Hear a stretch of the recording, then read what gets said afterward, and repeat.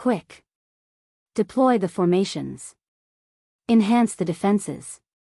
The planetoids of Mars were in a hurry.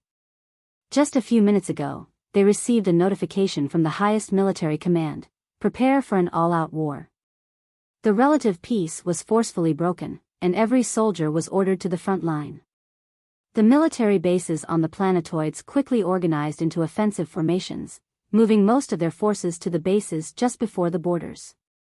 With a single order from above, all forces would be mobilized in minutes, and a full-scale war would erupt.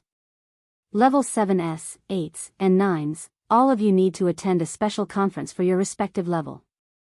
Your teams will have special targets. The voice of High General Scad resonated across the bases. As millions of men and women moved on the land, thousands of spaceships filled the sky, delivering materials to the battlefield. Weapons, medicine, base equipment, and more continued to arrive. The legions of Awakeners were prepared to launch a deadly assault on the Abyssals. Viewing the situation through a hologram, High General of Mars, Scad, sighed in his heart and turned to the woman in the hologram. Sovereign Irene, I place my trust in you, he said in a solemn voice.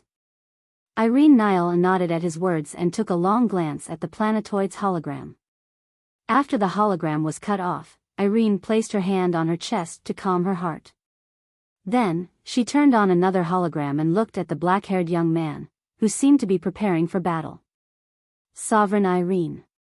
Thank you for trusting me, Varian said in a sincere tone. Mobilizing the entire Martian army was no easy feat. Irene had to convince the other sovereigns without giving away too much, since there was a traitor. Yet, she did it, and she did it fast. Varian was truly grateful to have such an ally. In response to his words, Irene merely shook her head. After the initial shock of Creo's death faded, she wanted to reprimand Varian for his reckless revenge that created this situation. But on second thought, she decided against it. Even she couldn't stomach the idea that Creo would willingly die. Mistakes happen, but the consequences of his mistake, the sheer scale of it, put Mars at risk. Irene sighed. One part of her was glad that Varian was resourceful and strong. Another part was afraid of the consequences of his unconventional actions. Regardless, her message for this mission remained the same. The fate of 6 billion lives rests in your hands. Varian's back straightened unconsciously. Even though he tried to stay calm, his stiff posture gave away the pressure he was feeling. 6 billion lives.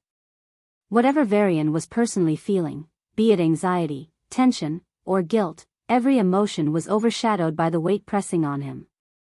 I'm not trusting the boy who took revenge for his lover, I'm trusting the man who risked his life on Pluto to show the world that Shadow Guardians are heroes.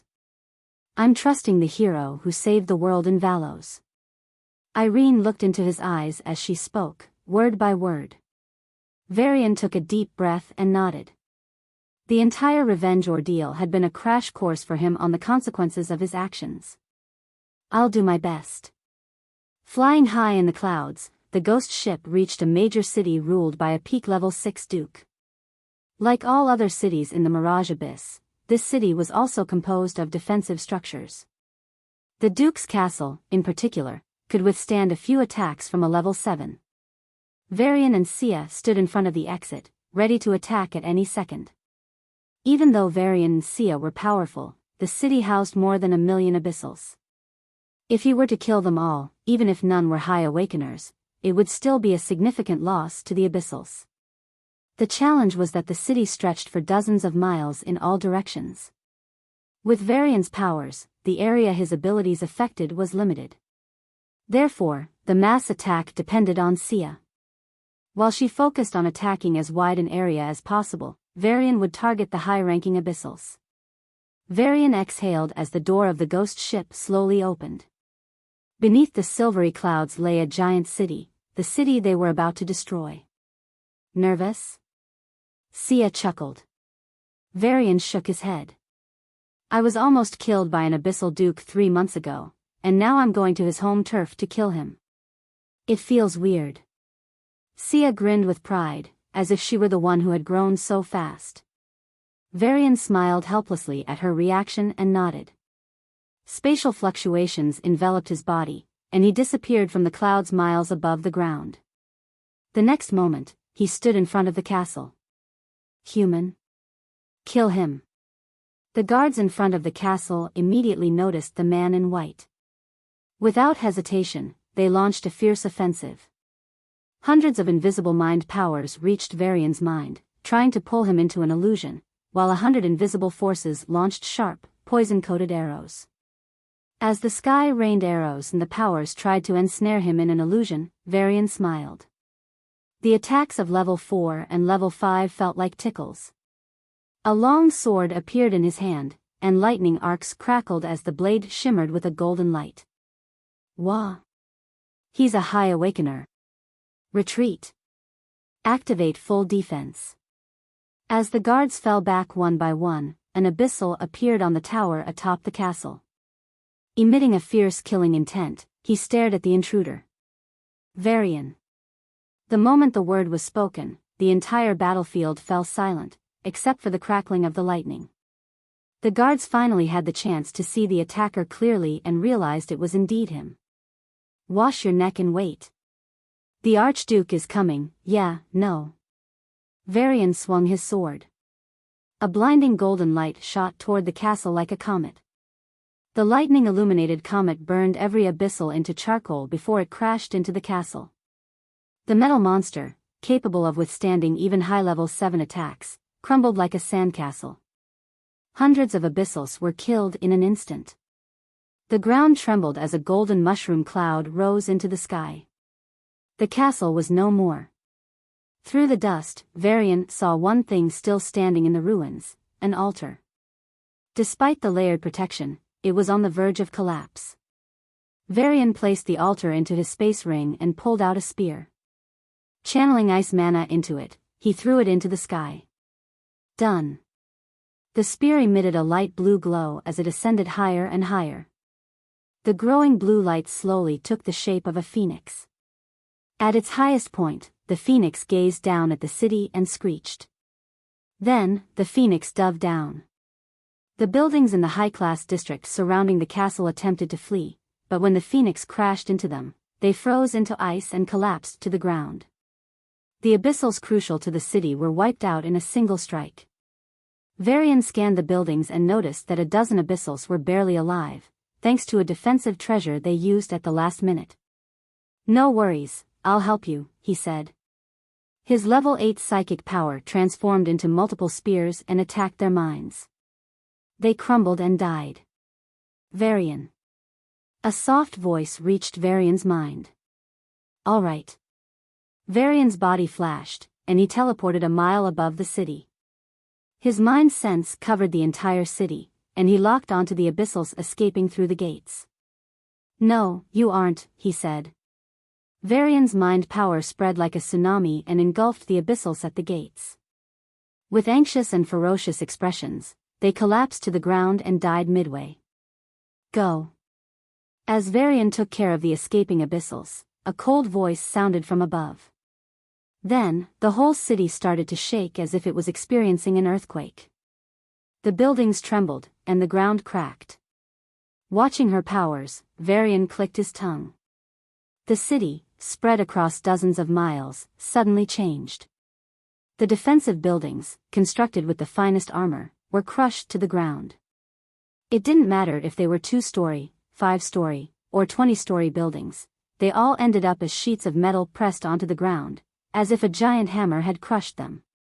The abyssals inside the buildings became piles of flesh and blood. The abyssals on the roads and in open areas fared even worse. They exploded under the immense gravity. In a matter of seconds, millions of abyssals died in the fierce gravity field. An important first-tier city of the Mirage Abyss was gone. Just like that. Stop. A thunderous roar shook the air, and a thick killing intent filled the sky. Varian teleported to the ghost ship, and Sia entered shortly after. Without his instruction, Bu took off, and they headed to the next city. As for the Archduke who came in rage, he could only return empty-handed. But this was not the end of the terror, it was only the beginning of a nightmare. Varian tapped his finger on a castle.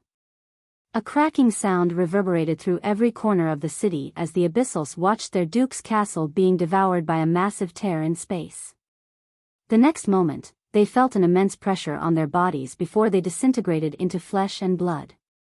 Next, Varian said without pausing. More and more dukes began to fall at his hands. Eventually, the Archduke sent level 9s to the dukedoms most likely to be attacked. Varian and Sia encountered a level 9 abyssal as they were about to assault a city. Thankfully, Sia held him off long enough for the ghost ship to escape.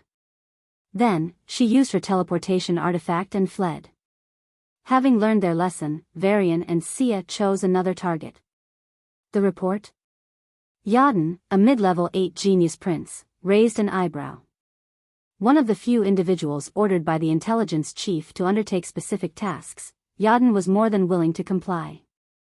He had a hunch that something significant was unfolding. "It's a bit off, sir," the officer in front of him said, raising his hand to present the report.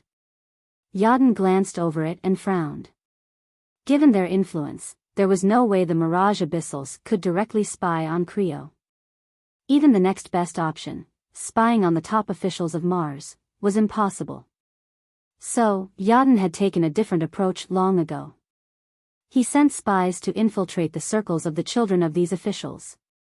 Now, these spies were friends with the children and grandchildren of the elite. This is... Yadin's gaze paused on a particular entry. It was the birthday of Mars' president's granddaughter. Matt Damon doted on his granddaughter, and according to her friends, he had promised to attend her birthday party. He never did. Coincidentally, High General Scad also didn't visit his favorite drinking spot that day. Is it because of that imposter? According to the mainstream media, the woman military escorted to Creo was not his daughter but an imposter who had disguised herself as Christine. Possible, but not likely. Creo's eldest disciple is absent from a public meeting he was supposed to attend. This was the biggest peculiarity in Yadin's view. That disciple had his powers established in Uranus. Even if Creo felt betrayed and enraged that someone had faked being his daughter, it had nothing to do with his eldest disciple. Okay, say Creo called them because he's pissed. Did they discuss the war that day? Yadin walked out of his study and entered the balcony. The silvery clouds in the sky shone softly, soothing the prince's overheated mind. The president, the high general, the eldest disciple. Along with them, Yadin found that 3 other high-ranking officials were also missing. Still, the eldest disciple being there wouldn't make sense. That man was now an official of Uranus and wouldn't participate in Mars' war.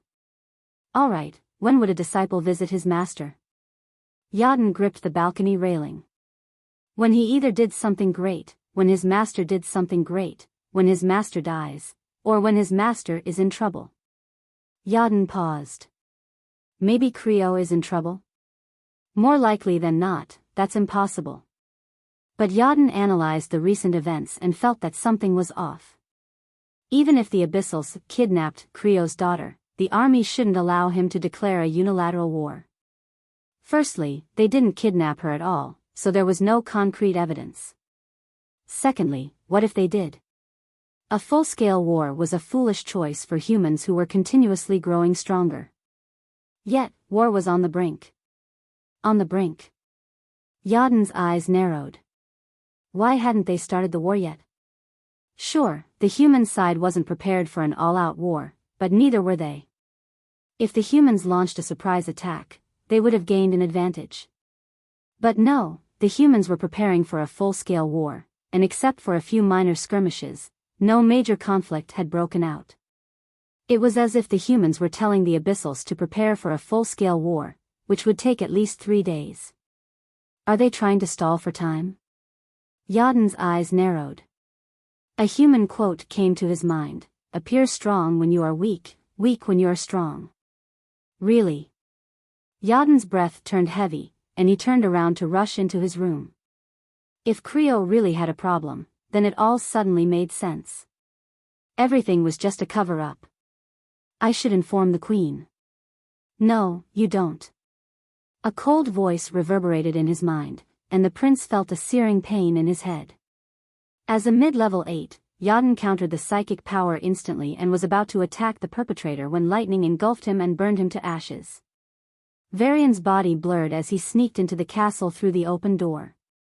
Killing a mid-level 8 prince was only possible because he had launched a surprise attack and the prince was a mind awakener. If it had been a body awakener, Varian wouldn't have been able to kill him with the lightning strike. A few seconds later, Varian exited the castle, drenched in green blood. Just as he did, the city was crushed to the ground as if struck by an invisible hammer. This was the 6th city they had taken down so far. After regrouping in the room and taking a shower, Varian looked at Sia with a worried expression. She was fiddling with her sword, a bloodthirsty smile on her face. More than 8 million abyssals had died at Sia's hands. No matter how weak most of these 8 million were, it was a ridiculous number. The Mirage Abyss is going to be turned upside down. But Varian was ecstatic. He could destroy cities in every abyss.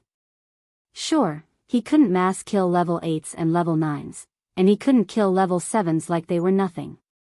But what about the rest? He could utterly slaughter them. If the army had no soldiers and only generals, it would crumble sooner or later. Now, however, he had another task. Sia, Varian said. Sia raised her head and looked at him with her golden eyes. We've thrown enough bait, now is the time for the main event. Even if you have to lay down your life, make sure the holy altar doesn't get a scratch. Do I make myself clear? An old but fierce abyssal asked as he looked at the new batch. Yes, sir. The voices of the new guardians echoed in the underground hall. The sharp gaze of the old guardian softened as he sighed. We're leaving our treasure in your hands. Protect it, please. With our lives, the new guardians placed their fists on their hearts and lowered their heads. The old guardian nodded slightly and left the underground hall, where he met up with the previous guardians of the holy altar, 2 mid-level 9s and 2 high-level 9s, including himself. Let's go, brothers, he said with a smile. Yes. If Mars wants an all-out war, then we will give them an all-out war, the other high-level 9 replied. Death or victory. Death or victory. As the situation on Mars grew tenser, the existing guardians of the holy altar were sent to the planetoids, while a new batch of weaker guardians replaced them to protect the holy altar. Just as planned. One by one, officials from all parts of the abyss rushed into the courtroom, knelt, and thumped their heads to the floor, yelling in a tone mixed with rage and grief. Queen, the Sunset City, Your Majesty, the Tribunal Citadel, the Lazina City, shut up. The Mirage Queen's voice was like a hypnotic song. The moment it reached their ears, the officials froze like puppets. A tense atmosphere filled the courtroom before a deep sigh escaped the Queen's purple lips. The eyes of the high-ranking officials flashed with a complex gaze as they felt the emotions of their ruler, grief, rage, and helplessness. With a swipe of her finger, a huge hologram appeared in the courtroom, displaying a 3D map of the entire Mirage Abyss. The capital city and the top-tier cities with level 9s were marked in red. The first-class cities with strong level 7s were marked in orange. However, 6 gray dots appeared alongside the orange dots. Coming to my kingdom and killing my people.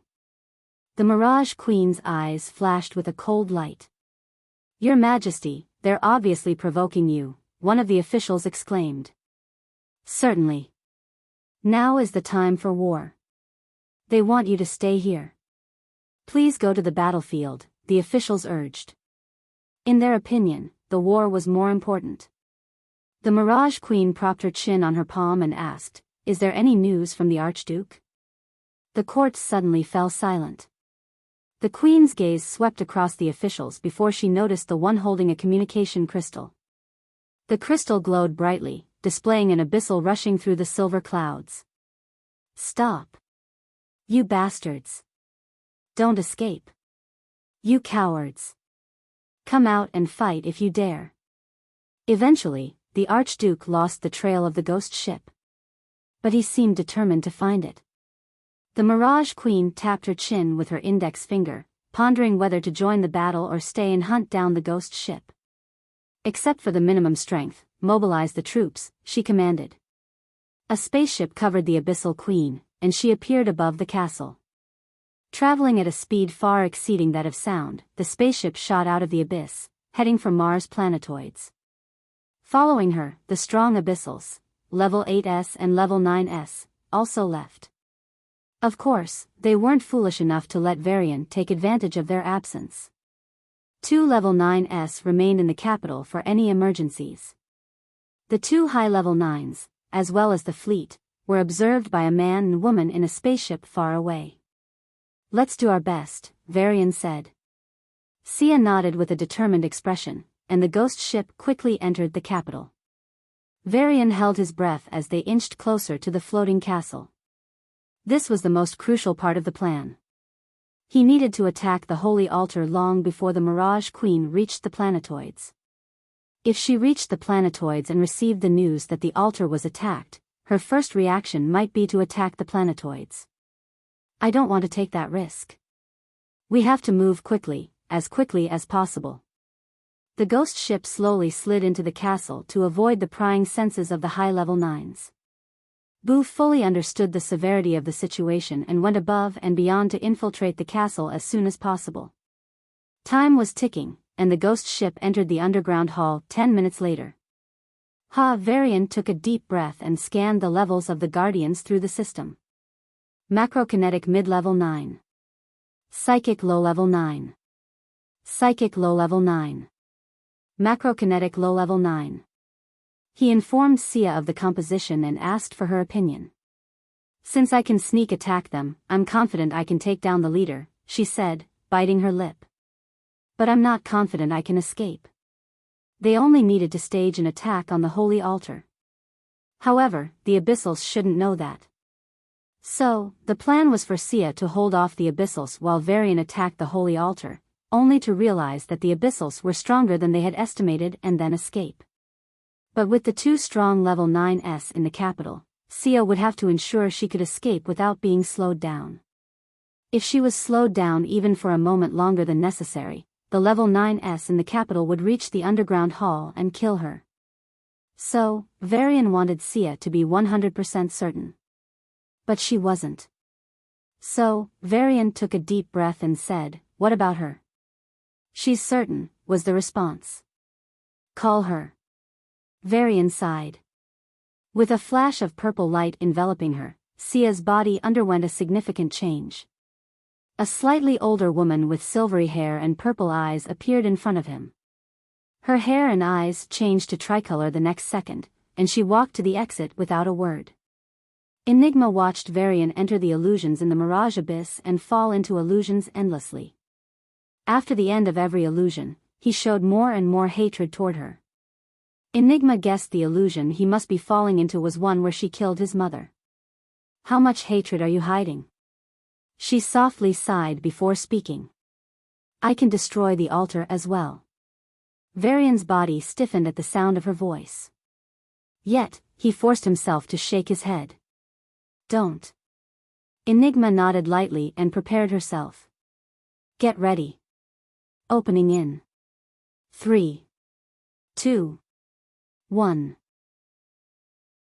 The Mirage Queen and her fleet had already crossed 20% of the distance from the abyss to the planetoids.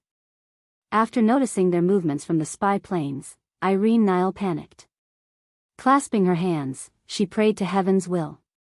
At the same time, in the Mirage Abyss, the underground hall went dark for a split second before a loud clap echoed. As the darkness faded, the corpse of an Abyssal was found on the floor, and stepping on the corpse's head was a woman in black. Enigma. The psychics were already using their full power to control her movements. Enigma fought back the mind control with her own mental powers. However, these 2 psychics were significantly stronger than her, and she had recently reached level 9, making this a 1 versus 2 battle. So, she couldn't use her darkness power at all and could barely move. Yet, she forcibly raised a finger in the direction of the 3rd Abyssal, the macrokinetic. With a hum, a sharp field of gravity formed around the Abyssal, creating a force 100 times more powerful than normal. If the abyssal was exposed to it even for a moment, his body would turn to paste. Since he had time to prepare, the abyssal created a force field around him and forcibly cancelled the gravity. But Enigma kept pressuring him, forcing him to keep fighting to survive. Just like that, Enigma managed to create a deadlock with the Guardians. Right when Enigma's sneak attack began, the two high-level A9 psychics staying in the capital felt something was amiss. Their mind senses quickly swept into the underground hall and locked onto Enigma. Her face instantly paled, and beads of sweat rolled down her forehead. Gritting her teeth, she yelled, "Hurry! On it!" A golden light flashed as a spear of lightning shot toward the holy altar. "Stop! Bastard! Die!" The Guardians wanted to tear Varian to pieces, but they were locked down by Enigma and could only watch as the spear reached the altar. The spear struck the altar, and lightning danced upon it. The sacred altar, revered by every abyssal, now had small but visible cracks. Fuck. Varian's eyes widened as he realized the altar wasn't destroyed by his attack. So, he hurriedly summoned another lightning spear and was about to throw it when... Brat! Stop! Two voices sounded in his mind, and Varian's eyes went blank instantly. The two high-level A9s that were attacking Enigma forcibly shifted their target at the last moment and stopped Varian. But before they could make another move, an invisible ring on Varian's finger glowed, and their connection to him was severed. What? Varian crashed onto the floor of the ghost ship, bleeding heavily from his mouth and nose. A searing pain spread through his head, and his brain seemed on the verge of exploding. Plus 1000 XP, plus 1000 XP, two blue screens flashed before Varian's eyes before he lost consciousness. He's in the ghost ship. You take him. I'll kill her. The two high-level A9 abyssals communicated in a split second and went after their respective targets. Enigma was on her knees, her eyes starting to lose focus. With the high-level 9 psychic attacking her, she was quickly losing ground. Bitch! Die! A bright light flashed as an explosive was shot toward the holy altar out of nowhere. Fuck! The macro-kinetic quickly wrapped the bomb in a barrier, preventing it from damaging the altar. Just as he switched his target, a silver light flashed in the underground hall, and Enigma disappeared. Enigma! An enraged voice echoed in the minds of every abyssal in the capital. Varian! Another shout followed shortly after. The high-level 9 trying to attack the ghost ship quickly realized something. While his mind power could penetrate the ghost ship, it couldn't reach Varian. Something was blocking his power. Phew! Boo wiped its forehead as it added 2 more celestial walls for assurance. Varian lay in the center of the makeshift room as the bots fed him healing potions. Damn it! I'll fucking kill you! The psychic targeting the ghost ship chased after it. But unfortunately, the distance between them grew with each passing second.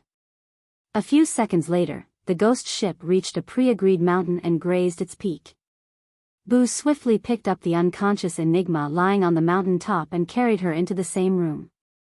Then, it looked at the spaceship receding in the distance and giggled. Ehehe, taking a deep breath, Boo opened its mouth, and its voice converted into Varian's, reverberating for hundreds of miles. I, Varian, swear on the heavens that I'll take revenge for this humiliation. Before the 4th sunset from now, I'll destroy your holy altar, kill your brightest genius prince, and slaughter 30 cities. The more Boo spoke, the more excited it got. Puffing out its chest, it added its own line. Your green blood will form a river, your bones will heap into a mountain, and your wails will fill the abyss. Varian, who had just regained consciousness, heard Boo's words and coughed up blood before falling unconscious again. Yet, those words had a tremendous impact. The abyssals in the capital city heard every word of Varian's poisonous oath. Who was Varian? The one who single-handedly foiled their plan in Valos. The human who dared to enter Pluto and safely return. He made the impossible possible. To the abyssals, Varian wasn't the strongest enemy, not by a long shot. But he was certainly the most dangerous. Now, since he made such an oath, every abyssal believed he would do what he said. Including the Abyss Queen, who had just received news of the attack. She had crossed 33% of the distance from the abyss to the planetoids when the news reached her. The first thing she inquired about was the condition of the holy altar. "There are a few cracks, but it's fine," the Guardian told her through the communication crystal. Varian underestimated the resilience of the holy altar. But if he attacked a few more times, it would have been gone. The Mirage Queen's chest heaved as she wiped the sweat from her forehead. Thankfully, the holy altar is still safe. She patted her chest and sighed in relief. "Queen, why did you stop?" a high-ranking abyssal asked through the communicator. The Mirage Queen had sent them the news along with Varian's poisonous oath. This. She stammered. "Thankfully, the holy altar is fine. But what do we do now? War or?" The Mirage Queen slapped the communicator away and her ship turned back toward the Mirage Abyss. What war? She would go to the front lines when her spies detected Creo leaving for the planetoids. Until then, she would search every inch of the abyss and find that damn rat. Within 4 days? I can't wait. The Mirage Queen's lips curled into a smile, but her eyes emitted a bone-chilling killing intent. As his words echoed in her mind, her hatred grew deeper. Slaughter 30 cities. Then I'll slaughter Mars. Kill your brightest genius prince. Oh. I'll kill everyone you hold dear. I'll destroy your holy altar. If you dare, I'll end your race. Varian's plan succeeded. Despite having the chance to destroy the holy altar, he only left a few scratches on it. If he had actually destroyed it, the Mirage Queen would have gone into a fury and started a war. However, since he left her most precious treasure injured yet intact, she vowed to protect it from any harm. It was a very clever tactic. To convince the abyssals they weren't attacking, Varian put himself in real danger and took 2 hits from them. Enigma was on the lookout for him in case things went out of hand. Thankfully, they both managed to escape with serious injuries, all according to plan. 4 days? Good. 4 days it is. The Queen's chilling declaration echoed through the capital. She sat in front of the holy altar, waiting for Varian. Her mind's sense covered the entire castle, detecting even the slightest fluctuation. She decided to remain hyperalert for 4 full days, even though it was exhausting. But she didn't care. Bastard. The blood in her veins belonged to the Great Abyss warriors, whose fame resonated even in the main abyss. How could she allow her bloodline to be humiliated? Varian had provoked her deepest pride, and she would have her vengeance. Varian's eyes slowly opened. The familiar white ceiling came into view before the soft sensation on his body made him realize he was in his bed. Boo! Varian jumped out of bed and tilted his head to call for the ghost, but he suddenly froze. Enigma sat on a couch in front of the bed, staring at him. Looking at the familiar eyes he had seen countless times in the illusion, Varian's heart shook, and he forced a smile. Good job, Enigma. Can I talk to Sia? He didn't want to deal with her. The bloodshed he caused as Prince Var and the recent bloodshed in the Mirage Abyss pushed his bloodlust to a ridiculous level. Varian was afraid he'd start attacking Enigma if he kept staring at her. No, Enigma refused his request to see Sia. But why? Varian wanted to ask, but he quickly shut his mouth and walked toward the door. He needed to check the situation on Mars first. Yes, that's why he's going to avoid her. Not for any other reason. The Mirage Queen is furious in the abyss. Mars planetoids are temporarily safe. Your plan is successful, Enigma said in a plain tone, devoid of emotion. Varian paused at her words and tried to think of another excuse to leave the room. Being in the same room with her was too difficult. Varian felt the emotion in the depths of his heart threaten to burst out, but he suppressed it firmly, despite feeling suffocated by doing so. It's for the best, he told himself. He didn't want to affect the relationship between Enigma and Sia. I see, Varian nodded with a smile. Then I'll go talk to the High General. The army needs to start some small skirmishes to prevent the Abyssals from thinking we're just bluffing. He's a High General. He knows this better than me and you, Enigma said in a plain tone. Varian sighed inwardly. Why don't you just let me go? I don't want to talk to you. I don't want to see you. The most I can do is give you a few smiles, but with that damn illusion, even that is hard. Please turn around. Yes? Varian turned around to face Enigma with a confused expression. Usually, Enigma wasn't wearing her mask when around him these days and remained in her normal form. But for some reason, she took the tricolor form and wore a dress. That dress. Varian clenched his fist behind his back. It was the same dress Sia wore on his 17th birthday. The same dress she wore when she killed his mother. Anything? Varian parted his lips with great difficulty and asked. Enigma looked at him with a burning gaze, as if she wanted to stare deep into his soul. When she realized he was still controlling himself, she said in a clear voice, the repulsion. I'm working on it. As my bond with Sia deepens, it will disappear. It won't, Enigma said in a definitive tone. The repulsion to Sia long disappeared. Varian's smile stiffened. The existing repulsion is only because of me. Enigma raised her head and looked at him with a neutral gaze. Her beautiful eyes were completely still, like a calm lake. Yet, Varian would have sworn he saw a flash of intense emotion in those eyes for a split second. Yes. It exists because of you. But I'm working on it, Varian said. One day, I'll overcome it. By avoiding me? Enigma took a step forward, her voice rising a notch. By killing me in the illusion? She took another step, and the distance between them reached its limit. If you keep the hatred inside, how can you overcome the repulsion caused by it? She pointed at his heart and then at herself. The woman you hate the second most in the world is standing in front of you. She won't hurt you. Yet you aren't doing anything. Tell me, how can you overcome the repulsion? Enigma spoke in a tone she had never used before. But Varian wasn't in the mood to notice the details. His mind was currently in chaos. This isn't the time for this. We are at war. Mars is under pressure. And the Mirage stop running away. Enigma shouted, clenching her fists. If you want to attack, do it. Beat me, kill me. Varian flinched before meeting her gaze. Stop it, Enigma. I won't be provoked. You've really gotten good at this. What now? You didn't have the same self-control 8 years ago.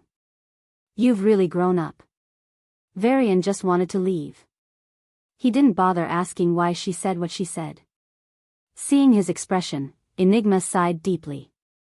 When Varian thought she had finally given up, her voice rang out, helpless and persistent. I'm happy that you found 2 girls who love you wholeheartedly. I'm proud of the lengths you're going to make them happy. But I don't want to see you suppress yourself for their sake. You told them to be honest with their feelings. They are. You are the only one hiding yours. Your anger and hatred toward me, show them to me. For a moment, Varian's mind went blank. Then he found himself in a familiar illusion. In the broken room of a small house, Enigma's sword pierced through his mother's heart. Amanda's eyes met his, as if asking her son what he would do. Enigma's voice echoed slowly. Sia understands you, but I understand you more than she does. Maybe I'm the one who knows you best. I'm not asking you to forgive me, but please don't show me a fake smile. I'll help you however I can, but I ask for only one thing, treat me sincerely. If you hate me, show me your hatred. Varian snapped. A thunderclap reverberated through the ghost ship as golden light filled the room. Lightning tendrils danced around Enigma, searing her skin and entering her body. With minimal defense, Enigma's skin cracked, and blood spilled out. Yet, she didn't flinch. Her lips curved up slightly as she looked at Varian, who glared at her with bloodshot eyes. A trace of clarity flickered in his rageful gaze as he began to realize what he had done. "Is that all?" Enigma asked. "Is that all your rage?" Varian took a deep breath, and his shaking fist suddenly calmed. He looked at the blood flowing from the sword that pierced his mother. Despite the intense pain, Amanda showed no fear on her face. She gave Varian a sad glance. "I'm going to miss you." Varian raised his head and looked at the woman holding the sword that had taken away his happiness. The illusions he saw in the mirage abyss overlapped with the current scene, and Varian's heart pounded in his chest. "Die." With a wave of his hand, the space around Enigma shattered into 100 pieces, delivering 1,000 cuts. Blood began to spill from her wounds, covering her from head to toe in red. "Is that all your rage?" Blood trickled from the corner of her mouth as she stared at him stubbornly. Varian's eyes flashed with thick killing intent. His rationality held him back from delivering the final blow, but it also meant anything short of killing her was fair game. "Anything. All of my rage?" Varian punched at Enigma. A gigantic ice fist shot out and hit her, crashing her into the wall. The sound of bones breaking echoed as Enigma slid down the wall. "You haven't seen even a tenth." 2 spears of lightning and ice pierced Enigma's shoulders, pinning her to the wall. Varian took a step toward her, then another. His eyes locked onto hers. Even though she was in this state, Enigma continued to stare at him with the same plain eyes. "Why can't you control your own fucking body?" Varian waved his hand, and a space blade left a deep cut on her abdomen. "Why did you lose your mind?" Varian growled as a sharp spear pierced Enigma's stomach. She felt a searing pain throughout her body, and the blood kept flowing. Varian showed no mercy. Though he didn't kill her, each attack was designed to maximize her pain. Despite her determination, Enigma could hardly move. But she didn't need to move. So, she watched as Varian approached her step by step, until he reached the critical distance. Then, a sword appeared in his hand. "Why didn't you control yourself?" He thrust the sword straight toward her heart. Enigma closed her eyes as her body spasmed from the pain.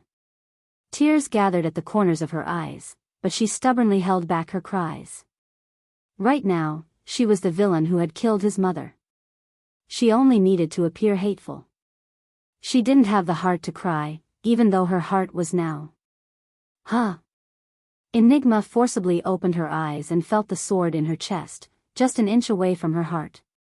Not by accident, but by intent. In confusion, she raised her head to see Varian looking back at her with red eyes. Chaotic emotions swirled in his eyes, which seemed to be on the verge of tears. "Why?" Enigma asked, coughing up blood. "Why?" Varian repeated her question in a low voice before yelling, "You tell me why. Why did it have to be you? If it was anyone else, I'd have killed them. Why did it have to be for saving me? If it was for any other reason, I'd have hated you for life. Why?"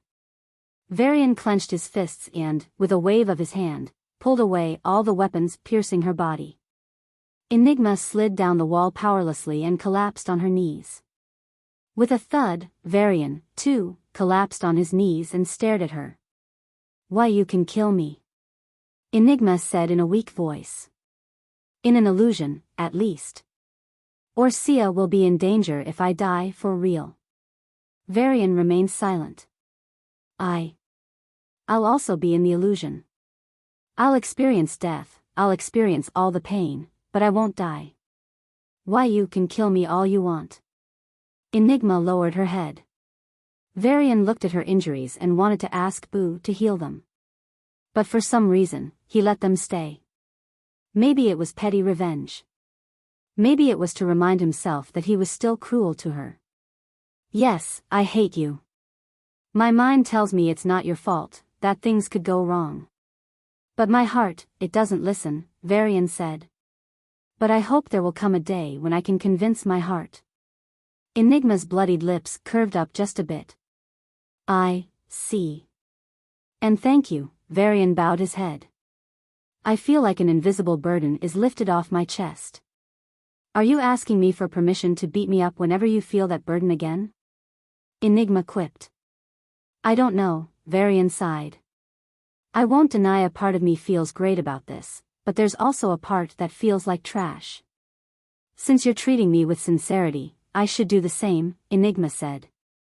There are only a few times I've been this injured, my whole body aches, and I might faint from the pain. But what are you doing? You didn't even call Boo to treat me. You're a horrible man. Sometimes, Varian chuckled. But you're not that hateful, because I can feel my recovery speeding up. You did something, didn't you? Varian maintained a straight face. Of course, he used his planty powers to stop her injuries from worsening. As for why her regeneration sped up, he had no idea. None at all. Enigma looked at his expression and knew she wouldn't get a reply. Stubborn. You keep being stubborn. She sighed. Varian looked at her for a moment before giving a deep sigh. His turbulent heart settled, and he began to regain his calm. Your words make you sound like a granny who watched over me. I'm not a granny, but I did watch over you. Oh. Enigma's eyes flashed with rare nostalgia. You know, I was weak back then. I couldn't do much. I couldn't even talk to Sia. But I could stay awake for a few hours. Varian stiffened as Enigma looked at him with strange eyes. So, I watched you every time I was awake. No, I only woke up when I knew you were there. Enigma looked at the young man in front of her. The younger versions of him in her mind overlapped with his current form. I watched you grow, and with you, I grew up. Enigma's lips curled into a beautiful smile. Varian blinked twice, wondering if he was hallucinating. Was this really Enigma? Maybe that's why. Enigma lowered her head and sighed. That's why when I could finally come out, I got so angry that your life was in danger. That's why, when I wielded the power of 3 paths for the first time to save you, I lost my mind. The conversation took a turn he hadn't anticipated, and for the first time in a while, Varian found himself completely speechless. Sia didn't know what had happened, but Varian seemed different after she woke up. He had always seemed fine, but now, something was off. It was as if he had let go of something weighing on him. Sia tried asking him, but Varian only smiled and walked toward her. To her surprise, the distance between them closed to just 3 feet. How? Secret, Varian said with a cheeky smile. Enigma had assured him that Sia wouldn't know what had happened. Even though he didn't like keeping secrets from her, some things were better left unsaid. You. Sia pouted, giving him a resentful look. Realizing it wouldn't get him to spill the beans, she walked into the command center and studied the latest developments. Varian stood behind her. Though they still had a significant distance due to their levels, it felt like they were standing next to each other. Feeling his warm breath on her back, Sia's face flushed lightly, and she stepped to the right. Focus. Sia, FOC. Varian stood behind her, and Sia chewed her lip in frustration. He's doing this on purpose. After all this time of solitude, she ached for a warm hug. Feeling his presence so close, Sia found it increasingly unbearable. Even though she stared at the holograms displaying Mars planetoid's conditions, nothing registered in her mind. I need a hug, no, I need to focus, no, a hug. As her internal conflict escalated, Sia suddenly felt a warmth covering her. 2 warm hands wrapped around her waist, and a large, sturdy chest pressed against her back. Even though Sia knew this was only created through Varian's telekinetic power, she closed her eyes. Thank you. Her lips curled into a smile, and she chirped in a happy voice, like a little girl who had just received candy.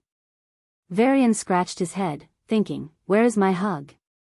But he didn't ask, not wanting to disturb her. Even though he realized his actions in revenge were impulsive, if given another chance, he would still pursue revenge, minus Creo's daughter. On the bright side, I got rid of a psychic sovereign. Compared to Julius, who could at most kill, Creo was far more dangerous. If he captured Sia or Sarah, he could erase their memories of Varian completely. Of course, Mind Awakeners have a strong resistance to memory manipulation, which is why Roxanne didn't try to brainwash Sia. Roxanne wanted to exploit her, not cripple her golden goose. Even so, Creo could tamper with their minds and cause major problems. No use crying over spilled milk. Varian pulled a drawer and called Boo. The reliable ghost showed him the condensed news, including the relevant footage. It started? Varian narrowed his eyes. Varian's plan was adopted and modified by the High Generals to suit the situation. In essence, it relied on a single principle: appear strong when you are weak, appear weak when you are strong. Since they were weak, they needed to appear strong. What would a strong party do after gathering their forces on the planetoids? They would attack, of course, pulling out all the stops. First, they started with skirmishes, short, intense battles aimed at disrupting the enemy's balance and boosting their own morale, across the planetoids. Varian's written plan ended here. The rest was in the general's handwriting. The wars suddenly escalated. On one planetoid, like all the others, humans and abyssals faced each other. From the clouds, it seemed like the collision of countless black and gray dots. It reminded one of two ant colonies confronting each other. The two Level 7 commanders were in the army base, but their eyes were closed as they faced their counterparts. They were fighting each other in the illusion constructed from their minds.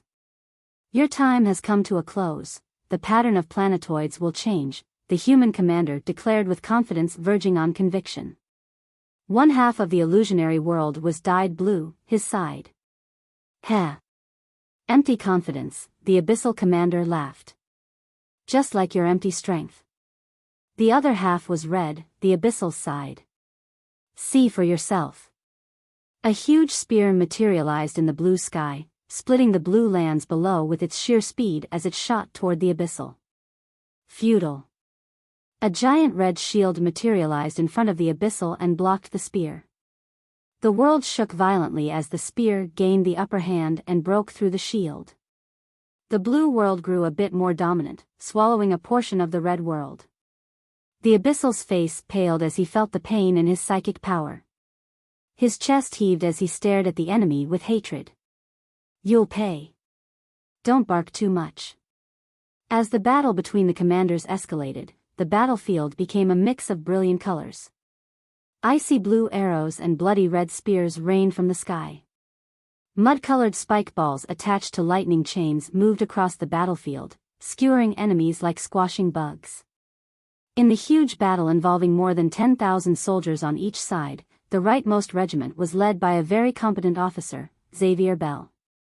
Standing atop a guarded tower, he said with a serious expression, "1. Smash the Lightning Awakeners." "I'll take care of the earthen guys," he said. "Yes, sir," came the reply, and a platoon of 80 soldiers changed their course. Dropping their caution, they charged forward. The Abyssals noticed the change, and the Earth Awakeners channeled their mana. They decided to split the ground in front of the Awakeners and attack with lethal spikes from behind. With their agility, the platoon would be able to dodge the spikes, but doing so would expose them to the lightning abyssals behind. Ha ha ha. Come. Imagining the platoon being electrocuted to death, the Earth Awakeners laughed and raised their hands to split the ground. Their smiles froze and their eyes widened as an unimaginable pain assaulted their minds. Arg. Mind awake. Attack.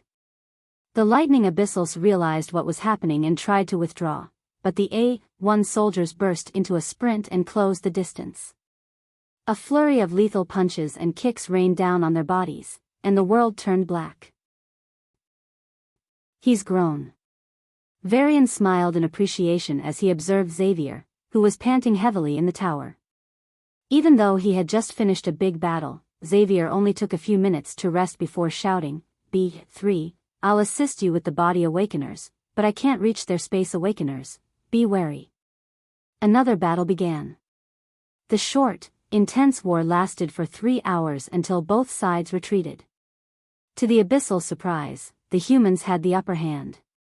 It's as expected. Barring the commanders, the rest are mid and low awakeners. This is the best proof that mankind is growing stronger every year and will surpass the Abyssals in the next generation, Varian grinned. Below level 7, an average human genius was stronger than an average Abyssal genius. As these geniuses grew up, humans would slowly gain dominance at each level. The only issue was that even geniuses took decades to advance from level 6 to level 9.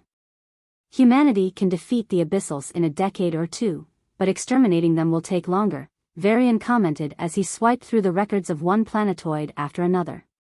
After arriving at a particular planetoid, he paused.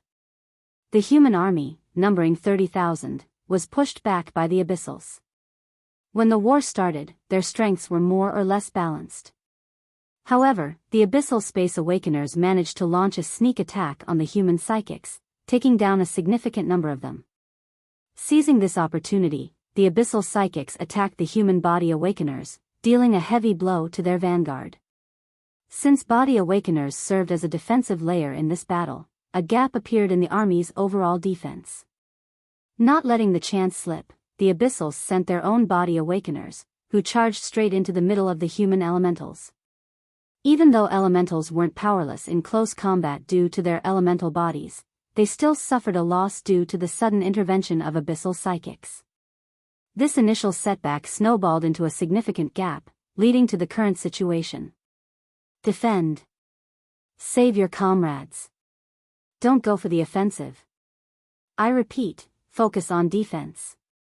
The orders from the high-ranking officers spread as the human army formed defensive positions and continued to fall back to the base. The Abyssal army realized they needed to re-strategize if they wanted to attack the base. To maximize their gains, the Abyssal army decided to change course. Kurak. Kurak. Kurak. A war chant echoed across the battlefield. Every Abyssal roared as if preparing for a great war. Hypnotizing themselves, their eyes turned red and their minds became fearless. Abandoning all defensive intentions, the Abyssal army launched an all-out attack. Facing an enemy determined to kill them even at the cost of their own lives, the human army struggled. Like a deer trying to escape, the human army attempted to retreat. But the Abyssal army, like a lion, clung to the deer's leg, preventing the weaker side from escaping and relentlessly gnawing away. The human side's losses skyrocketed within minutes. The human commander, a high-level 7, fighting his Abyssal counterpart, could perceive the dire situation outside. This realization agitated him. Seizing the opportunity, the slightly disadvantaged Abyssal commander attacked the human commander with full force. Caught off guard in his moment of distraction, the human commander lost his advantage and was forced to defend himself. The Abyssal commander, not giving him a chance to stabilize, continued his relentless attacks, aiming to further capitalize on his advantage and severely injure the human commander. The human commander tried his best, but injuries appeared on his body one after another. If this continued, he would die. However, the commander was more worried about his army. Damn it! Where are the reinforcements? He knew no reinforcements would arrive for the next 30 minutes, yet he desperately hoped for them. Looking at the soldiers he had personally trained, the commander's eyes grew red, and his heart burned with fury. His killing intent exploded, and he launched a suicidal attack. I'll kill you. The battle between the leaders grew intense, while the human army was quickly suppressed by the Abyssals. This wasn't just happening on this battlefield, the same situation occurred on every battlefield on this planetoid. Because... Ha ha ha. This is your end. A burst of unbridled laughter echoed through an illusory world. The high-level Abyssal, a psychic, looked at the human kneeling before him with satisfaction. After defeating the human commander of the planetoid, the Abyssal used his powers to subtly influence the battles across the entire planetoid. As a result, the Abyssal's tactics succeeded, and the humans were pushed into a corner. In the process, the Abyssal was also exhausted and injured. But he had done it. The entire planetoid is now ours, huh? The Abyssal's eyes snapped open in his base, and he gazed at the sky.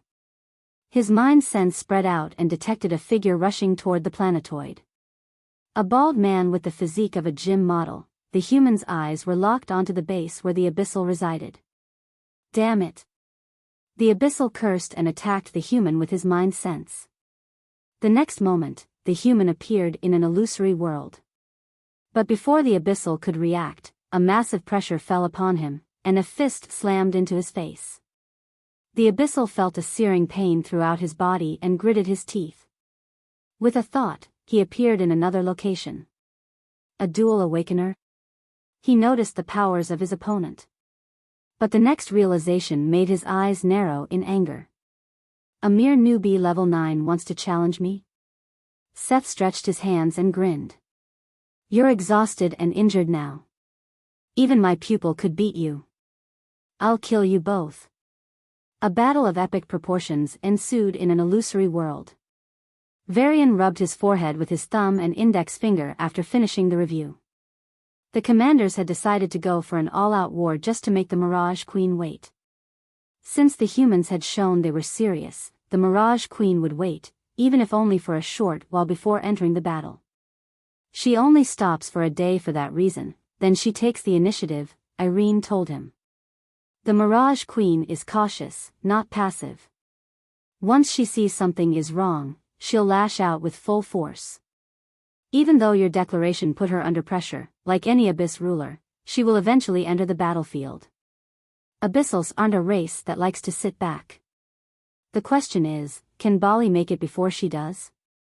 Varian didn't know. He could only hope for the best as everyone fought their battles. As for his own battle. Looking at the Abyss cities below the clouds, Sia turned to Varian. Round 2. Haha. Mirage Queen had been restless since yesterday. It had already been a day since the war started, and the results were appalling. While humans and Abyssals performed equally in the wars involving High Awakeners, a distinct pattern was evident in the wars involving only Mid and Low Awakeners. Humans were winning, but only by a slight edge, a significant advantage, though not game-changing. This edge was undeniable, however. How far they have come. Mirage Queen stared at her reflection in the ceiling, pondering her own journey. Her family had volunteered to be the vanguard for the great mission of Abyss rejuvenation. Over 100 years had passed since the Abyssals discovered humans. Mirage Queen grew from a naive girl into the queen overseeing 1/8 of the Abyssals. As she grew, she watched humans grow. When she was a Low Awakener, humans were barely surviving the Abyssals' onslaught. When she reached Mid-Awakener status, humans were barely protecting themselves. When she became a High Awakener, humans were barely contesting them. When she ascended to the throne as the Abyss Queen, humans were barely matching them. And now, humans were barely surpassing them. With her experience, Mirage Queen knew that humans would far surpass them in a decade or more. Their growth rate was terrifying. She wasn't surprised by the war results, having known humans for so long.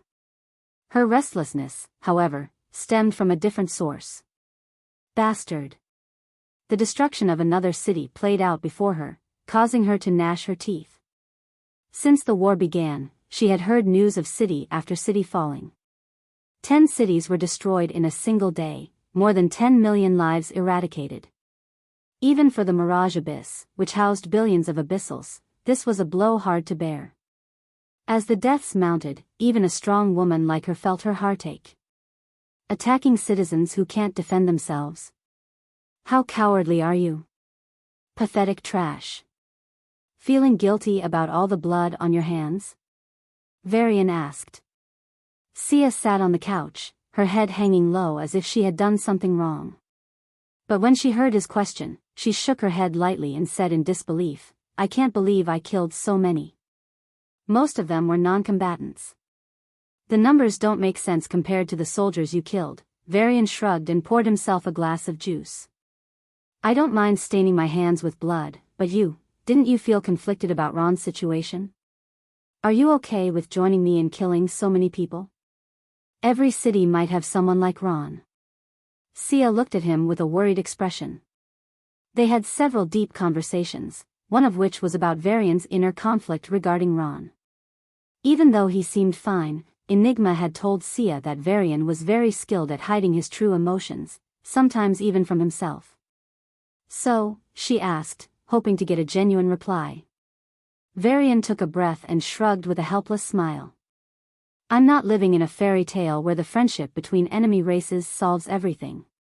Ron is indeed pitiful. His life is a tragedy. Sia nodded. Working hard for a decade to find a herb to save his sister, only to die without saving her or even saying goodbye. If it was Sia before Roxanne, she would have sympathized with his experience and shed a tear or two. But now, the most she could do was agree that his life was tragic. There are more pitiful abyssals than him, ones who faced even greater adversity, Varian said, his eyes flashing with a golden light. But so what? Should I spare them all because they're pitiful? When abyssals attacked humans nearly pushed us to extinction, kids starved to death, pregnant women gave birth to dead babies, infants died from lack of food, and old men and women were killed by their own children. Varian's face twisted as he recalled the footage from that dark period. It made his stomach churn from how disturbing it was, but it also strengthened the conviction in his heart. I'm not running a charity. I'm a warrior first and foremost. Since abyssals think it's fine to kill the normal people on Pluto, they should expect the same treatment. Sia grabbed the same juice jar he was drinking from and finished it off. Though she tried hard, her lips still curled into a smile. Sia. Sia put down the juice and looked at him. Varian stepped toward her, closer and closer. Wait, the distance? Sia was surprised when Varian was only a bit more than an arm's length away. With a smile, Varian raised his finger and swiped it in the air, brushing it against her lips. Sia felt a soft sensation pressing on her lips and saw creamy juice appear on Varian's fingers. This is sweeter, Varian remarked after tasting the cream on her lips. Sia stood dumbfounded at the unexpected flirt. Any news? Mirage Queen asked with a frown. Shadow Lords have taken this matter up, Your Majesty. They're using all their connections and resources to dig up the matter. I believe we'll find something soon, the intelligence officer said in a serious voice. Upon her command, Shadow Order began investigating Creo. Even though Shadow Order was taking loss after loss under Varian, its ability to survive for centuries had allowed it to develop a deep intelligence network. Varian is delaying time, Mirage Queen tapped her forehead. Or he's trying to give the impression that he's delaying it. Which one is it? After her initial rage subsided, Mirage Queen saw things more clearly. If Varian is genuinely delaying time, then going to the battlefield was the right decision. If he is just creating the impression of delaying, then there might be a trap on the battlefield. If it were any other human, Mirage Queen wouldn't be cautious about traps. But Varian. If he's really connected to the Devis like Julius claimed, then he could set traps that could end my life. The second day of the war passed, and just as Mirage Queen was growing impatient, her communication stone lit up. The 7 Shadow Lords had a report. A report that would determine Mars's fate. How does it feel to have all your hard work of a lifetime snatched by a tiny brat? By a kid whose age is less than the time you spent sleeping? Soul-crushing. Depressing. But most of all, infuriating. The 7 Shadow Lords have been living with these emotions for a while now. Every time they see someone praise Dreamer, their hearts burn with rage. In their last meeting, they unanimously decided to do everything in their power for revenge. And recently, they have been looking into something specific. The old maid of Mars president was once their ex-agent. She joined the Order almost a century ago, after her parents were killed by humans for resources. With the Order's help, she took her revenge and left.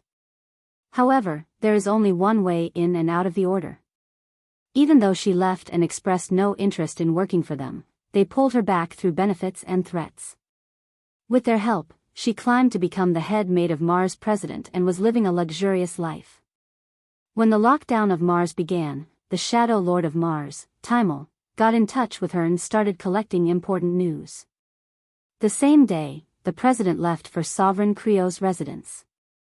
Since then, the president has been drinking heavily. Even as Mars initiated the war, instead of being confident, the president has been cautious, with a frown always on his face. Of course, most people wouldn't notice these signs. No matter what, the president is still an experienced leader and puts on a mask. But as a maid who has served him for decades, she can see the minute details that others would miss. For a hefty sum of money promised by Shadow Lord Timel, the head maid sold all the information. She didn't realize the implications of her actions. In her mind, only a few hundred lives would be lost in exchange for the wealth she would win in a lottery. With this wealth, her incompetent grandson would be able to live in luxury for the rest of his life. That was all she cared about. "Greetings, Your Majesty." Timel knelt on one knee as he addressed the ruler of the Mirage Abyss. "Report." Mirage Queen scanned the report, and her eyes narrowed. "Credible?" "After obtaining the first-hand sources from my informant, I cross-checked with other agents working in the upper echelons of Mars bureaucracy," he replied. She nodded, prompting him to continue. "Only the top officers have shown any changes. The rest have normal reactions. They are surprised by the sudden lockdowns and this unexpected war." Mirage Queen immediately grasped the implications, and her face lit up. "That means?" "Exactly as you're thinking. There is a big secret they can't afford anyone else to know. It's either very positive or negative. Everything that has happened on Mars so far is likely a cover." "Yes." Mirage Queen slapped her armrest. "Why, Your Majesty?" Timel looked at her in confusion. Mirage Queen didn't care about her lack of decorum. Instead, she laughed like a drunk. "I'm almost sure it's bad news." Coupled with Creo's disappearance, she decided that something had happened to him. Either he couldn't come out now or he was out of commission. The possibility of his death didn't even cross her mind. The possibility of it all being a trap still existed, but as an abyssal, watching the war unfold was not in her nature. The fact that she hadn't gone to the war until now was due to Varian's threat against the Holy Altar. But this report showed her an exciting possibility. She would start by attacking an unexpected planetoid that certainly wouldn't have any traps. If her guess was verified, then today would be the turning point for the Abyssals. Before she left, the Mirage Queen smiled at the dog. "If this turns out well, you'll be conferred the status of a noble in my kingdom." Timel's face lit up, and he nodded fervently. Although he was conflicted about whether siding with the Abyssals was still the right thing to do, especially with a monster like Varian among his own race, he decided not to take the risk.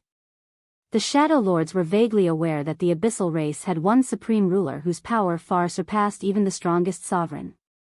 "Varian, this is my payback," Timel grinned. A dazzling blue light enveloped a high castle. The hundreds of Abyssals inside didn't have a chance to put up any resistance before they were frozen alive. Varian threw a spear made of lightning, and the frozen castle exploded into countless ice fragments. A few seconds later, the city beneath the mountain was crushed. 13th city, Varian said, standing in the clouds. "Can we keep doing this? Even though the upper echelons of the Abyssal army wouldn't change, we can essentially destroy the bulk of the army," Sia mused. Varian gave it serious thought. If the low and mid-level awakeners of the Abyssals were destroyed, the Abyssals would surely face significant problems in maintaining their planetoids. Many planetoids, especially those led by only level 6 Abyssals, would be lost. The Abyssals would lose a substantial amount of territory.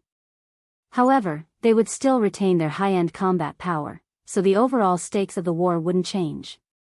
"Even though this doesn't really benefit us in the bigger picture, I want to turn the 8 abysses into lands with only high awakeners," Varian finally said. "When the Abyssals lose most of their army, then our army can also withdraw from the planetoids. Of course, many low and mid awakeners would still be retained on the planetoids, but they wouldn't be participating in the wars anymore. And humans could solidify their grip on a few planetoids and make them their permanent military bases.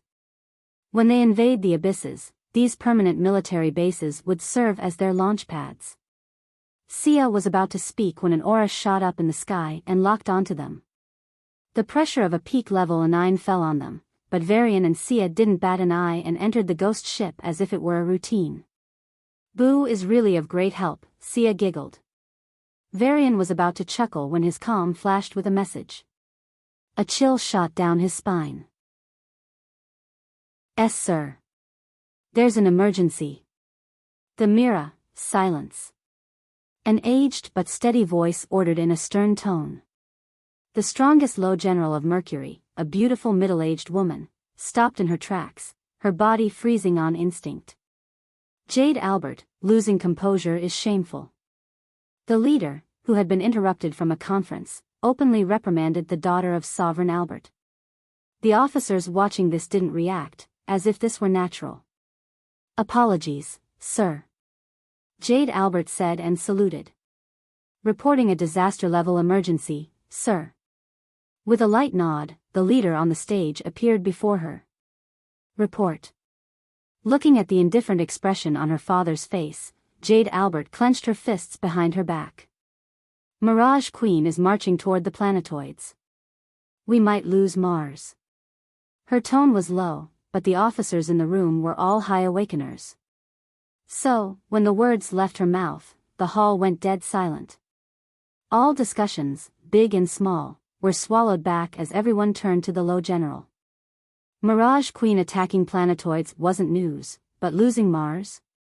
Ma'am Jade, what did you mean by losing Mars? Shut up and get out.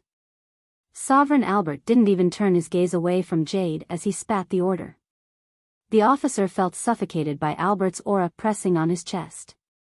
He wanted to yell at the heartless man for not letting him know the danger Mars faced. But he didn't. Without another word, the officer walked out of the room. His mistake wasn't in asking, it was in the way he asked. "A question, sir." A mid-general raised his hand. Albert nodded this time. As a man in his 80s, the mid-general had long gotten used to Albert's code of conduct and knew how to follow the rules. "What is the status quo of Mars?" the mid-general asked. "Sovereign Creo is out of commission. If she reaches Mars, it's over," Sovereign Albert revealed a grave issue in a plain tone. The air seemed to thicken as everyone's faces, excluding Albert's, paled. The mid-general felt a lump in his throat, struggling to speak another word. No matter how hard he tried, he could only sweat, his calm heart now throbbing in his chest, threatening to rip out his ribcage. "Do not panic. Composure is essential," Sovereign Albert addressed the restless officer with a straight face. "The Mars Army is doing its best to handle the situation. They'll do what they can. Mars must be saved. If it isn't, be prepared to avenge it." As if he was talking about losing a game, Sovereign Albert discussed the fate of 6 billion lives. Yet, his words only cooled the agitated officers. Since they were in this room, they had worked with him long enough to know what kind of person Albert was. Humanity had seen many dedicated soldiers who, due to their patriotism and loyalty, achieved great feats. But Albert was on another level. In short, Albert was an out-and-out military man. His religion was discipline, his oxygen was composure, and his life purpose was the safety of mankind. In the end, he didn't even care much for his children and raised Evander and Jade as soldiers from the start. Compared to him, Evander was infinitely a better father. Since he was such a man, it was possible that Albert had already offered his assistance to help the situation. If he needed their help, he would have already ordered them to lend it. Since he hadn't, it meant either that they weren't needed or that they weren't useful. The officers simply hoped it wasn't the latter. Raise the defenses of the planetoids. Order the ordnance to increase the production of laser shields. Relay your orders with the assumption that Mars has fallen and we have one less sovereign. Albert's words sent invisible shockwaves through the officers as they sucked in a breath of cold air. They desperately hoped he was saying these things because he prepared for the worst. However, his next words pushed them toward the abyss. Prepare for mass migration. It might be needed. A chill shot down the spine of every man and woman in the room, despite their experience in countless battles. Suddenly, a possibility they didn't want to think about appeared in their minds. If Sovereign Creo died, things would get messy very quickly. No human sovereign was known to handle two Abyss Kings at once. So, if the Mirage Queen attacked a sovereign along with the sovereign's nemesis Abyss King, say, she attacked Julius along with the Demon King or Michael Karen with the Fire King, these sovereigns would inevitably lose. The sovereign could escape with heavy injuries at best and die at worst. Then, the Abyssals would wage war and destroy the sovereign's planet. The only plausible solution to this problem would be to balance out 3 Abyss Kings with 2 human sovereigns and match the rest with 1 each. With the strongest human sovereigns, Julius and Albert, this was very much possible. However, if 2 sovereigns stayed in one place, it meant they'd have to leave one planet alone. For instance, if Julius and Albert decided to stay on one planet, then 3 Abyss Kings would be forced to stay in one abyss to defend themselves from the 2, or else, the abyss would be destroyed under the might of these 2.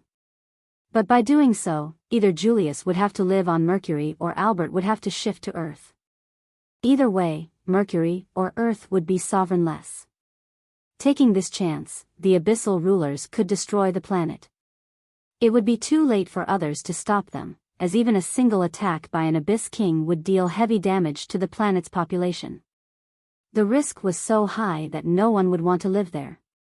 The only way to negate this problem was through mass migration, a desperate measure that everyone hoped they wouldn't have to resort to. If possible, these old warriors of Mercury prayed for the best. A young man's recklessness has put so many lives at risk. Albert's eyes glowed with anger. Power without responsibility is a curse for everyone. The ghost ship shot through the silver clouds as it chased after Mirage Queen's spaceship. Psychic sovereigns typically stayed in one place, defending their territory. Even when they went on the offensive, they preferred defensive armor due to their relatively weak bodies. However, this didn't mean psychics were weak compared to other divine paths. To compensate for their physical weakness, which prevented them from free space travel, they had excellent mind control when they reached a sufficient level. They could control their enemies to attack their own side, similar to a necromancer but without killing them. This was also the most efficient way for Mirage Queen to destroy an entire planetoid. Even as a sovereign, there were millions, if not tens of millions, of soldiers on a single planetoid, making it impossible to attack them all, even with her strength. After all, she was no celestial. But she could attack them in batches, and in no time, she could take down an entire planetoid. Hurry! Varian rubbed his sweaty palms as they chased after the queen to stop the dreaded future. Boo turned to tell its master that it was already at full speed, but when it saw Varian's bloodshot eyes filled with fear and regret, it sighed and focused back on space travel. When Mirage Queen decided to attack the planetoids, all plans, strategies, and tactics became useless. This is only the 3rd day. Bali won't likely come out. Even the most optimistic outcomes say he'll be out by the 4th day. Sia bit her lip. Honestly, Sia felt sad that so many people were going to die. But beyond that, she struggled to feel anything else. It was as if her heart had gone numb, and it really had.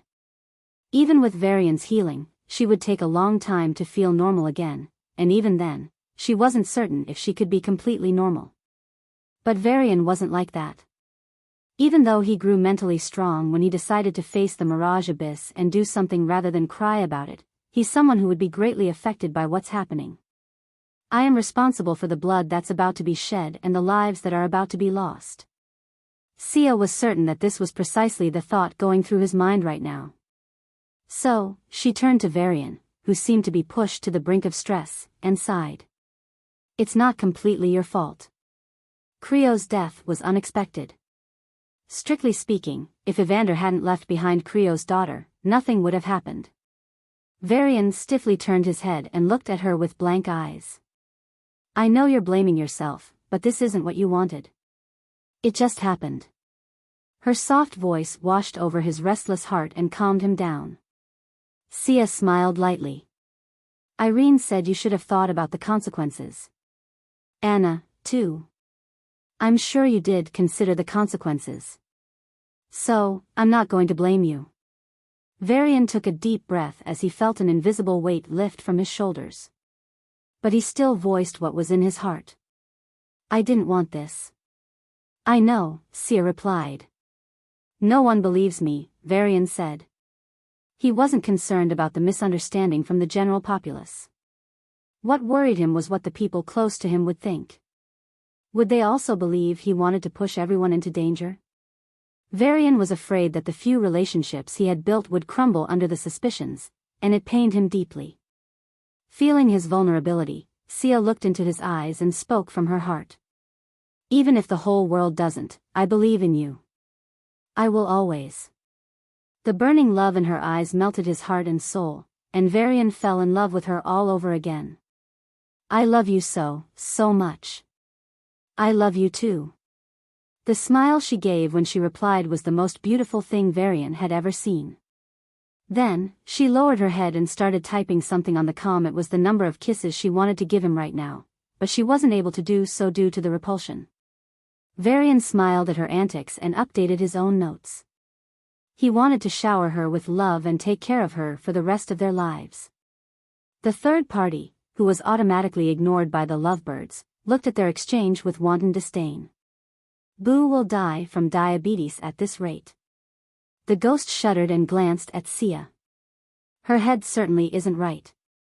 Her emotions are very extreme. Her love for the master is too deep, it's crazy, the ghost with a half-dead brain said. Boo prefers Sarah. The ghost recalled the blonde beauty. Compared to Sia's extremity, Sarah is. Sarah's recent changes flashed in Boo's eyes. Even though she seemed normal, she wasn't. She had become much closer to Varian and Sia while becoming much colder to outsiders. She, too, had gone on an extreme route. In fact, Varian even told Boo about how Sarah wanted to murder a maid for trying to seduce him. Never mind. Except for Boo, there's nothing normal here. The extraordinary ghost sighed. Before it could muse further, a reading appeared on the hologram, and Boo yelled, Master. Varian spotted the Mirage Queen spaceship, and his chest tightened. They were still 20 minutes from the nearest planetoid. The Mirage Queen spaceship was almost as fast as Boo, so it would take about the same time. Evacuating the planetoid isn't possible with the Abyssal army there, Sia shook her head. We can only engage in battle. But we can't. No one can. Even if we bring a bunch of peak level 9 psychics into the ghost ship to attack her, her mental attacks will reach inside, and they'll die. Sia's brows furrowed. The only way they can be safe is to be inside those celestial walls. But that way, their attacks won't reach outside either. Varian nodded at her words. This was the bitter reality. Varian looked at the time and realized they were only 3 hours from the end of the third day. At least if we stall her for a few hours. He trailed off. Then what? Would Bali appear? He had no idea. But, we should stall her as long as we can, Varian steeled himself. But how? Even though the spaceship of the Mirage Queen was right in front of them, they couldn't stop her because no awakener. Wait a minute. Varian's eyes lit up. Boo. Yes? Use those celestial walls to create a spike and smash that bitch's spaceship. Mirage Queen checked the spatial map with a sensuous smile on her lips. She was heading toward a rather remote planetoid led by only a level 7. What choice will you make, Creo? Humans had a vast network of spy bots near the Mirage Abyss, so she knew her arrival wouldn't be a surprise. Creo must have already known about her actions. Since he was currently out of commission, it must mean he was doing something extremely important. The only thing the Queen could think was that he was in the middle of laying a trap. If he doesn't want to see a million human corpses, Creo would have no choice but to abandon his plans and confront me on the planetoid. She moistened her plump purple lips. There was also the possibility that Creo wouldn't emerge even if the lives of 1,000,000 souls were reaped. Then, Mirage Queen's lips curled up into a beautiful smile as she uttered horrendous words in a melodious voice. I can feast on all the planetoids I want. Thinking of the human soldiers who would be like helpless lambs under her whims, Mirage Queen's face flushed pink and her chest heaved. I can't wait, what? Her spaceship suddenly shook, and Mirage Queen stumbled from her throne, rolling down the stairs before crashing face first into the floor. The beautiful Abyssal who ruled over billions of Abyssals raised her head, her body now covered in silver armor. Despite being someone who took care of her appearance, she didn't bother to fix her disheveled hair. Her eyes burned with cold rage as she spread her mind sense to find the culprit who dared to attack her. Who dares? Like light spreading in the darkness, her mind sense spread across space and found the culprit, a familiar spaceship with something akin to a lance attached to it. VA.RI.AN. Gnashing her teeth, the Mirage Queen shot her mental power toward the ghost ship. It easily passed through the spaceship and entered, searching for the man who courted death. She probed every corner but found nothing until she encountered a barrier. A wall, more precisely, several walls encompassing a tiny room. This again. The Mirage Queen's eyes glowed purple as her mind sense slammed into the walls once more. But like tides against a tall dam, her mind power was pushed back. The ghost ship then collided with her spaceship again. The spaceship's driving spirit had already anticipated the danger, as it did the first time, and avoided the lance. However, it couldn't avoid a sideways collision that sent the spaceship flying for miles. The insides of the spaceship shook, but since the Mirage Queen was in protective silver armor, she remained unaffected, unlike the last time. Obliterate that damn bug, the Mirage Queen ordered. The spaceship hummed and shot toward the incoming ghost ship. Black light lit up in front of the spaceship as it slowly charged an attack. It was an attack equivalent to a sovereign's casual punch. However, due to the time it took to reload, it was practically useless in battle. But now, Boo had to be wary of the attack. The two spaceships avoided each other's attacks, and their collision caused sparks to illuminate the dark space. The speeds at which they collided were insane and grew with each impact. Contrary to Varian's expectations, despite having an absolute weapon like a celestial lance, the battle wasn't one-sided. The biggest surprise was probably the combat power of the Queen's spaceship. As a psychic, her spaceship was one of the best among the Abyssals. Not only did the ship's spirit keep the Queen safe, but it even managed to threaten Boo. And since Boo only had a fraction of its true abilities, it didn't gain any upper hand in the confrontation. Ouch, ouch, ouch. Varian closed his eyes as pained cries escaped his mouth with each collision. Since Boo needed a proper weapon, it used up most of the celestial walls, leaving Varian and Sia with only a tiny space to safeguard themselves from the Queen's attacks. The distance was just over 3 feet, close enough to feel each other's breath. The plan was for Varian and Sia to stick themselves to the walls using their powers and not move at all. However, they underestimated the force of the collisions. Even when Varian used his telekinetic power to hold himself to the wall, he stumbled forward and crossed the safe distance whenever the collisions occurred. As a result, his body began to repel Sia. His skin and flesh broke down as if they were made of blocks, leaving a puddle of blood on the floor. The process of breaking down was excruciating. Ouch, arg, fuck. Before the blood puddle could grow too large from the gushing wounds on his knees, Varian used his planty powers to heal his injuries. Then, he stuck himself to the wall once again, and Sia helped him. But the speed of the ghost ship increased once more, reaching the maximum speed of a sovereign. Oh boy, Varian sighed. Sia looked at her reflection in the blood. Every few seconds, ripples would spread out, erasing her reflection. These ripples came from her tears. It was painful to watch Varian endure such a high price just to stay close to her. The last time Enigma took over, Sia couldn't see what was happening outside. But after that, the repulsion decreased to 3 feet. Sia had a guess about the incident, but she didn't want to pry further. Regardless of the method used, she believed the day Varian's repulsion disappeared was the day his negative emotions toward Enigma would dissolve.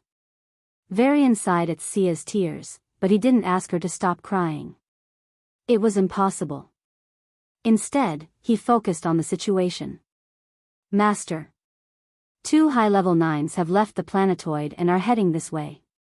They're both lightning awakeners.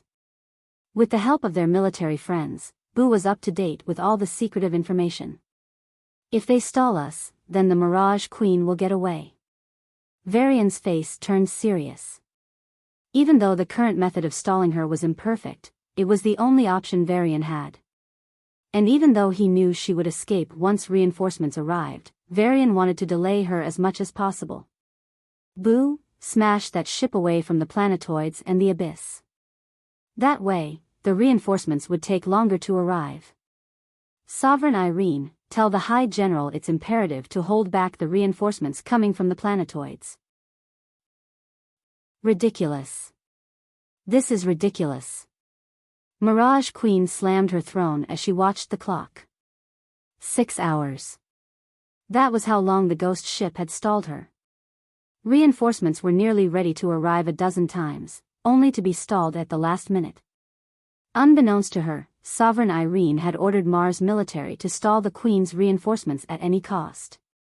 In the end, the Fire King next door sent help, and only then was she able to get rid of the ghost ship. At least, temporarily, as the ghost ship was still behind her, but out of her range. For Mirage Queen, who was used to commanding everyone from on high, being stopped by mere pests she could crush with a snap was beyond humiliating. For the entire time, she seethed as she devised one torture plan after another to bring the human to despair. I'll make you regret it. The 3rd day since the war began had just ended, and only then did Mirage Queen finally free herself from the annoying rat. Seeing her escorted by the 2 Fire Awakeners, Varian let out a deep sigh.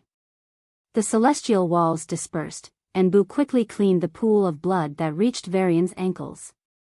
Though he healed himself constantly, the continuous breakdown of his body took a toll, and he slowly collapsed. Before Sia could catch him with her powers, Boo appeared and caught Varian, cleaned him up, and moved him to a comfortable bed. Varian tried to sit up but collapsed back from fatigue. Despite his exhaustion, he was brimming with vitality. His eyes shone brighter, his heartbeat slowed but grew more powerful, and his presence became more solemn. The hellish suffering had borne unexpected fruit. Planty level 8, 0/25K. If only Mars wasn't under the threat of extinction, Varian would have celebrated. Bali. He still hadn't appeared. So, under Varian's instructions, the ghost ship stubbornly followed Mirage Queen's spaceship while staying out of range of the Fire Awakeners.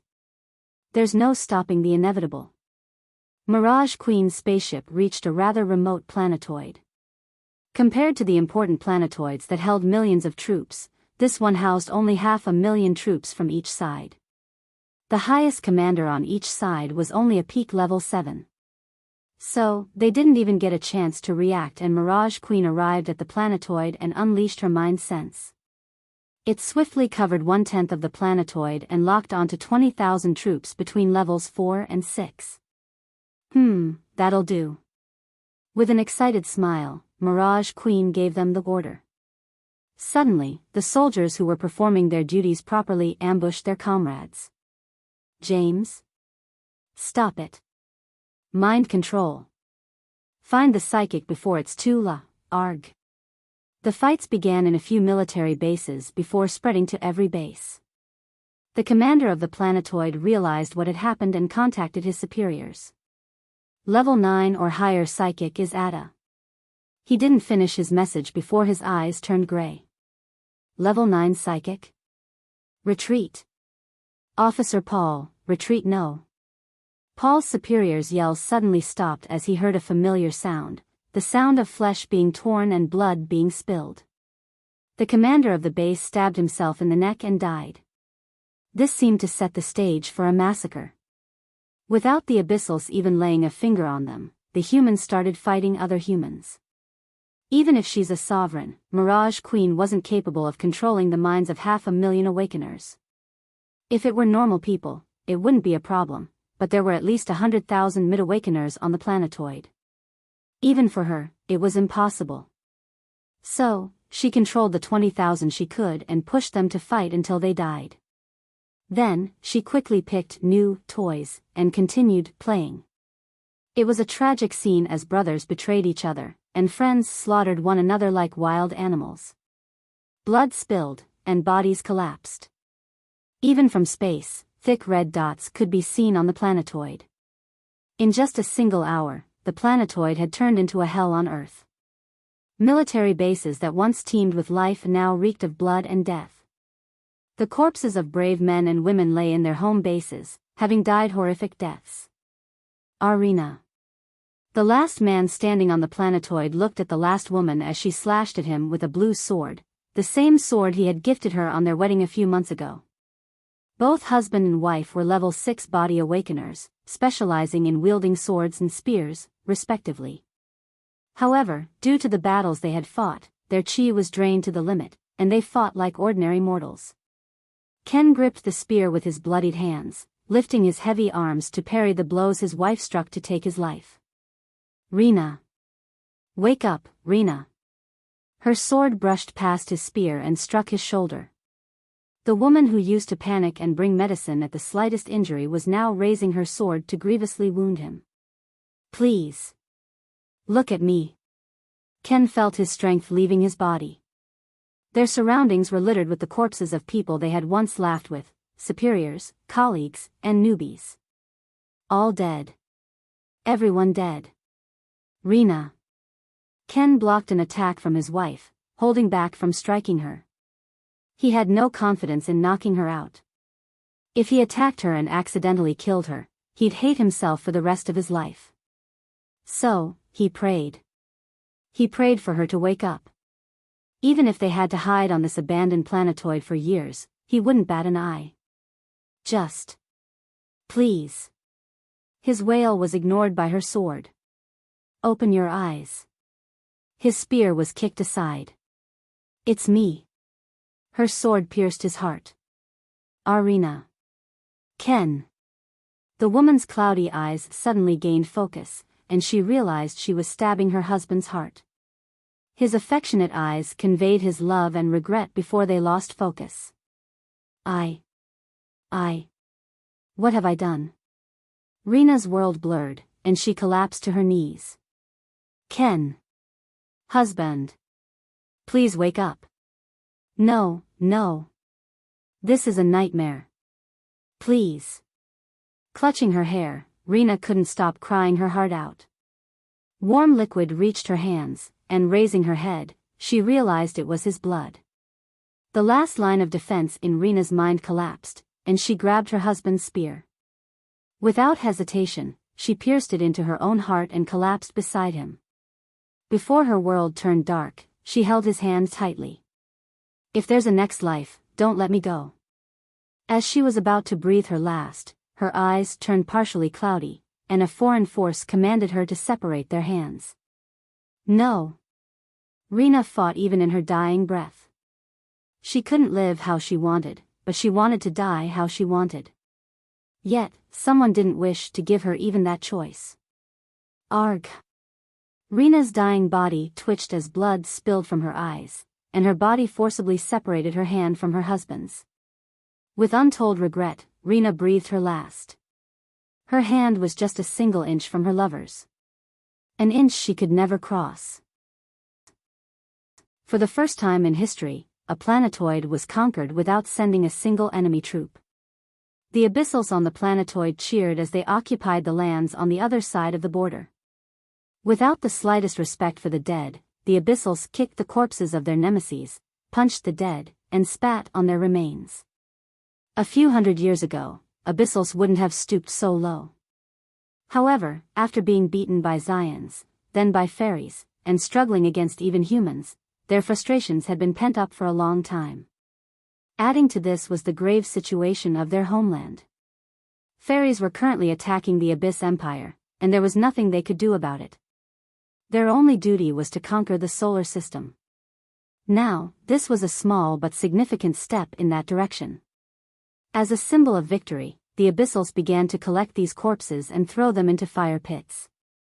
The fire crackled as it struggled to burn the strong bodies of the warriors. The fire awakeners from the Abyssals cackled and did their job. Smoke reached the clouds, and within minutes, only ashes remained as the memory of the soldiers.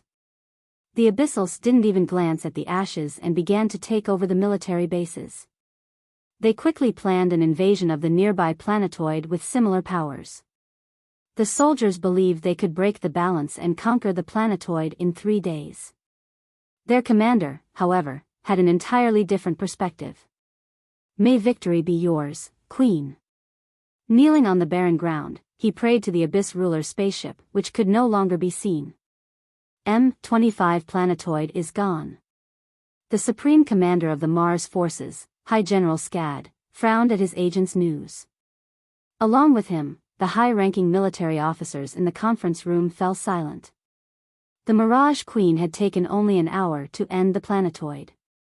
If she did the same, and they were willing to sacrifice planetoids, they could stall her. But no one voiced that thought. It's naive to think she would take that long for each planetoid.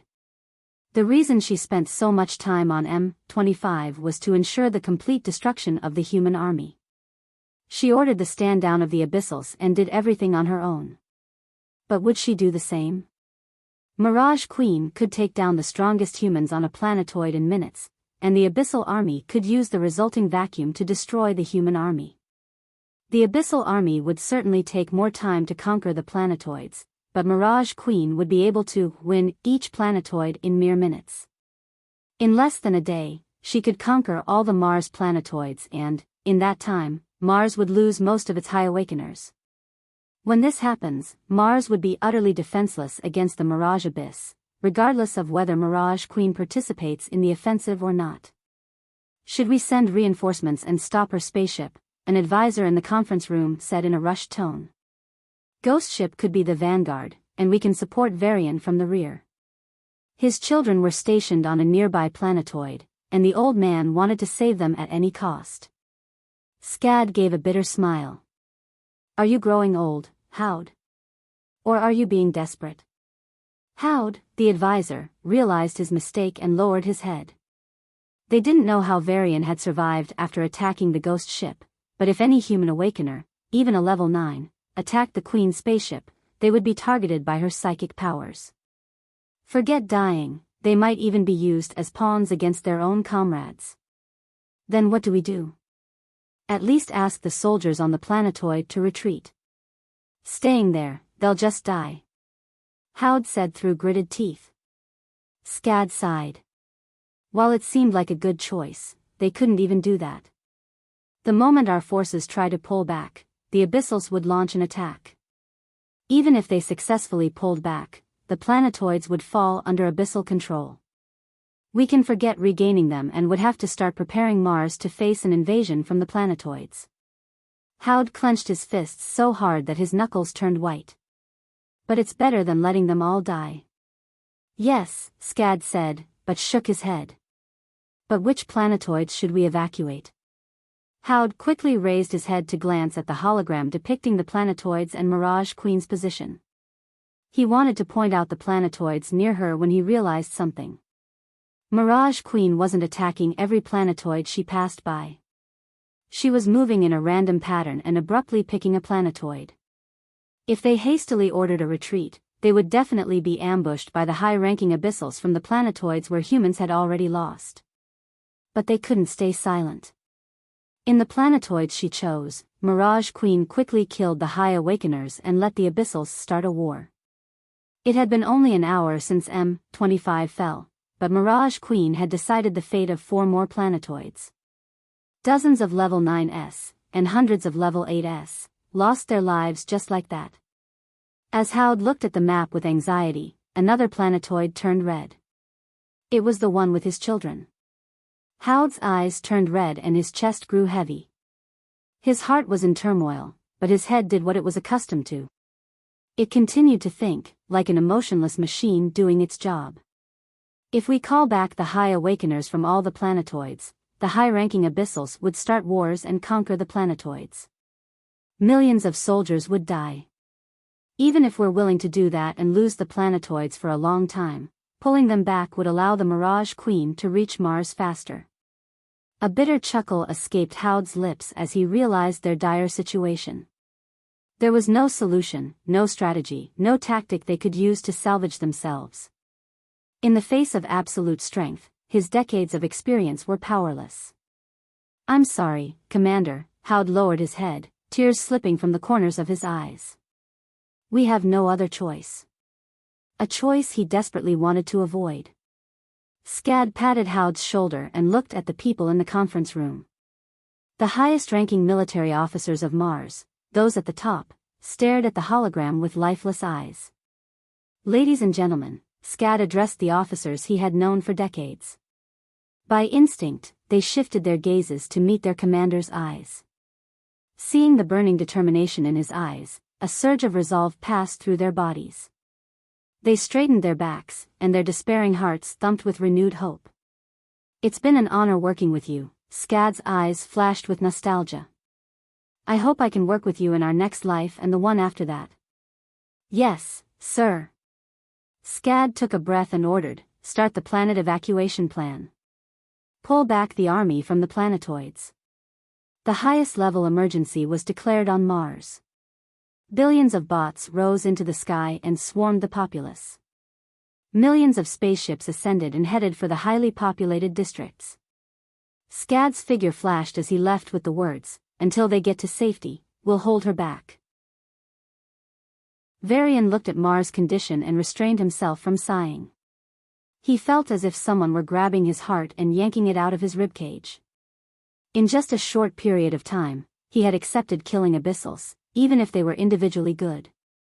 He had also gotten used to the gruesome sight of killing millions of Abyssals.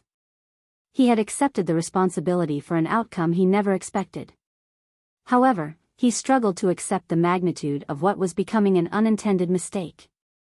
"If I hadn't killed Creo, no, I didn't want to kill him. I just wanted him to suffer." But the result of his revenge was the loss of countless lives. No matter what he intended, Varian knew in the depths of his heart that he was responsible for tens of millions of deaths. It wasn't his fault. Creo's death was something he clearly didn't intend, but it was still his responsibility. To be honest, Varian thought things would work out in the end, as they always did.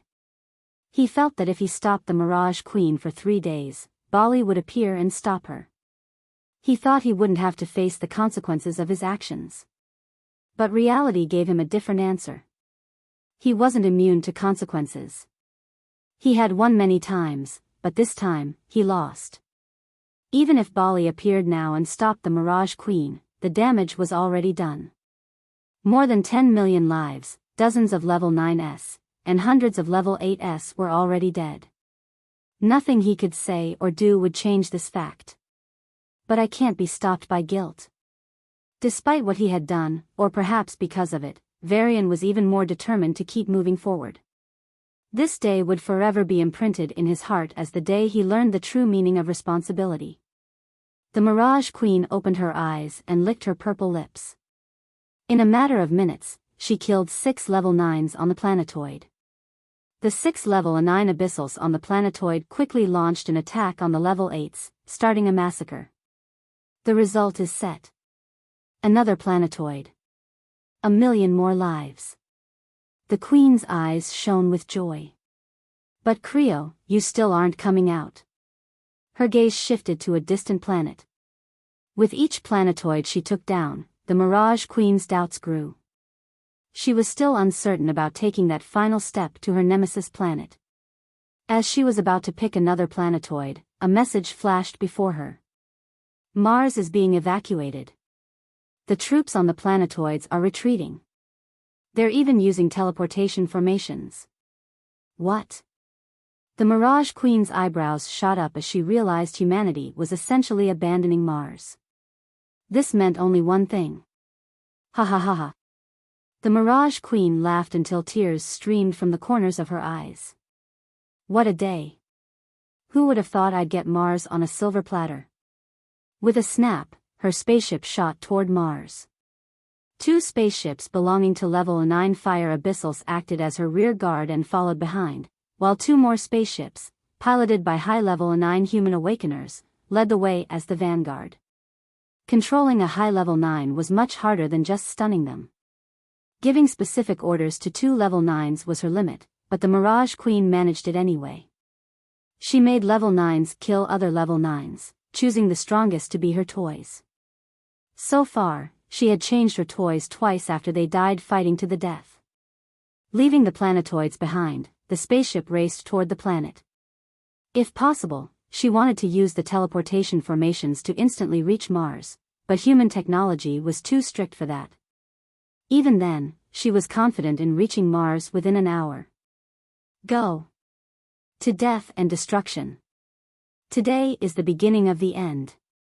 Even though a large portion of the population might escape, the Mirage Queen was confident in killing at least 1 billion people and slaying thousands of High Awakeners.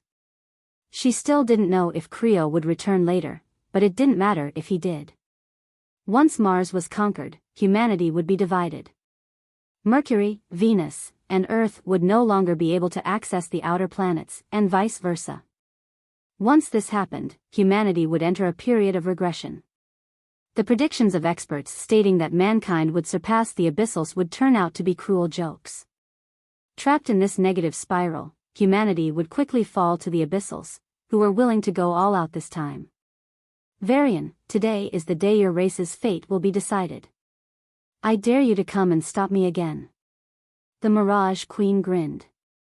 As if in response to her words, a bright light appeared in the dark space, and 4 collisions sounded abruptly. What? A ship crashed into hers, and the Mirage Queen's eyes widened in rage as she detected the newcomers. A ghost ship and 50 awakeners, all level 9s. Unexpectedly, they hadn't evacuated but had come to fight her. But before they could, another ship tried to crash into her. Not falling for the same trick twice. The Queen's rear guard, 2 level 9 Fire Abyssals, set up a fire shield to block the ghost ship. We won't let you pass. Standing at the forefront of the Awakeners, Scad declared as he conjured a lightning bolt. Heh. If you all want to die so much, then I will grant your wish. The Mirage Queen's psychic power shot out like a whip and attacked a water awakener. Her eyes shook violently as she struggled to control her body. Slowly, but surely, she raised her hand and conjured an ice spear, then thrust it toward her comrade. The Queen's vanguard, 2 level 9 humans, rushed to their former comrades and unleashed deadly strikes without regard for their own lives. Lightning dragons roared, and the space shook. Explosions capable of destroying continents were thrown in groups. The darkness-shrouded space was lit up by a multitude of colors. On a day darker than night, the Guardians of Mars burned their souls to light up the world. Even if a sovereign was more powerful than any peak level 9, they weren't invincible. If too many peak level 9s ganged up on a sovereign, the sovereign would also lose. The term, too many, understated the difference. To put things into perspective, it's like a child fighting an adult. Even an adult can't keep fighting if too many children gang up on him. They'd eventually be exhausted and lose. But how many children amounted to too many? While it's less extreme than an adult versus a child, since the attacks of peak level 9s could injure sovereigns, their gap wasn't small. Scad knew this. So did his 50 officers. No matter how bravely they fought, they wouldn't be enough to kill the Mirage Queen. However, if it was only about stalling her, then... The space shook violently as 2 humans fought against each other. Their bodies blurred as they disappeared from one place and reappeared in another, moving tens of miles each time. Samus, I didn't want to say it since you're sensitive, but man, I hate your jokes. An injured level 9 laughed boisterously as he punched his comrade. His brother-in-arms, Samus, returned lethal attacks with expressionless eyes. Like quite a few others, the Mirage Queen controlled Samus and pitted him against his own people. She made them fight each other and bleed until death. Her tactic seemed simple. I'll send you off, brother. The injured officer raised his fist and punched Samus' heart. But they weren't.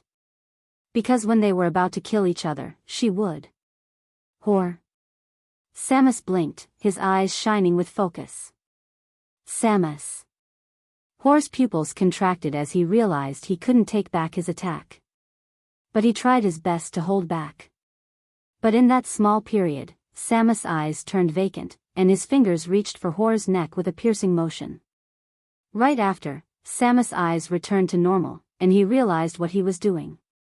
No. But it was already too late. The two brothers died by their own hands under the expert manipulation of the Mirage Queen.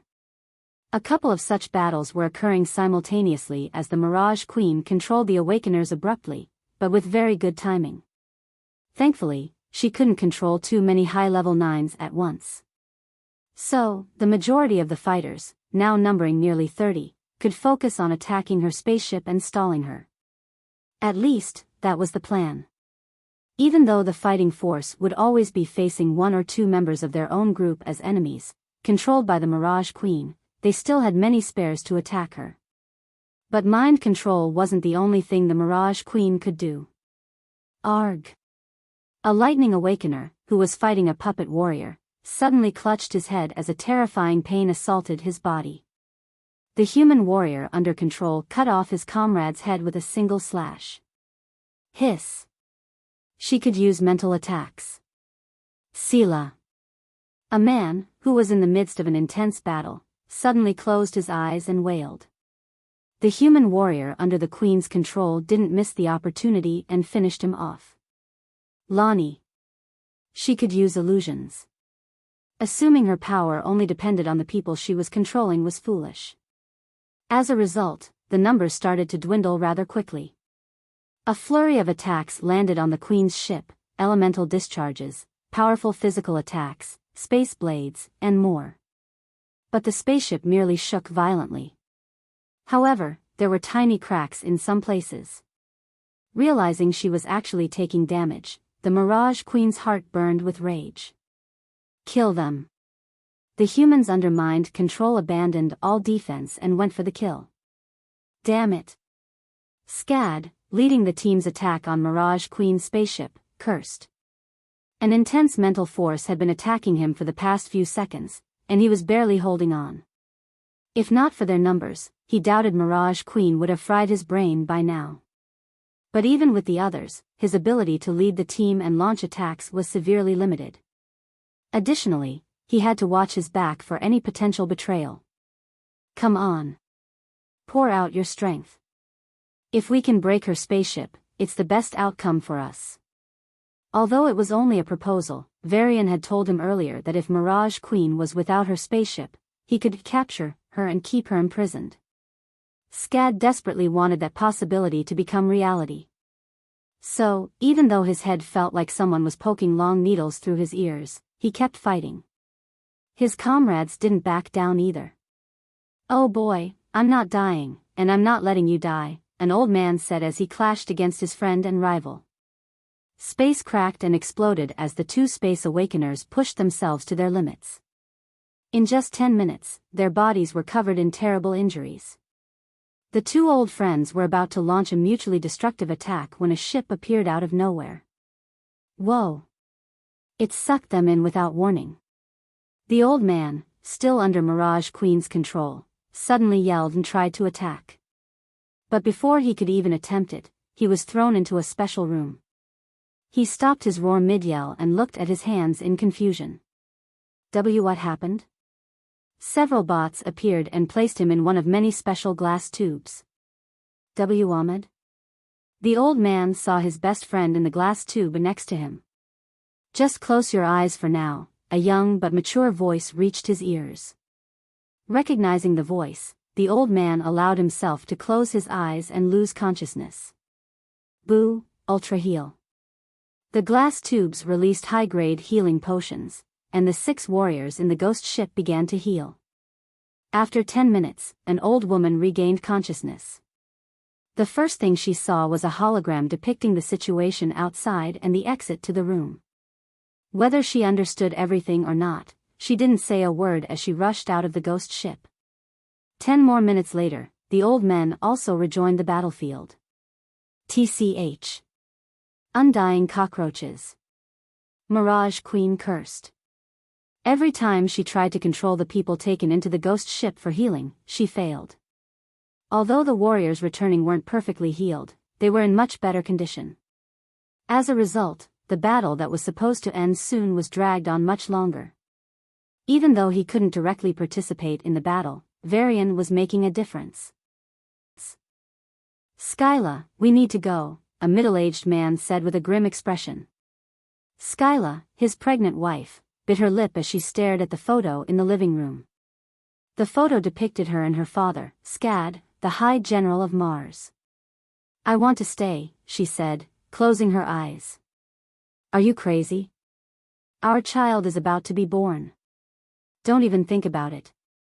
The middle-aged man yelled, his face turning red with anger. Skyla flinched. This was the first time her husband had yelled at her. She could understand why. But since they were being evacuated, it meant the Abyssal Army would soon descend on Mars. If the army really comes, I want to fight. I don't want to run away, she said. Not happening. I can go join the fight, but the mother of my child, you are going to Mercury. The man picked her up in a princess carry and walked out of their villa. Skyla was grateful for her husband's love but sad that she was running away from the battlefield. She felt she was breaking her father's teachings. Scad Zeroth rule, remember, child. One man can't win a war. One man can't change the world. One man can't defeat an evil. But one man can turn the tide. One man can start a change. One man can become the hope against evil. Please follow the rules and evacuate. This is a disaster-level emergency. The district bot announced. People were lining up in the streets, entering one of the hundreds of spaceships. Unlike usual, these spaceships landed wherever they found space, sometimes even clearing existing vehicles to land. Move. Move. Don't delay anyone. Don't waste time. Sit or get out. The minibots, shaped like spheres with angel wings, managed the crowd. Arg. If I'm going to die, I'll take others down with me. A man in the queue went berserk and raised his aura to attack. Before he could act, a killing intent locked onto him, and a mental attack knocked him out. Throw him away. Get it going. Hurry up. The old man sitting near the spaceship spoke slowly, but his voice echoed in everyone's minds. The crowd froze suddenly. Soon, she was seated in one of the special compartments. The spaceship would take off in an hour. Skyla bit her lip as she gazed out the window at the sky, worry clouding her eyes. Skyla hoped her child would have a childhood on this beautiful red planet. So, she clung to her father's words, hoping that Mars would be saved. But now, she only hoped her father would be safe. Please, father. I beg you. If a sovereign doesn't appear, there's no point in you fighting the Mirage Queen. Don't be reckless. She prayed desperately. Blood exploded in space as Mars' greatest warriors fell one by one. Lightning snakes danced, and fire phoenixes screeched. Under the Mirage Queen's attacks, no one knew when an ally would turn against them, nor when they would be pulled into an illusion or attacked by a vicious mental force. Despite their best efforts, they were no match for her. They were grateful for the extra time Varian gave them, but even then, they were at their limits. For Mars. Scad raised his hand and shouted the battle cry. His voice, imbued with aura, spread through space, shaking the hearts and souls of the 13 surviving warriors. Even the 2 officers under the Queen's control were momentarily shaken. For Mars. The 11 warriors yelled, fighting against the 2 level 9 fire abyssals and their 2 former comrades. One of their comrades quickly fell, only to be replaced by one of their own allies. A woman fighting a fire abyssal suddenly froze as she was pulled into an illusion and was easily burnt by a firestorm. A man about to deliver a killing blow to the fire abyssal suddenly dropped his sword and clutched his head. He, too, met the same fate. Scad and a few members continued to attack the spaceship. Their attacks landed without fail, and compared to the beginning, there were more cracks on the vessel. However, it was still nothing significant. Still, their attacks prevented her from leaving. Not anymore. Give up. It's over. Mirage Queen's bone-chilling voice reached everyone. Scad raised his bloodied hands as he looked behind him. The two fire abyssals were recuperating from their injuries. His 8 comrades had fainted or were immobilized by injuries, and his 2 remaining comrades were about to kill them under the Queen's control. It was then that a field of darkness covered the 10 members. When Scad's senses barely reached their positions, they were gone. Scad didn't panic, it was undoubtedly Varian who had taken them away. At first, he wanted to kill the fire abyssals and let the ghost ship clash with the Mirage Queen's ship to stall for time. But the Mirage Queen was well aware of his plan and ensured the fire abyssal's safety. So, he could only attack the ship himself to stall her. With his comrades gone, he would be the only one facing the Queen's attacks. He wasn't sure if he could resist her for more than a minute. "General Scad, get in." His comm let out a message from Varian. Scad could also feel the presence of a ghost ship right behind him. "The battle is over. We did our best. Now, it's time to leave." Scad just needed to enter the ghost ship. Yes. They did their best. By now, at least 50% of Mars' population would have been transferred. All the defense material had also been shifted to safe positions. He just needed to leave. But Scad didn't enter the ghost ship. A terrifying pain assaulted his mind as the Mirage Queen began to slowly kill him.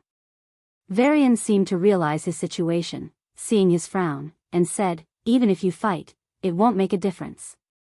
Scad gritted his teeth and finally shook his head. He uttered the second rule he followed in life: you don't have to be the strongest, the fastest, or the smartest. You just have to be there when you're needed the most. Scad gripped his sword. "Varian, we need to stall her as long as we can." Chi accumulated in Scad's arms, and his sword began to glow. His mind was crumbling under the Mirage Queen's attack. But as if on instinct, Scad kept channeling the chi. Blood began to spill from his eyes and mouth as he forcibly kept his body under control. His lips curled into a smile as he shot toward the spaceship. "Even if it's small, every one of us can make a difference." Scad's body emitted a bright orange light as he poured everything into his final fight. In the ghost ship, Varian gritted his teeth as he watched Scad's final battle. The strongest man on Mars burned his heart and soul as he fought the Mirage Queen for 2 minutes and 3 seconds before dying from exhaustion. Before he died, he mouthed something through his bloodied mouth. Varian's body trembled as he understood Scad's final words: "Did I do my best?" Scad's body turned into particles of light and dispersed into the universe. On this day, the High General of Mars sacrificed himself, knowing his death wouldn't make a difference. "Yes, you did your best. So, please rest in peace now." Varian closed his eyes in pain. It's over now. After a while, the Mirage Queen's ship reached Mars. "The spaceship is about to take off. Final call," the stewardess announced. The crowd outside looked on with tearful eyes as they bid farewell to their loved ones. Those remaining would be leaving in the next batch of flights. 50% of Mars' population is already evacuated. With this batch, we'll be crossing the 50% limit, the military officer overseeing the district announced to everyone. Despite the depressing atmosphere, his voice was cheerful. However, the Martians only felt dismayed at this announcement. Skyla clenched her fists. As High General Scad's daughter, she knew the elderly officer supervising the district, a strict man who rarely smiled. Such a man being cheerful over this news could only mean one thing. They didn't expect we could pull even this off. Just how dire is the situation? Is father going to be fine? Skyla's chest tightened as she felt suffocated. Her heart pounded against her chest when she felt an intense stare and turned her head. Her husband, who had somehow changed into a military uniform, was waving at her. Giving her an affectionate smile, he shifted his gaze to her bulging belly. "Take care of our child," he mouthed. Skyla's eyes widened as she realized what he was going to do.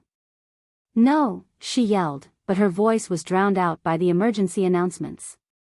"Stop there." A while ago, she had volunteered to stay behind, but when her husband was leaving her to fight the abyssals alone, Skyla couldn't bear it. However, as the nursing bots injected her with special potions to calm her down and keep the child safe, she realized she couldn't move too much without risking her baby's safety. So, she could only watch her husband's back grow distant. Taking a deep breath, she yelled again. "Survive." He gave her a thumbs up without turning around and kept walking. Seeing his confident gait, Skyla finally smiled, but her face quickly paled. Turning to the clouds in the direction of the planetoids, Skyla gazed at the horizon. Her chest suddenly felt constricted as a sense of loss overwhelmed her. Losing. She was definitely losing something or someone precious to her. Since her husband's back was vaguely visible and her child was perfectly safe, then. "Father." Skyla muttered, recalling the man who rarely spent time with the family due to his missions. "Father." Skyla wailed as tears streamed down her cheeks. She remembered the short but sweet times with her father, every moment she cherished. Skyla's vision blurred, and her heart grew heavy with pain. She knew that her father could retreat even from the Mirage Queen. But since he didn't, she felt that he must have sacrificed himself. He sacrificed himself to save other families and orphaned his own. Why? Skyla bit her lip. "It's not fair." Skyla touched her protruding belly, feeling the life within. Caressing it with a bitter smile, she said, "You promised you'd see him. Is this how you break promises?" Then, an eerie chuckle reached her ears and those around her. "Ha ha ha. Mars. Humanity's extinction will begin with you." Hearing that beautiful voice utter those chilling words, Skyla felt a shiver run down her spine. She instinctively held her stomach protectively and looked out the window. Despite being a level 6, she couldn't spot anyone in the clouds. A depressing atmosphere spread across Mars, as if the planet itself was feeling something ominous. Even the air started to feel heavy. Could it be? Skyla's face paled as if all the blood had drained from it. As if confirming her suspicions, a chuckle reached the minds of the 3 billion Martians simultaneously. "This queen will end your pathetic lives once and for all." Skyla guarded her unborn child as she glared at the invisible enemy. She remained relatively calm, but most people weren't. They panicked, creating chaos and running for their lives. The order the military had struggled to maintain broke down, and Mars descended into chaos. "Sir, what do we do?"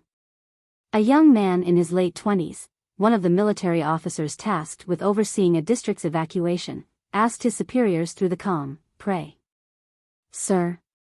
Even though he knew the mission was dangerous, the man felt a lump in his throat at those words. "Pray, Sergeant. Whatever we could have done, we've done. Now, we can only pray for a miracle."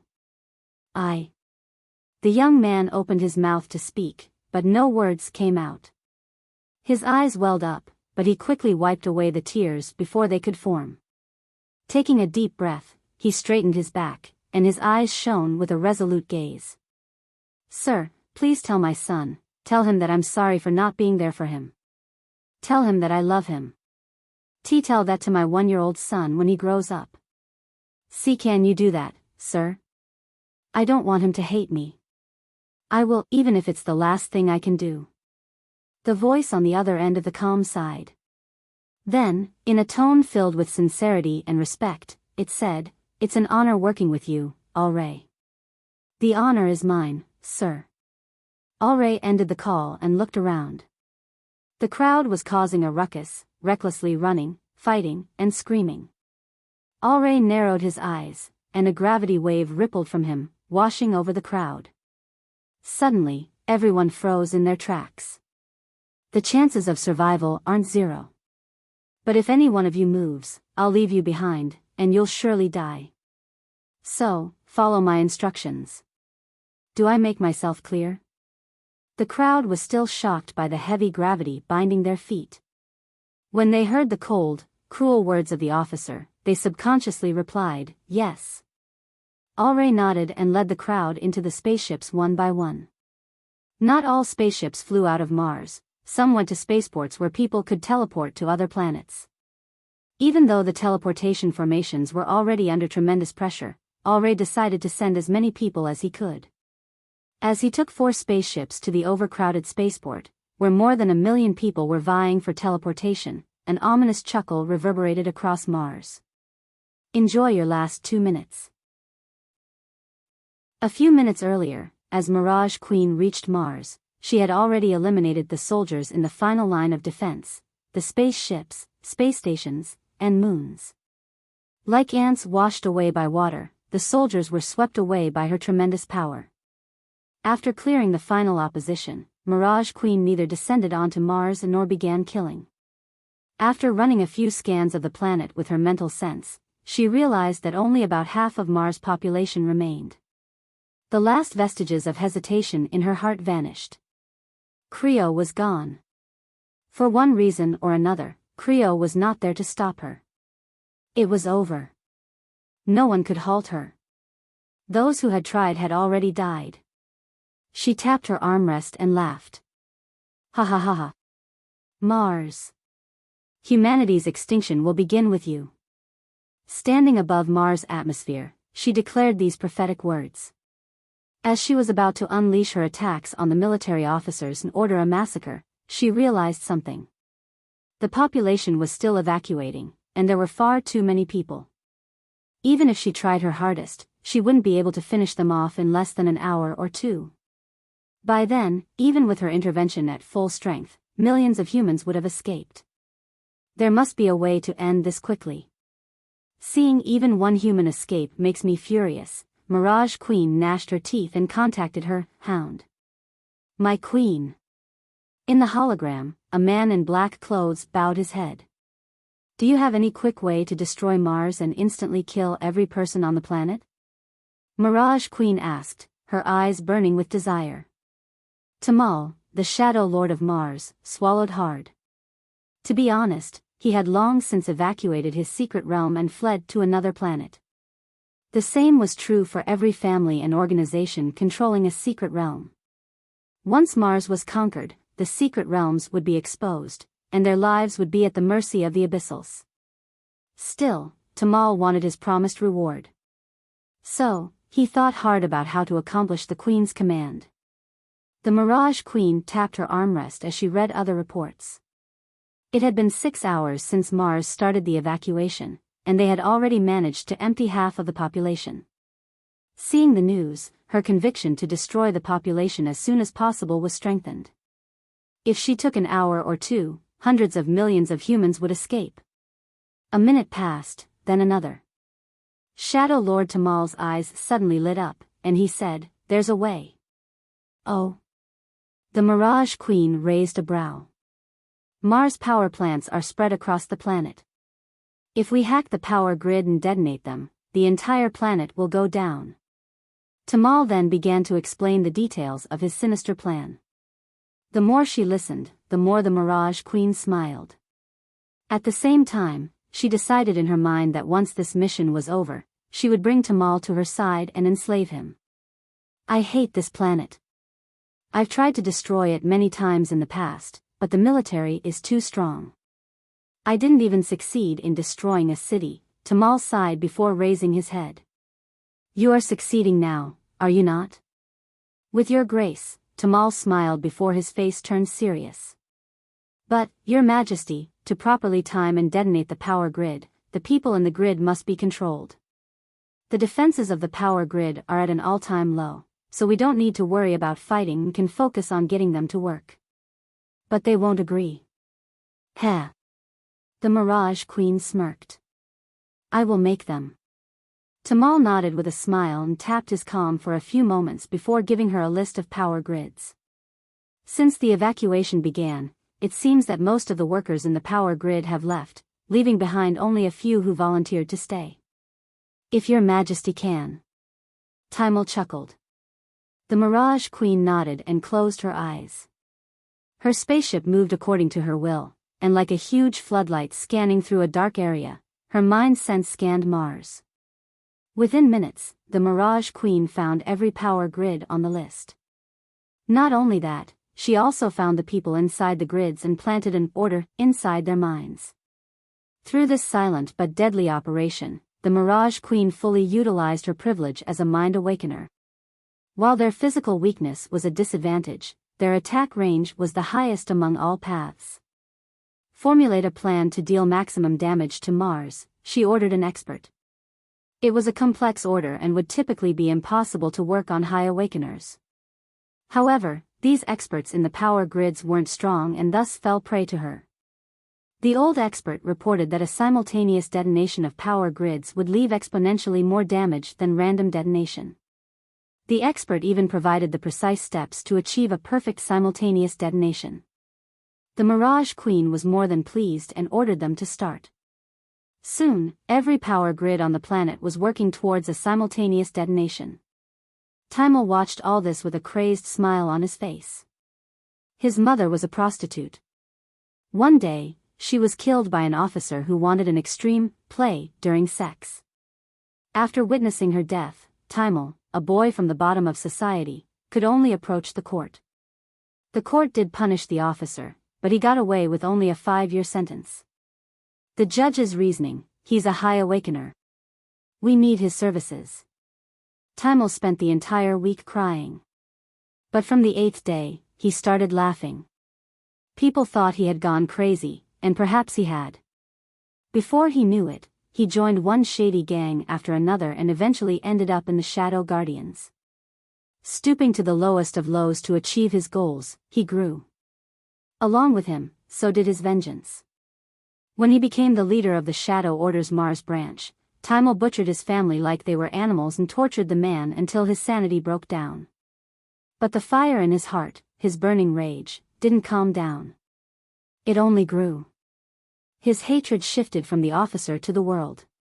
He tried many times in the past but failed to destroy this planet. Now, after all these years, he finally had the chance.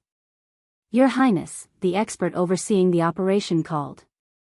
The Mirage Queen inquired about the situation. Timel perked his ears, holding his breath in anticipation. 2 minutes.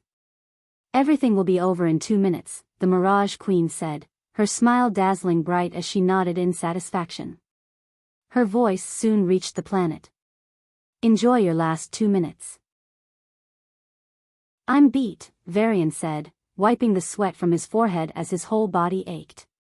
For the last hour, he had been using his planty powers to heal the severely injured level 9s. When the Mirage Queen was about to finish them off, Varian saved them by pulling them into the celestial room. But he couldn't convince Scad to join them. Why did he do that, knowing nothing would change? Varian couldn't understand. While he respected Scad for his bravery, all Scad achieved with his death was buying 2 minutes. If he were still alive, Varian believed, Scad could have inflicted more damage on the Abyssals or saved more humans. Shaking his head, Varian held the hand of an unconscious, injured old man. His hand transformed into a branch and emitted a soft green light. When he was first brought onto the ghost ship, the old man's chest was nearly cleaved, and his heart was about to stop beating. Even with Varian's potions, he barely held on. Thanks to Varian's constant treatment with his planty, the old man managed to recover. Now he was halfway through, and Varian believed the old man would be fully healed in an hour or two, depending on whether he continued to heal him. 2 it is. Varian panted, growing fatigued. "I can't heal him anymore." Taking a final glance at the 10 unconscious fighters in the room, Varian left for the command center. "Varian," Sia greeted him with a worried expression. At first, she wanted him to stay away from Mars, certain that the planet would undergo a bloodbath under the Mirage Queen. Sia was afraid that Varian would be devastated by the loss of billions of lives and blame it all on himself. What really scared her was the possibility of Varian becoming despondent. After so much struggle and pain, Varian was finally able to smile brightly. She didn't want him to fall into depression again, but Varian insisted. He had to witness what was about to happen. I can't run away, Sia. It won't solve any problems. So, she relented. Still, Sia was ready to take Varian away from Mars at the slightest sign that his spirit was about to be crushed. Master, something is fishy, Boo reported, pointing to the hologram depicting the planet and a red marker pinpointing the Mirage Queen's location.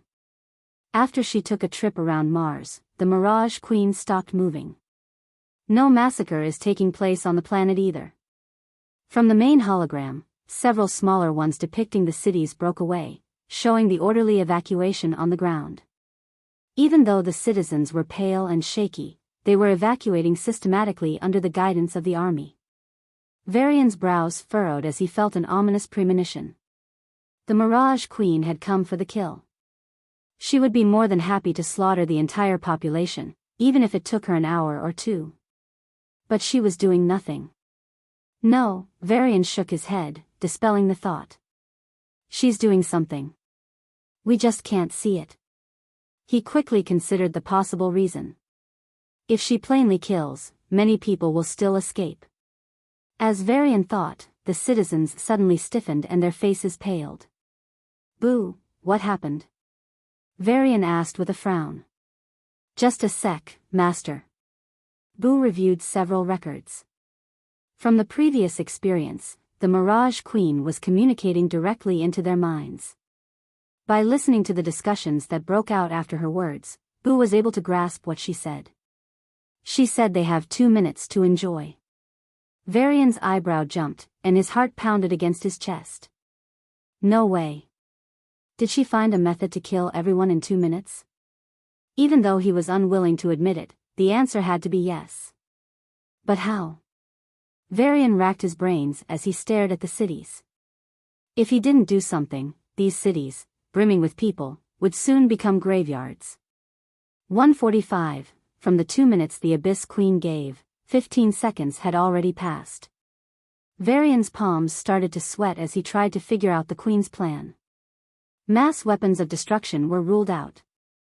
A meteor strike to wipe out the entire population was possible, but if she tried it, Varian had the confidence to stop her. However, he couldn't see any weapon capable of causing a meteor strike. Wait, why take 2 minutes anyway? Varian's frown deepened. In his opinion, Abyssals weren't the type to show mercy. Since they were taking 2 minutes, it meant they needed 2 minutes even while trying their best. This reminds me of explosives that have a timer. Wait. Varian suddenly turned to Boo and said, Explosion. Explosion? I think so. There will be a detonation all across Mars. Varian grew more convinced of his guess. But the Abyssals didn't have time to plant bombs. And naturally, there are no bombs planted all across Mars. Boo pointed out. It's true, so the explosive must be something present everywhere. Varian's eyes narrowed. Something normally safe, but when tampered with, should become a deadly explosive. Power plants, Sia suddenly said. The Shadow Order has tried detonating them in the past. Yes. Varian nodded. Check the power grid and see if anything is going on. 1:30, time was running out, and Varian gritted his teeth. A hologram popped up and loaded. Soon, the power grid status would be displayed, huh? The hologram turned blank, and Boo scowled. Master, the network is closed off. You're right. Varian's chest felt heavy as he swallowed nervously. See, can you stop it? He was glad they found the cause but anxious that they might not be able to do anything despite their knowledge. Even though it's closed, all the active power plants form a network. If you can get into any active power plant, Boo can hack them and shut everything down instantly. Boo patted its chest. Varian tapped the hologram and zoomed in on the nearest power plant. With just a thought, the ghost ship's engine roared, and it was about to race towards Mars when Varian suddenly lost his footing. A clashing sound reverberated in his mind as the ghost ship flipped upside down. The space outside the ghost ship's windows was now lit by dark flames, and one flame phoenix after another approached the ghost ship. She found our location. Mirage Queen wasn't idle. She used her mind sense to scan for the slightest trace of the ghost ship, and once she found it, she informed her fire abyss guards. Thus, here they were. Boo! Varian gripped the wall and shouted. To the power plant. The ghost ship forcibly broke through the sea of fire and shot towards Mars. Mirage Queen's mental sense followed them, as did the fire abyssals. As the ghost ship reached the surface, the sky suddenly turned red. A huge spear made of silver metal shot at the ghost ship. When it's about to collide, the spear tip suddenly bursts into flames and engulfs the ship in a sea of fire. The ghost ship shakes violently, its trajectory changes, and it crashes a few miles away from the power plant. Master, Boo has some serious injuries. For some time, Boo can't take any attacks, Boo says in a pained tone.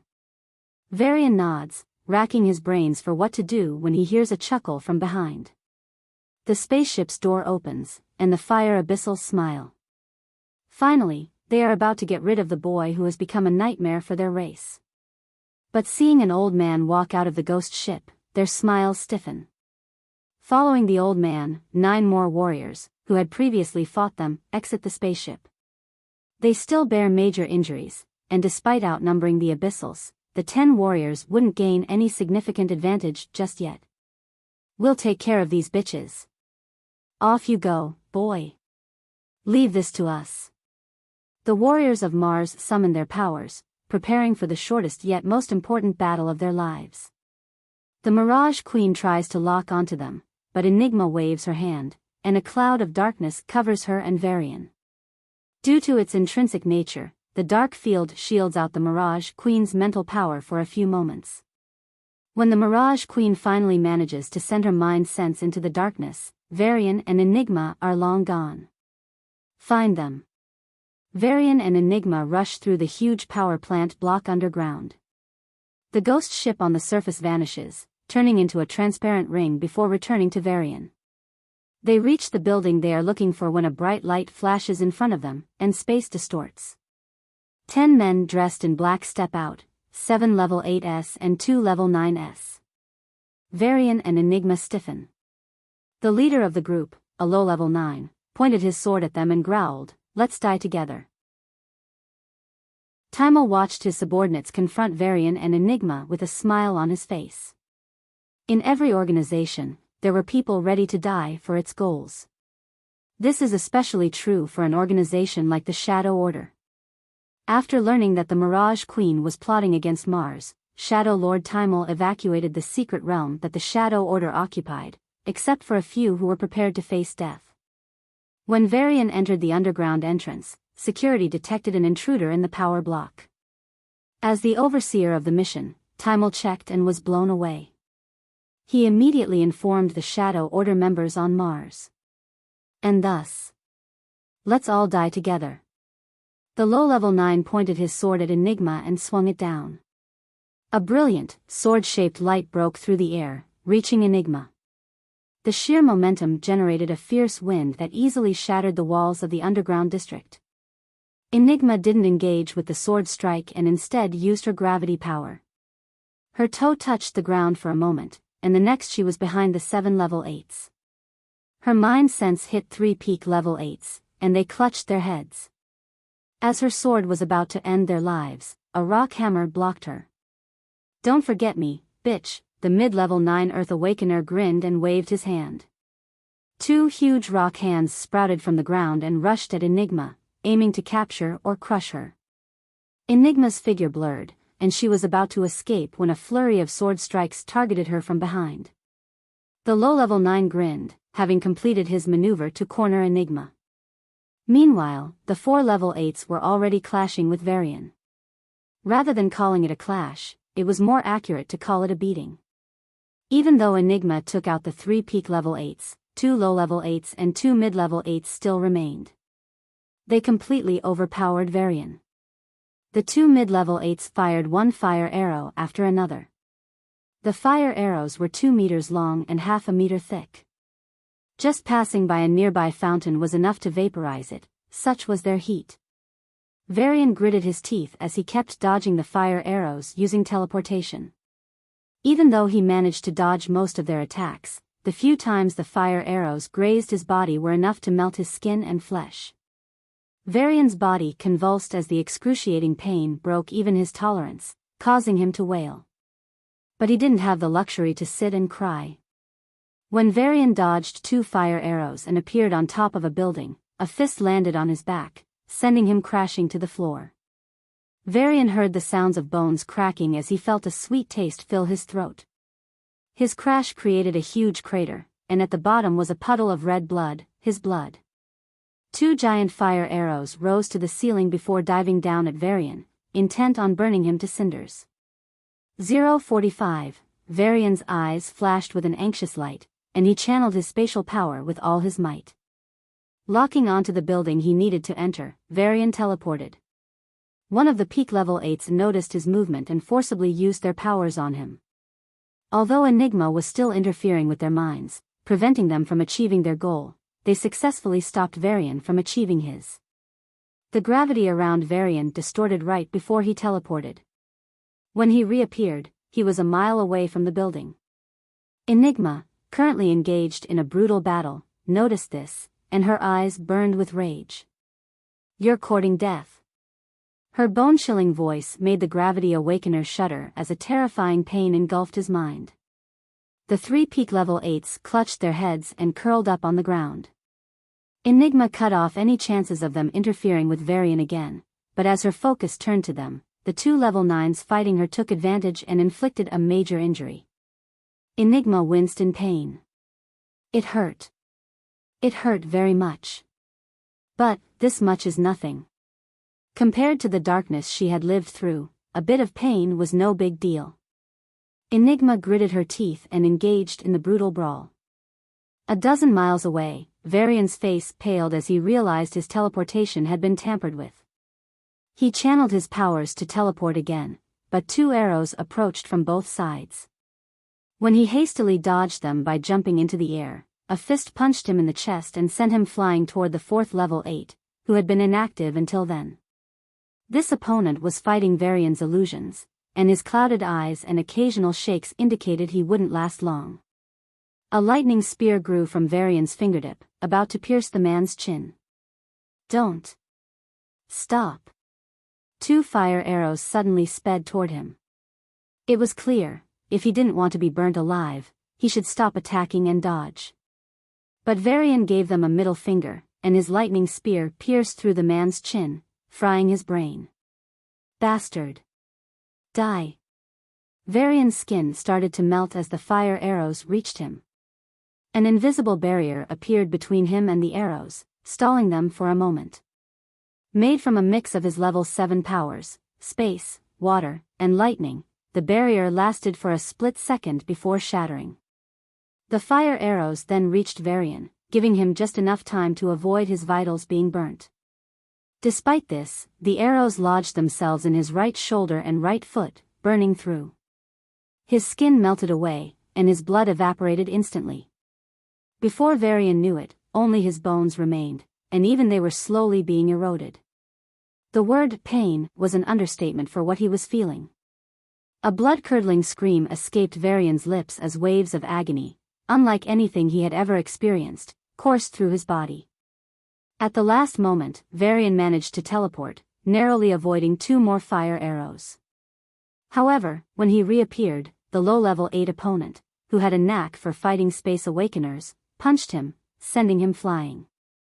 Varian crashed to the floor, lying with terrible injuries. His right leg and right shoulder were gone, exposing his bones in more than half of the area. Such an injury should have crippled any low-level 8 and rendered them powerless. But Varian, despite the pain, managed to stand up and float in the air.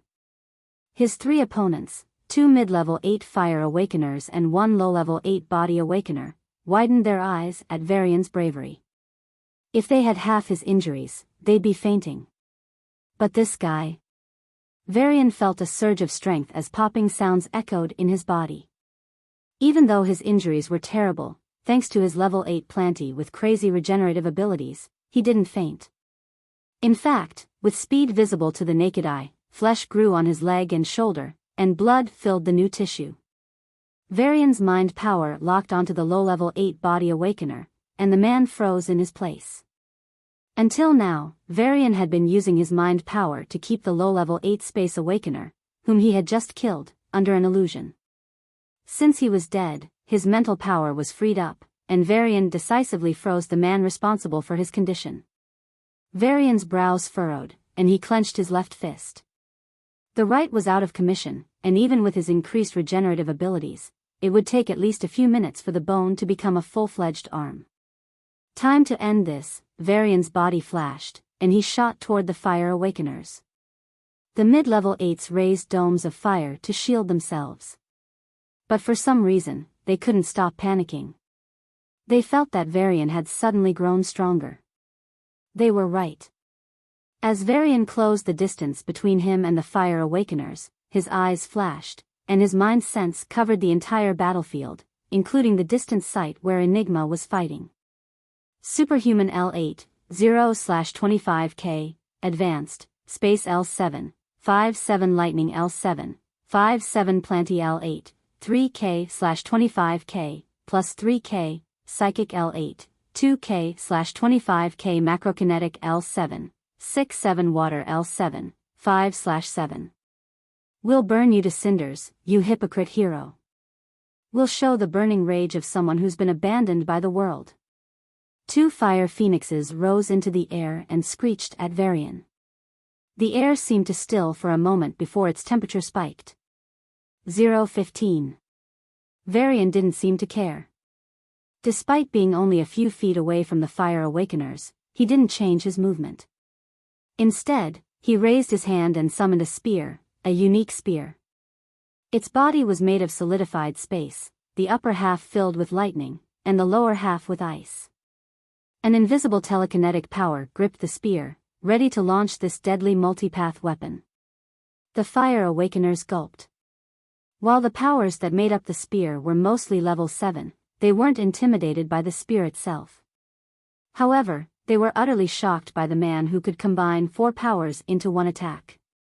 This led them to intensify their attacks, determined to bring him down with them. The fire phoenixes gave a final screech before diving down at Varian, intent on devouring him whole and burning him to the bone. As they were about to clash, Varian smirked. At the last moment, his body disappeared and reappeared dozens of miles away, right behind the unsuspecting peak level 8s under Enigma's mind suppression.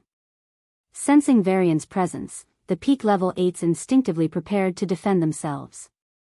However, before they could react, Varian's spear pierced their chests, destroying their hearts. The first one's heart was electrocuted to death, the second's was frozen and shattered, and the third's was torn from his body. As the 3 peak level 8s died, the need for Enigma to maintain her mental grip on them vanished. As expected of you, Enigma muttered, her lips curling almost imperceptibly as she intensified her assault on the level 9s. With her mind powers now free to use, her position improved. 010, Varian swallowed, then gestured. A lightning spear materialized behind a low-level 8 body awakener who was under his mental suppression. The man tried to move, almost succeeding in dodging, but the space around him stiffened, and a telekinetic force held him in place. The lightning spear severed his neck, ending his life. 008, Varian's heart raced with anxiety as he gazed at the target building in the distance. He could sense a few lives within, likely the individuals executing the plan. Even though he could eliminate them with his mind power, the plan was already in motion. Their deaths wouldn't change anything. The only way to stop it was for Boo to intervene. If it were any other time, Varian would have simply thrown Boo and asked it to reach the building on its own. But now, he didn't dare. The previous attacks by the Fire Awakeners, and the subsequent assaults by the Abyssals and the Mirage Queen's minions, had severely damaged Boo. Currently, Boo was repairing itself. If the level 9s fighting Enigma threw caution to the wind and attacked, there's a high chance the ghost ship might be gone forever. Even when Mars was under the threat of destruction, Varian didn't have the heart to risk Boo's life. So, instead of dodging the fire arrows thrown at him, Varian channeled his space power and decided to teleport to the building. But before he could, a huge fire dome enveloped it. "We're not letting you pass," the Fire Awakeners declared. "Fuck you." Varian cursed as he teleported to them and decided to make it quick. 006. The mid-level 8s erected fire walls from all directions to prevent his attack. Varian's eyes flashed with a ruthless light. The only way for him to finish off the Fire Awakeners quickly was to attack their bodies. Killing them with elemental attacks was much harder. 005. Haha. It's over. You'll die. Everyone on this disgusting planet will die. Varian's eyes burned with rage, and instead of backing away from the fire walls, he jumped into them. The Fire Awakeners widened their eyes as they saw the man jump out of the fire with injuries so severe that he could barely be called human. Yet, his eyes burned with such a frightening gaze that the two of them felt a jolt of fear down their spines. The only ones dying, Varian raised his half-burnt fists and punched the heads of the Fire Awakeners into pieces. "Is you?" 003. Varian forcibly ignored the pain in his body and locked his space sense onto the building. He teleported into it and realized he was on the ground floor when he should have been on the second underground floor. 002. Varian didn't even have time to curse as he teleported again, this time appearing in a huge underground room filled with giant screens. An old man was overseeing the entire operation with a blank, vacant light in his eyes. Without any resistance, Varian fell unconscious and placed the invisible ring on the screen. Boo shone with a brilliant light as it hacked into the network. 001. That was the last thing Varian heard before he lost consciousness. High above Mars, Mirage Queen waited for the inevitable. 010. Her earliest memory of Mars surfaced for some reason. The second planet to be colonized by humans, Mars was akin to a second heart for the human race. Her predecessor, Illusion Queen, tried hard but failed to destroy this planet. It wasn't just her alone. Experienced archdukes, wise strategists, and brilliant geniuses, in the past 100 years, many had tried but all failed to conquer the planet. Their best result, Pluto, was only possible due to many factors, including that a traitor sovereign. Thinking of that man, Mirage Queen's eyes flashed with anger. As a sovereign, he must have known something was wrong with Mars, yet he didn't inform her or the other abyssals. You are playing both sides. You want to gain the artifacts while keeping humanity intact. For your goal, you are using us. Every abyss ruler knew this. No one really considered that man an ally. He was using them, but so were they. Once Mars falls, you can be discarded. Mirage Queen's lips curled into a cruel smile. 005, Your Majesty, Timel suddenly called, interrupting her thoughts of revenge. My suicide squad has blocked Varian and Enigma in a power grid. Mirage Queen narrowed her eyes and used her mind sense to check the major battle on the planet. The two level 9 fire abyssals were currently fighting against the warriors that emerged from the ghost ship. With her occasional help, 3 of the 10 warriors were already dead. Mirage Queen already knew that Timel had prepared a contingency against his arch-nemesis Varian, so she wasn't worried about him stopping her plan. Varian and Enigma will die there. Even if they don't, once the explosion is finished, I can always hunt them down. Mirage Queen wasn't worried about them escaping her grasp. When they entered the power plant, their fates were sealed. 001, Mirage Queen held her breath as she looked at the red planet through her spaceship. The shining cities were about to be blasted into. Midnight, Mirage Queen blinked in confusion. Nothing happened. From space, she could still see the bright cities. The spaceships that were sneaking out were still intact. The crowded places that her mental sense was monitoring were unaffected. Timel, who was waiting for the explosions with clenched fists, was also confused. He quickly contacted the expert overseeing the operation, but the other party didn't respond. What the? Timel had an ominous premonition and contacted his suicide squad. A hologram popped up in front of him, showing the base of an underground power plant. Mutilated and charred bodies were strewn across the rough floor. Some had their necks sliced off, while others had dark wisps oozing from their lifeless eyes. And the one attending the call was... "So it's you." Enigma's cold tricolor eyes stared at Timel. Even though he was planets away, Timel felt his entire body go cold under her gaze. No. I'm going to die. She'll kill me. His mind screamed as fear engulfed his heart. Enigma didn't even spare him a second glance and turned to the hologram behind her. "Mirage Queen," Enigma's tone hardened. "Give up or you'll regret it." "Ho." Mirage Queen rested her chin on her palm, smiling. "Do you really think your actions saved this planet?" As if she found the whole situation amusing, the Abyssal snapped her fingers.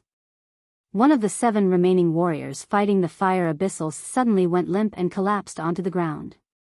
A fire spear pierced his head, burning him to ashes. Enigma clenched her fists as her calm informed her of the warrior's death. "No matter how much you struggle," Mirage Queen said, clenching her smooth fist. A warrior was pulled into an illusion and killed without resistance. Enigma's calm rang again, and a sense of powerlessness filled her heart. "You can't change anything," Mirage Queen's eyes flashed, and her mental sense swept toward the power plant where Enigma was staying. During their short conversation, she telepathically communicated with Timel and obtained the precise location of the underground power plant. Enigma suddenly felt a shiver down her spine and, without hesitation, used the artifact. The space around her twisted, and she teleported next to the unconscious Varian. By then, Mirage Queen's mind sense had already reached the power plant. She glanced at the small ring attached to one of the computers and recognized it immediately. "Boo." Enigma." Boo's confused voice echoed in the hall. Thanks to Varian, Boo had burst into the power grid network at the last second and forcibly shut everything down. Just as it was about to breathe a sigh of relief, Enigma teleported. "She's coming. Quick!" Enigma yelled. At that moment, Mirage Queen's mind sense reached the building they were in. "What?" Boo quickly responded, pulling the two into the ghost ship and placing them in the celestial room. "TCH." Mirage Queen clicked her tongue, feeling a metal barrier blocking her mind sense. Although she had lost the chance to kill Varian with her own hands, she wasn't too worried. She informed the 2 fire Abyssals about the power plant's location and instructed them to eliminate the dangerous human once and for all. The 2 fire Abyssals were about to end another human warrior's life when they received the message. Without hesitation, they transformed into fire phoenixes and rushed to the location. The 5 warriors didn't hesitate before launching attacks on the Abyssals, attempting to stop them from whatever they were planning. Meanwhile, the ghost ship sped out of the power plant. The fire Abyssals sensed its presence and wanted to attack it, but the 5 warriors barely managed to stop them. "Whoa! Boo can't take attacks now, whoa!" Boo cried out. "Or Boo will explode, whoa!" Enigma's brows furrowed. "Then Varian should stop using you." Boo shot Enigma a resentful glance and explained, "Boo can repair itself in an hour. Then it can take beatings." "But they won't leave us alone," Enigma said, glancing out to see the fire Abyssals approaching despite the warriors' efforts to hold them back. The ghost ship tried to escape using its super speed, but no matter how far it moved, it was always tracked by the Mirage Queen, who maneuvered her spaceship to keep monitoring the ghost ship. The fire Abyssals created several walls of fire to prevent the ghost ship from escaping.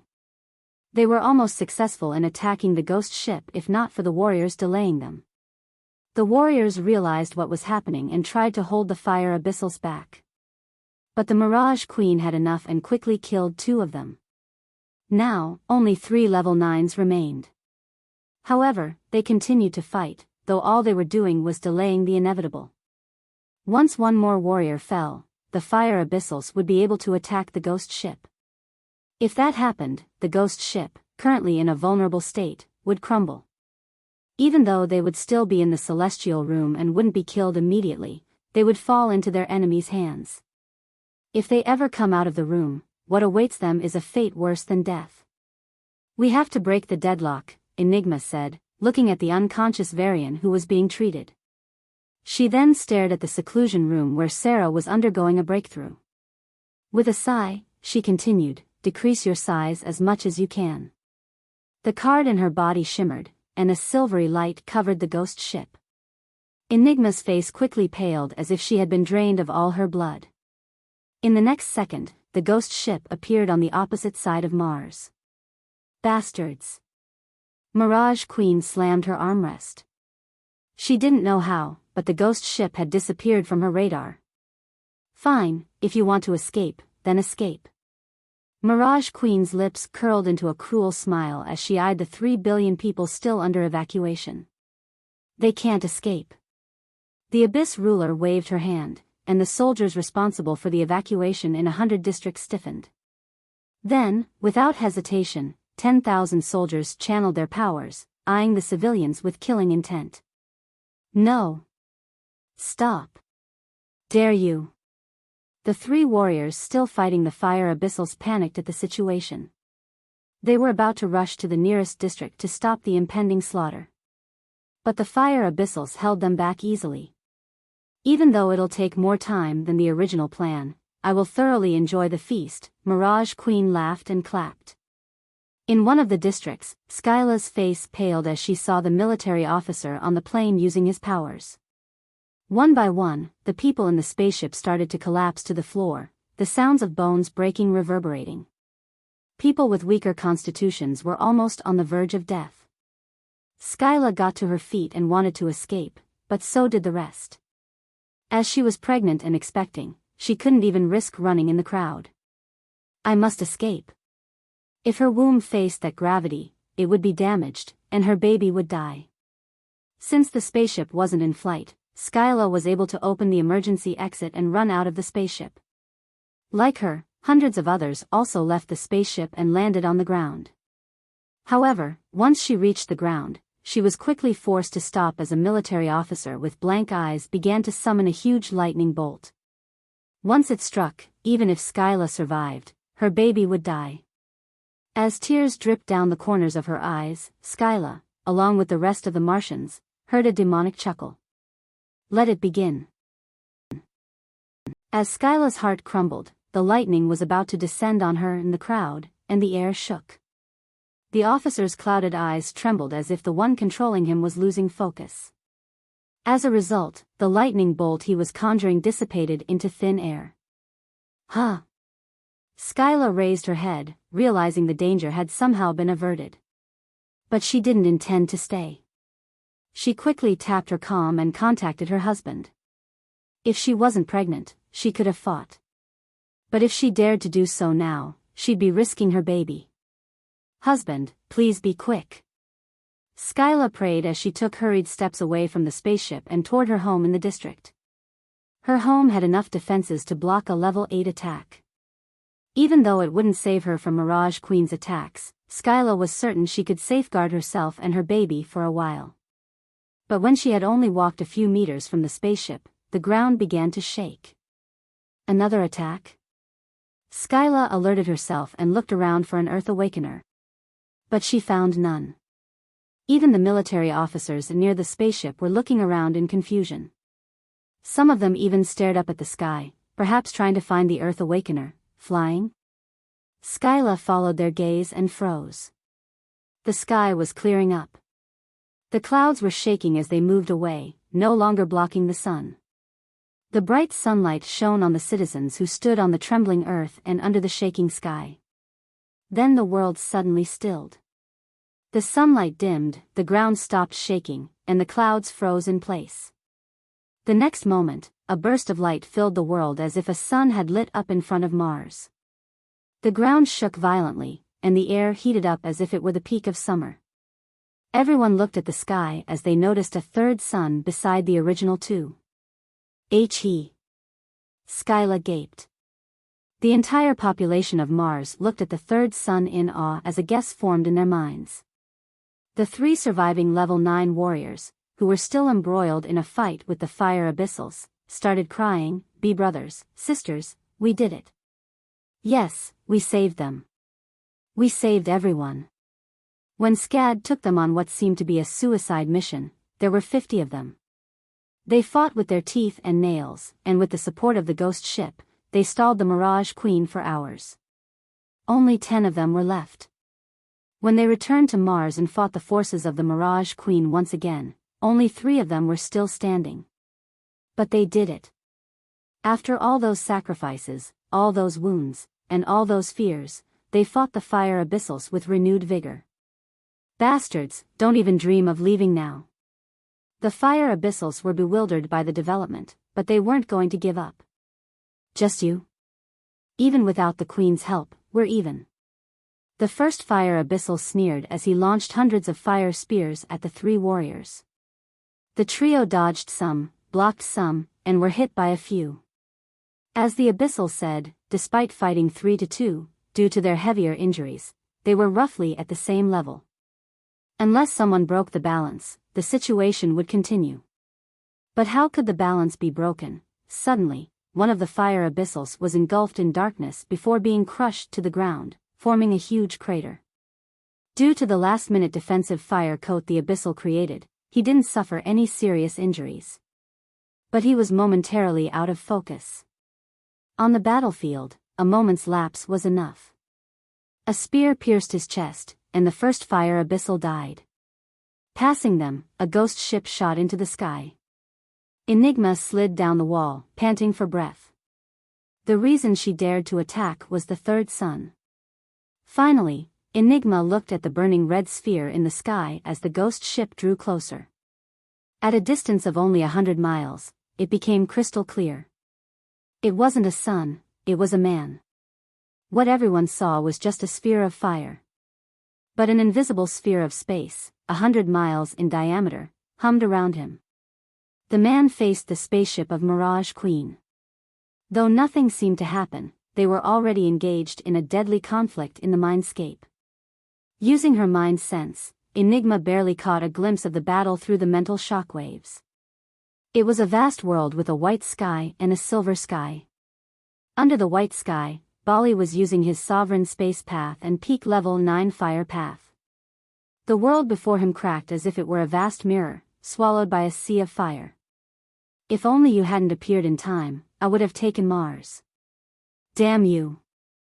Mirage Queen gnashed her teeth, glaring at the new sovereign with hatred. I didn't appear in time, Bali said with a sad smile. They created that time for me. Our heroes. Mirage Queen recalled the 50 warriors who had stalled her for hours, and her body exploded with rage. Those bastards knew they would die, yet they fought tooth and nail to delay her. As a result, she was hours late to Mars.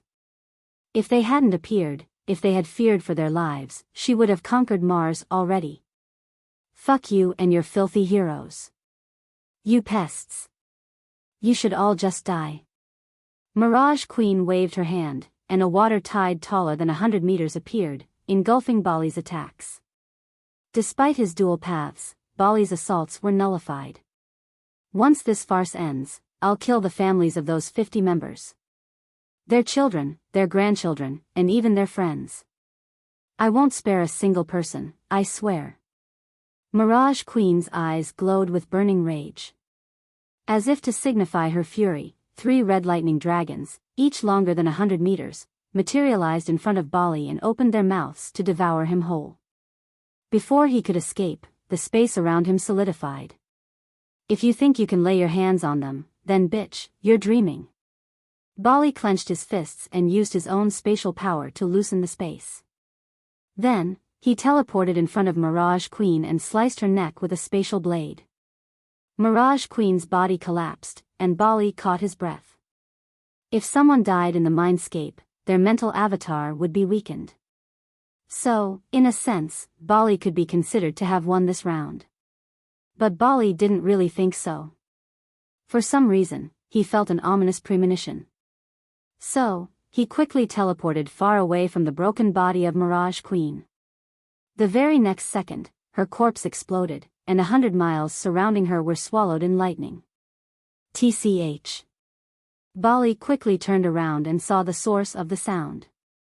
I knew it. Bali gritted his teeth as Mirage Queen materialized a few miles away from him. It was ridiculous and almost impossible, but Mirage Queen had created an illusion within an illusion. 3 billion humans. The dream of my ancestors. The first step in fulfilling the goal of my race. Mirage Queen's eyes shone with a crazed light. I was there. I was almost there. Just a bit more.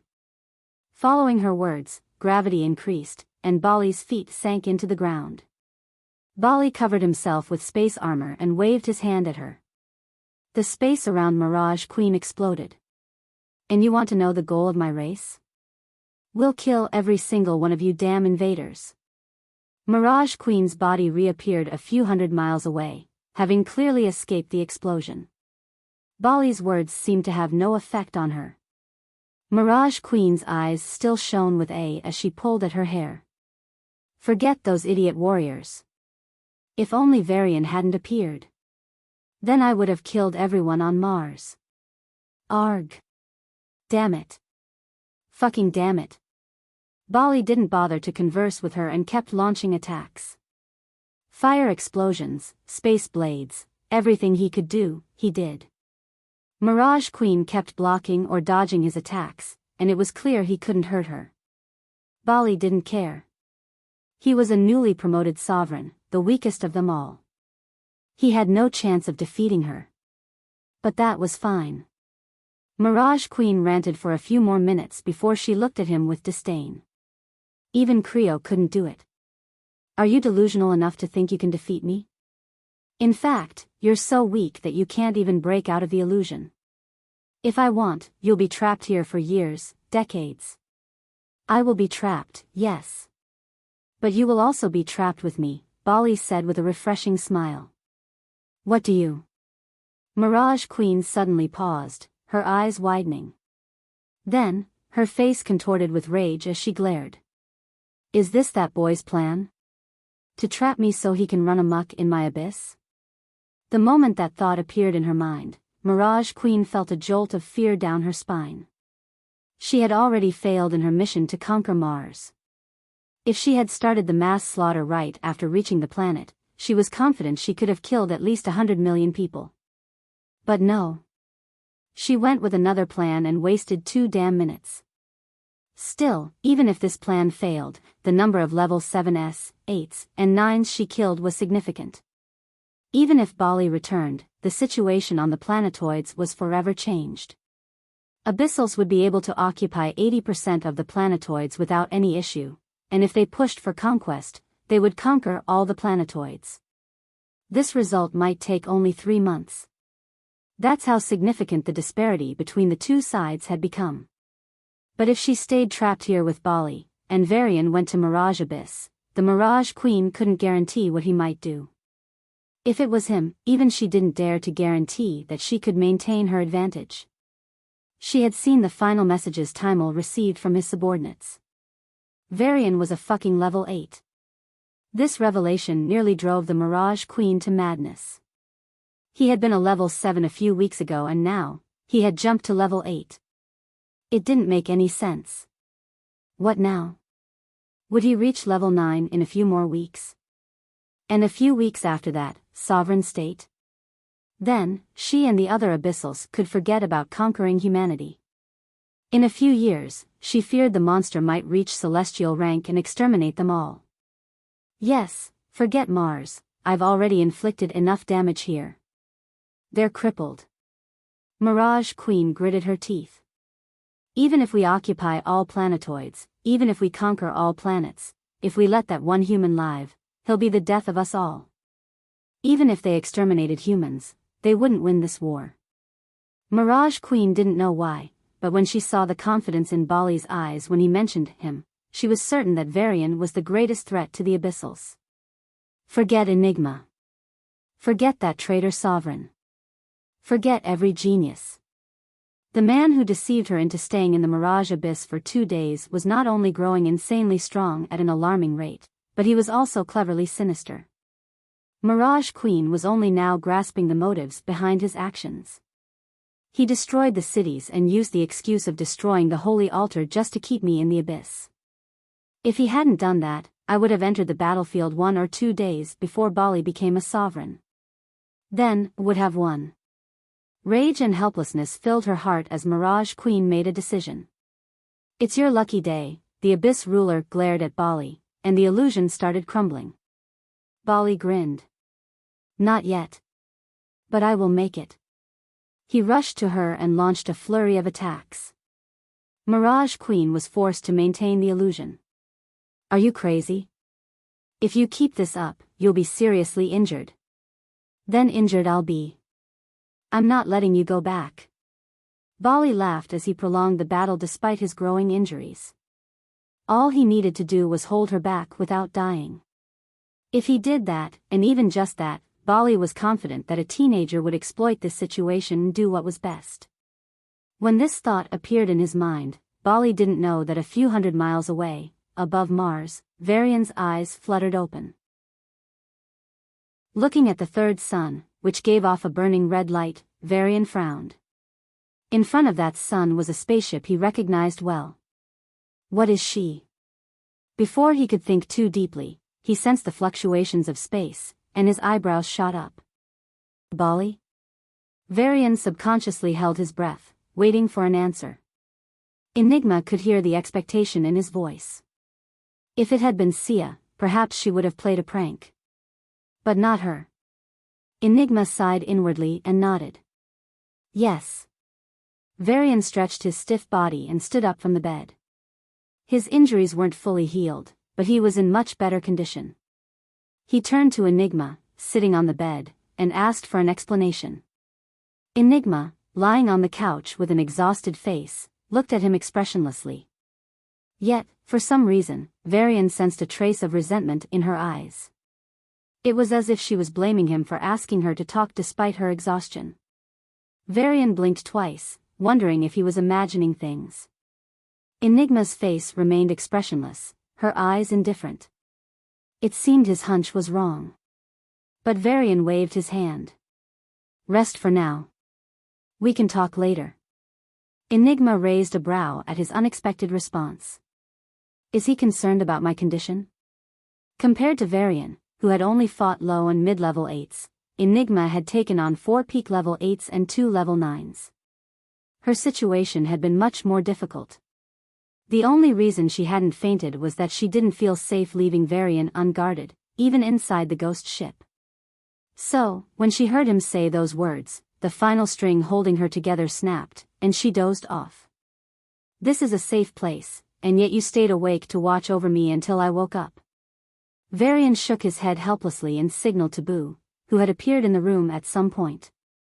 The ghost understood his intention and placed Enigma on a comfortable bed, covering her with a blanket.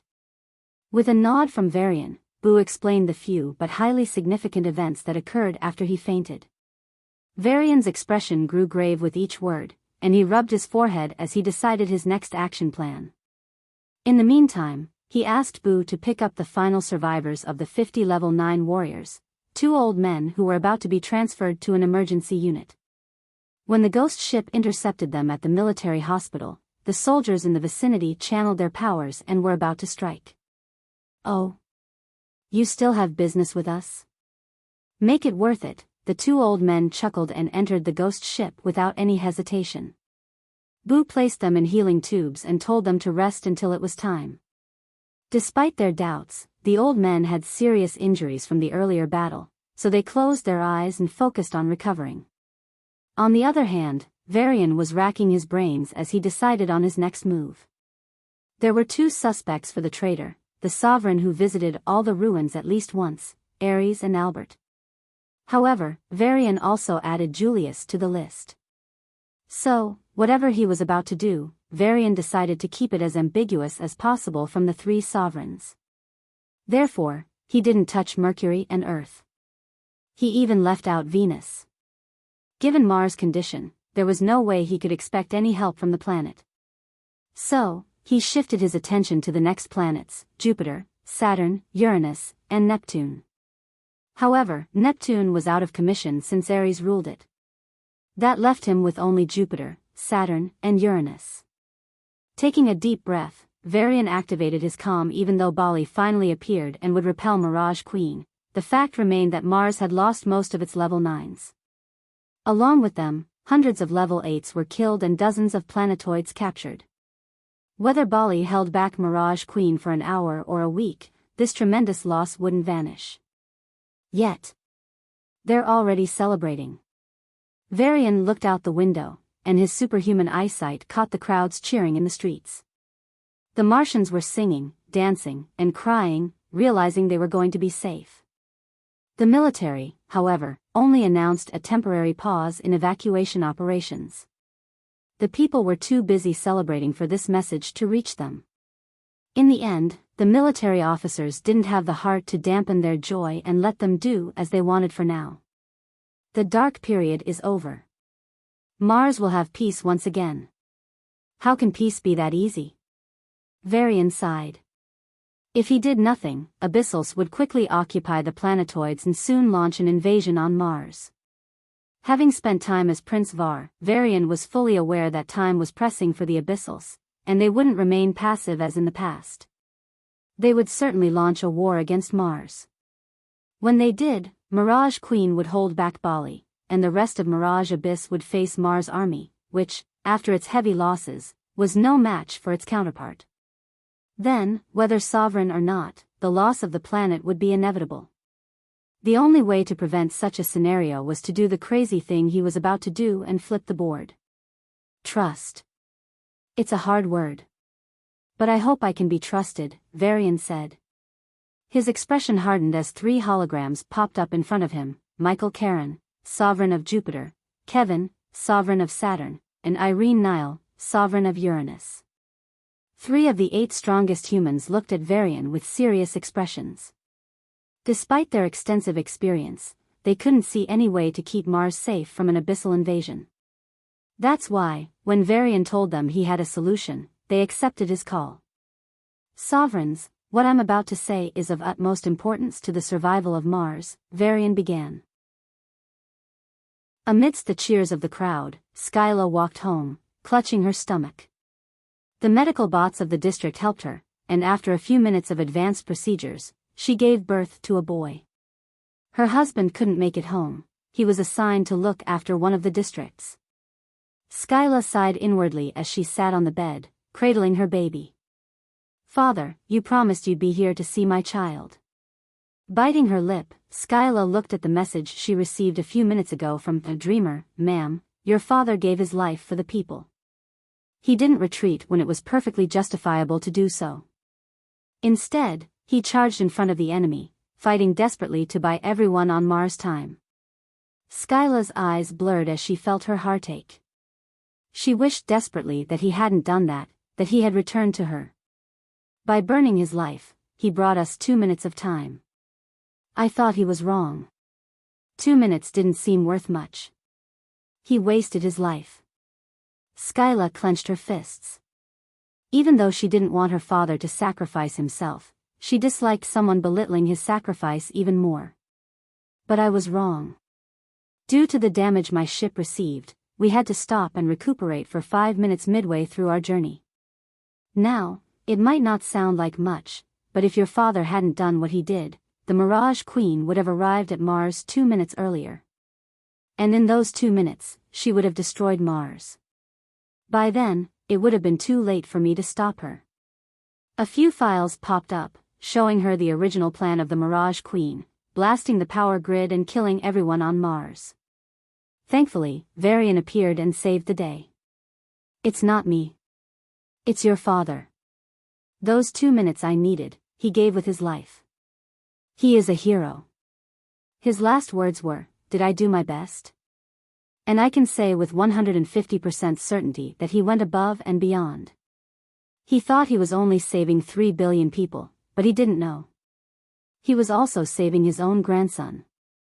Skyla covered her mouth as she sobbed. She didn't know why the tears were falling, but they fell like rain. "Yua." The baby cried as it felt water on its cheeks. Skyla wiped away the tears from her baby's cheeks and then wiped her own. With a smile mixed with joy and grief, Skyla pressed her forehead against her baby's and whispered, "Scad. Your name will be Scad." "Thank you for trusting me," Varian said in a heavy tone. "Even though what happened was regrettable, you didn't intend it. I hope you are more careful next time." Irene Niles sighed. "But I do trust you. If Creo really did what he did to you, then I don't find fault in you trying to get revenge," Kevin, the leader of the Adventure Guild and Sovereign of Saturn, said. Irene and Michael Karen looked at him in surprise. His death was unexpected, and the consequences are very bitter. A wry smile formed on the guild master's face before it was replaced by a bright one. "But if your plan is successful, we can at least save Mars. So, give your best." Varian nodded and finally turned to Sovereign Michael Karen. The man looked at him with a scrutinizing gaze before speaking. "If you fail, then we can kiss Mars goodbye. You understand that, right?" "Yes. But unlike now, we will have enough time to evacuate the citizens. And we won't throw away our soldiers' lives. So, the losses will be minimal." Unlike Kevin, I don't see much hope." Varian clenched his fists. He needed all the help he could get. If Michael withdrew, the help would go down by 1/3. "In fact, I think there's a good chance they'll all die." Michael narrowed his eyes. Varian wanted to say it wouldn't happen, but he didn't. After what happened with Creo, Varian was constantly second-guessing himself. I'll try my best," Varian sighed. "If everyone else dies, even if that happens, I want you to survive." "Huh?" Varian raised his head at Michael's unexpected words. "You said you reached level 8, right? You're a monster, but a monster on our side. So, survive, grow up, and end the abyssals." "Thank you." "Don't." The Karen family's head looked at him with an annoyed expression. "Unlike Kevin and Irene, I hate you, kid. You ran for revenge at the first chance you got. That's terribly irresponsible." "I understand," Varian said. "No, you don't. You loved a girl, and Creo put both of you in terrible situations. I get it. I totally do. But to get revenge for a single human, you destroyed millions of lives. Do you get it? Do you fucking get it? Millions of lives. Go talk to the orphans you created. The widows who are still crying. The old parents. The human race lost millions of brave soldiers because of you." Varian felt suffocated. "Wasn't your father a soldier too? If your father died because an idiot was avenging his lover, would you be okay with it?" "Never." "Then why did you do it? You idiot." Varian flinched at the words but didn't tear his gaze from Michael. "If you want to act like an impulsive teenager, go play in an academy. If you want to use your powers and play hero, then act responsibly." "Michael, stop it. Don't talk as if you never made a mistake and caused casualties," Irene chided. "I did. I caused way more deaths than him." "Tens of millions," Michael admitted before glaring at Varian. "But it was to achieve a military goal, not for personal reasons. I'll be upfront. I killed less than 400 people due to personal grudges. I have a lot of dirt on my hands, but I'd never risk an entire planet for the girl I love, whether it's my wife or my daughter." Kevin sighed. "Even though Julius has a lot of shady things, why do you think no one really tried to do something? Acting against a sovereign can put an entire planet in danger. We understand that very well." Michael nodded as if it were obvious. "But you are too one-sided against Varian." Kevin glared at his neighbor Sovereign. "That boy risked his life to save the world in Valos. Why didn't I see you praising him then?" He cleared Enigma's name and stopped a hostility that could have been fatal. "And just a few minutes ago, he saved Mars from destruction, risking his life. If you want to judge him based on his actions, then don't just look at a single mistake he made. There are a lot of things he has done. Things that saved billions of lives. Michael snorted and turned his head to the side. I don't know. He could have at least called me and asked about it. If he wants to run amok in the abyss impersonating some prince, sure. If he wants to kill the Xander princes, I don't like it, but I can't stop it. But acting against Creo, even if I had to leave my planet, I would have stopped him at any cost. That. Irene looked at Varian and rubbed her forehead. When you're going to do something like that, how about you give me a call? I trust you to make most of your decisions on your own, but if you feel a dilemma, hit me up. Even if I'm busy, I'll take your call in case you're about to kill another sovereign. Kevin laughed. In fact, these two are too optimistic. If you want a real opinion, you should talk to me. Michael snorted. Varian stiffly nodded. He had always acted alone. But knowing that someone could help and advise him lifted an invisible weight from his shoulders. Besides, Michael's words hit him pretty hard. Though Varian knew he wasn't a saint to forgive Creo, he realized he could have chosen a better and safer way to get revenge, thus avoiding this tragedy. Strangely, instead of crushing him, this tough conversation made him feel better. For unlike the sovereigns, who were uncertain about the future, Varian believed in a future where humanity won. Despite being much younger than them, he was looking at a much larger picture. Humanity's challenges wouldn't end with the Abyssals. The next ones would only be bigger and more dangerous. For his own sanity and conscience, Varian treated this as a learning experience. And even if it's a bit dirty, he decided to use this incident for something. Sovereign Irene. Yes? Tell Julius that it was I who killed Creo. And tell him that I wouldn't mind killing him if he dares to touch my people. According to Boo, Xanders was searching for Sarah, Kyle, and Maya. They never stopped. Varian decided to use this situation to scare Xanders away. If I can kill Creo, I can also harm your family's sovereign. That was his message. Of course, Xanders might not take him seriously. But the wise ones in their command would rather not risk it at all. Moreover, the Shadow Order would certainly sell the news of his level 8 strength in the black market. Witnessing his insane growth, even the Xanders would tread carefully. Are you even listening to what I just said? Michael Karen slammed the desk and glared at him. Varian nodded slightly. Then what the heck? How can you still say you'll endanger so many lives for your personal reasons? Because I can bear the guilt of causing 1,000,000 deaths and still talk to you calmly. But if I see my people dying, I won't be standing here. I'll be on the Xanders Island carrying out a genocide, Varian said with conviction. The three rulers realized he was being honest, and it scared them. But more than fear, they felt something else. You're broken, son, Kevin sighed. Maybe. I don't want to lose anymore. If they died fighting Abyssals, I could stomach it. But to my own race? No way. What I'm asking for is simple, you won't harm my people, and I won't cross the line. Varian gave a sincere smile. But the sovereigns couldn't return that smile. I know you both have grudges, but I'll convince Julius, Kevin sighed. In return, I just ask you, don't touch him and his family for now.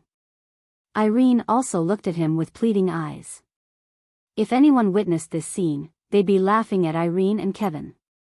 How could the sovereigns ask a mere level 8 to spare Julius, the strongest sovereign? But for Irene and Creo, Varian wasn't someone to be measured by common sense. In addition to his powers growing at a ridiculous pace, Varian was a master plotter and, some might say, absolutely ruthless. He might really find a way. So, they'd rather not risk it. Don't worry. I'm already feeling terrible for the deaths I've caused. I won't risk more lives for my personal reasons. Varian lowered his head, recalling the 50 brave warriors who sacrificed themselves. If he hadn't started this, they wouldn't have died. And the deaths of millions of people, his hands were stained with innocent lives. While Varian appeared normal, the weight remained. That's why, even though his heart still burned with rage whenever he recalled Sia's torture, he decided to call off his hunt for Xander.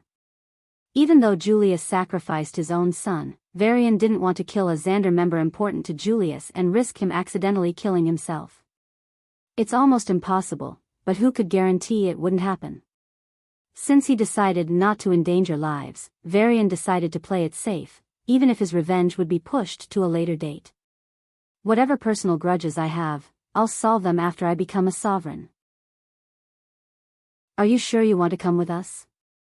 Maya asked her boyfriend as she double-checked her luggage. I can only be at ease if I'm there in person, Kyle mumbled, closing up an item and handing it to the obedient man next to him. Let's go, Tom. Understood, Tom, formerly Dr. Thomas, replied, taking the equipment from Kyle and storing it inside his storage ring. The high-rise buildings outside their car passed by in a flash, and before they knew it, they arrived at a crescent-shaped spaceport. Since the mission had to be kept secretive, no military escorts were present. Instead, a man in military uniform waved to them with an affectionate smile, as if they were his son and daughter. Ew, Maya flinched at the man's awkward grin. Despite his smile, the man's face was completely stiff and looked totally unnatural. However, the crowd in the spaceport treated it as normal, since some military personnel often struggled to integrate into ordinary life. Kyle sighed, held Maya's hand, and walked toward the man with a bright smile. Uncle. The man raised an imperceptible eyebrow. He was supposed to be Kyle's father. Why was he being called uncle now? Do you think you can hit on my mother once I call you father? Keep dreaming. Kyle had already deemed the man a pervert when he learned he would play the role of his father. Of course, the man had no idea he was seen as a lecher. With that same stiff smile, he hugged Kyle and Maya, greeted his friend Tom, and led them to the teleportation formation in the restricted military section of the spaceport. Since the man was a level 8 military officer, no one suspected a thing, not even the other military personnel. On Uranus, Irene Nile used the teleportation in her secret realm, which once helped Varian evade his pursuers twice when Enigma was hunted, to send the level 9s on her planet. Since High Awakeners served on a rotational basis, each planet always had a few of them. At any given time, around 90% of the High Awakeners were on the front lines, while 10% were resting. These 10% served as reserves and backups in case of emergencies. Now, Irene teleported all the 10% reserves to a secret realm on Mars. Even though he didn't like Varian at all, Michael Caron didn't hesitate to use the excuse of holding an emergency meeting to study the situation on Mars. He then locked down the meeting hall and teleported the level 9s. Kevin did the same. The reserve forces from Uranus, Jupiter, and Saturn were quickly heading towards Mars, ready to risk their lives to save the planet ravaged by the Mirage Queen. Ghost ships roamed outside the spaceports.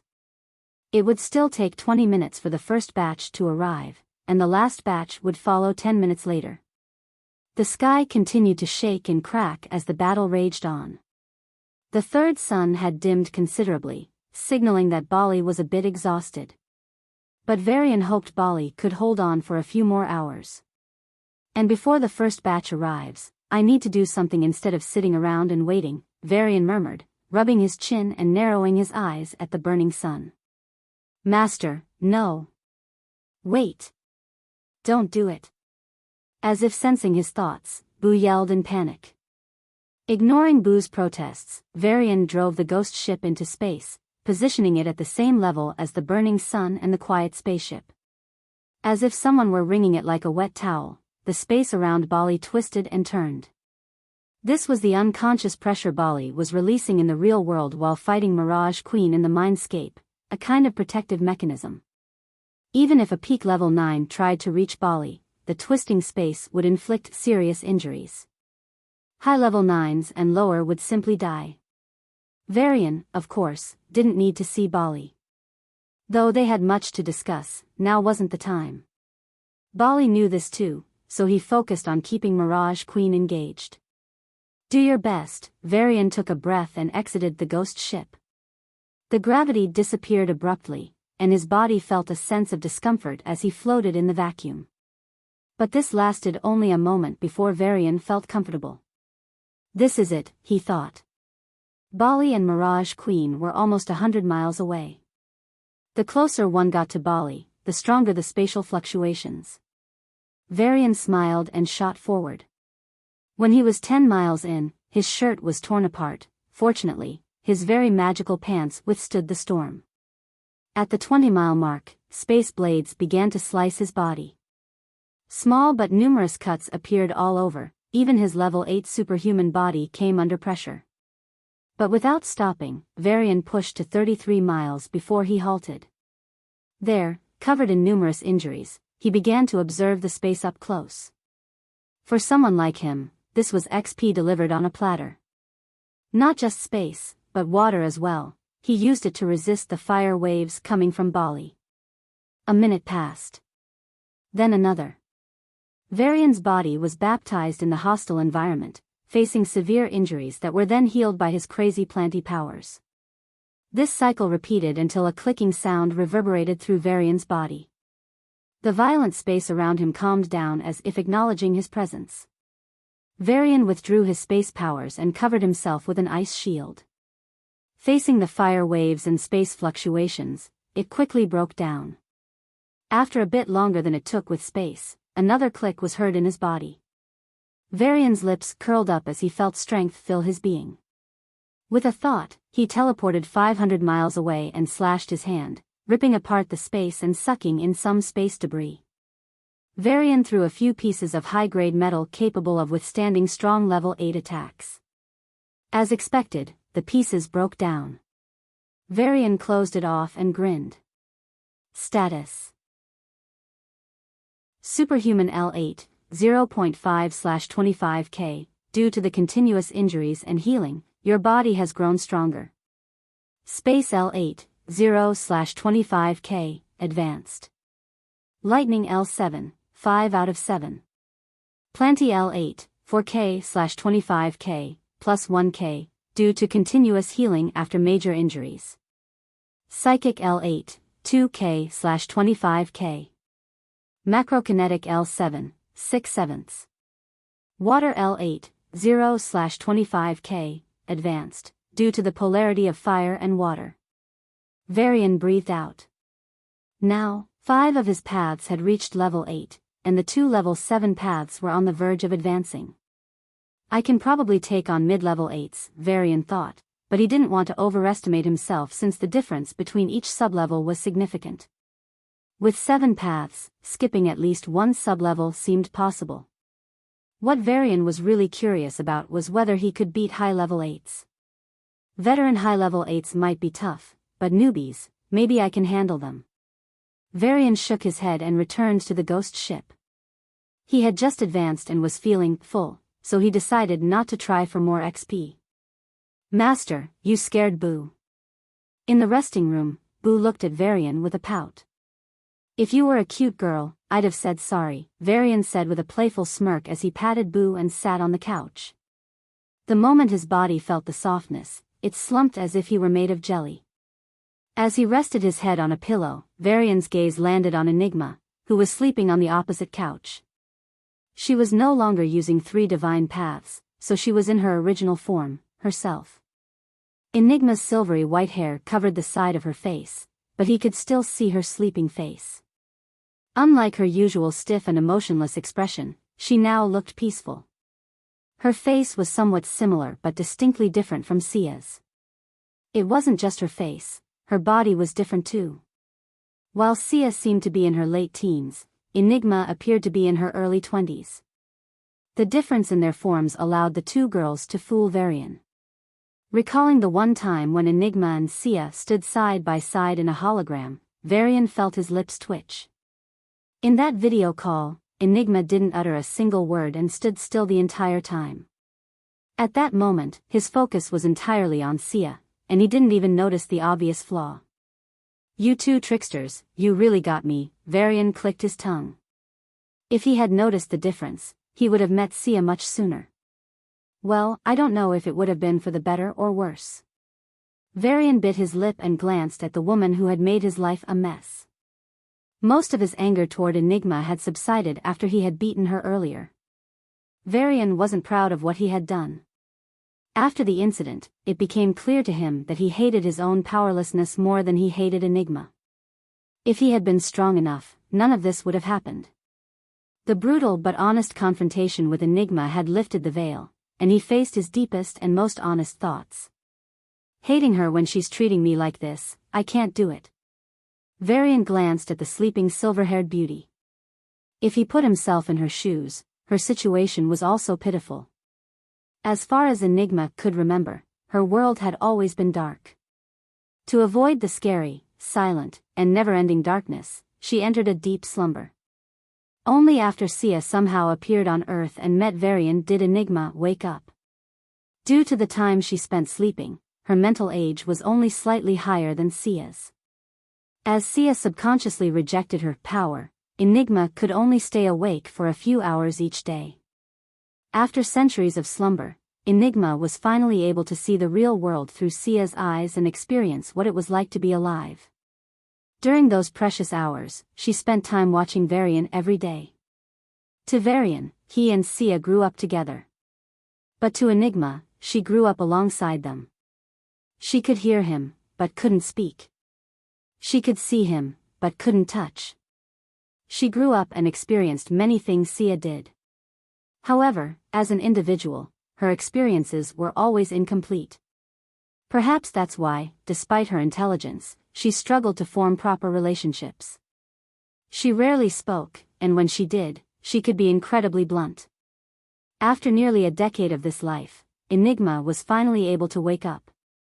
But instead of being happy, she was on the verge of losing her sanity.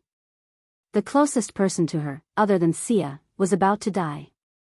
After living but not really being alive for so many years, the first thing Enigma experienced was possibly her worst nightmare. Something snapped inside her at that moment. She went berserk and lost her sanity. But when she saw Varian looking at her, wanting to die, her sanity returned, and she realized what she had just done. Enigma wanted to be with him, but their bond, which never truly began, was already broken. Since then, she has chased Varian's goal and tried her best to end the war. She told Sia and even herself many other reasons, but at the heart of her decision was her regret. "What do I do with you?" Varian muttered with a helpless smile. With a swipe of his finger, a blanket covered the sleeping woman. Enigma's eyelashes fluttered, but when she felt a hand patting her head, she mumbled something inaudibly and fell asleep. Boo tiptoed to Varian and signaled to a hologram. Varian's expression turned serious, and in half a minute, the ghost ship reached a spaceport. The guards noticed an invisible object entering their range but did nothing to stop it. The ghost ship entered the military area forbidden to the public and landed in front of 30 awakeners who had just assembled. Without another word, they boarded the ghost ship. The gate closed, and the 30 level 9s found themselves in a large, cozy room. But there was a problem. "Varian? Hey, we need to discuss the plan. You asked for our help and don't even greet us? Where the hell are your manners?" Some were kind and just wanted to meet him. Others were annoyed at the lack of welcome. But a few were arrogant and clearly had ulterior motives. "You're close to Enigma, you better compensate us with that potion of hers. We're risking our lives, after all. Or you can always share some of your secrets with us." As Sovereign Julius said, "Since you have access to Deva treasures, you shouldn't be so selfish."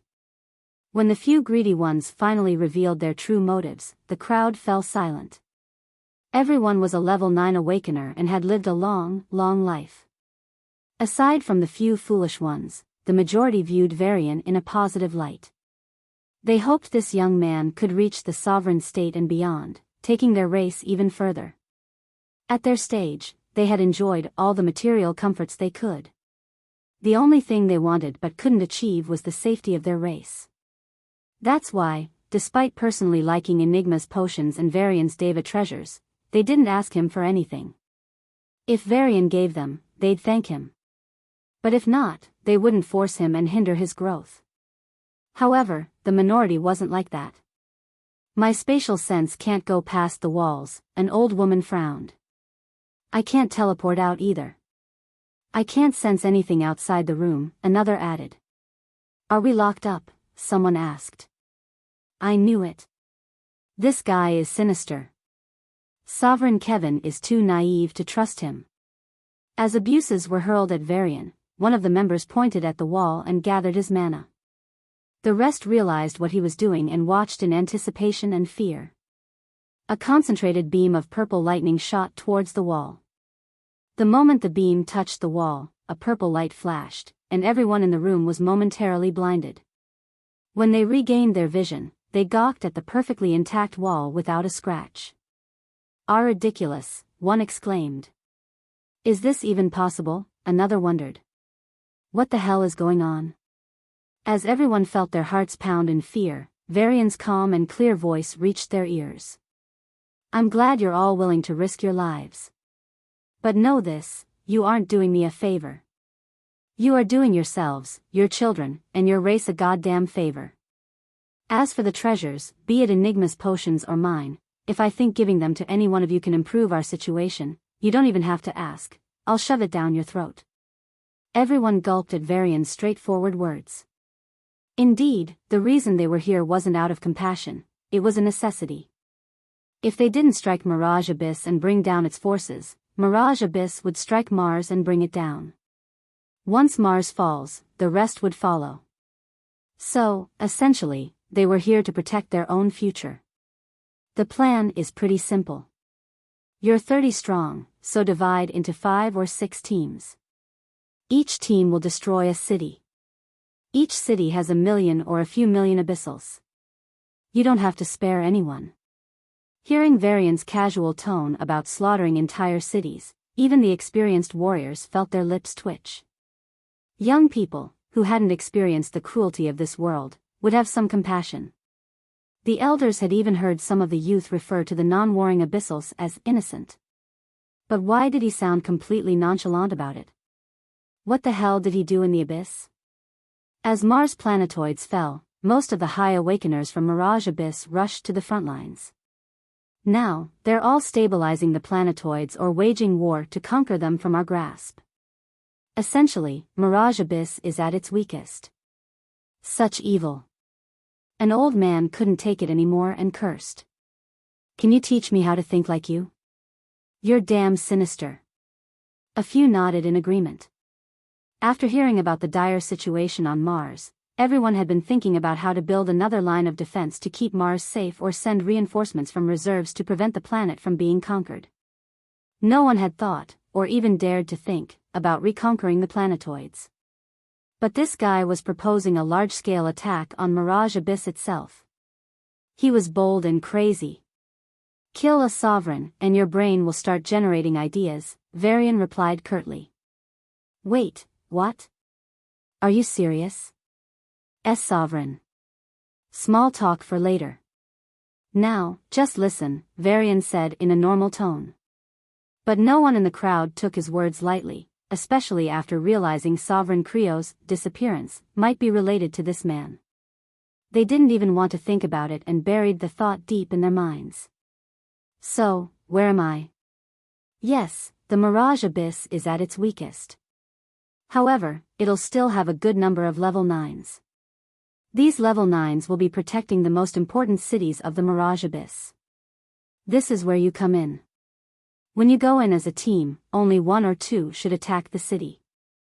The rest should lay in ambush and wait for the level 9 abyssals to appear.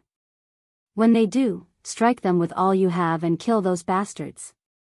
We can do this maybe once or twice before they get alert. From then on, the difficulty will increase. So, your team will be fighting against the level 9 and level 8 abyssals in the city. Except for the capital, the other cities won't have enough level 9s to destroy a team, but they can try to pull you into a long battle and wait for reinforcements. Your goal is to kill as many as you can, as fast as you can. If it's going to take too long, don't fight. Escape." The warriors took a few minutes to digest Varian's plan. Then, a couple of them raised their hands. "I know. How do we get there? How do you escape the pursuit of the abyssals once you destroy a city and they start chasing you? Once you're done with your city, reach the location I'll send to your comm, and I'll pick you up. Once you're in the ghost ship, no one can touch you. Most of the raised hands fell. Mirage Queen will eventually return, and we'll get out of there before she does. Our time is limited. Make the most of it.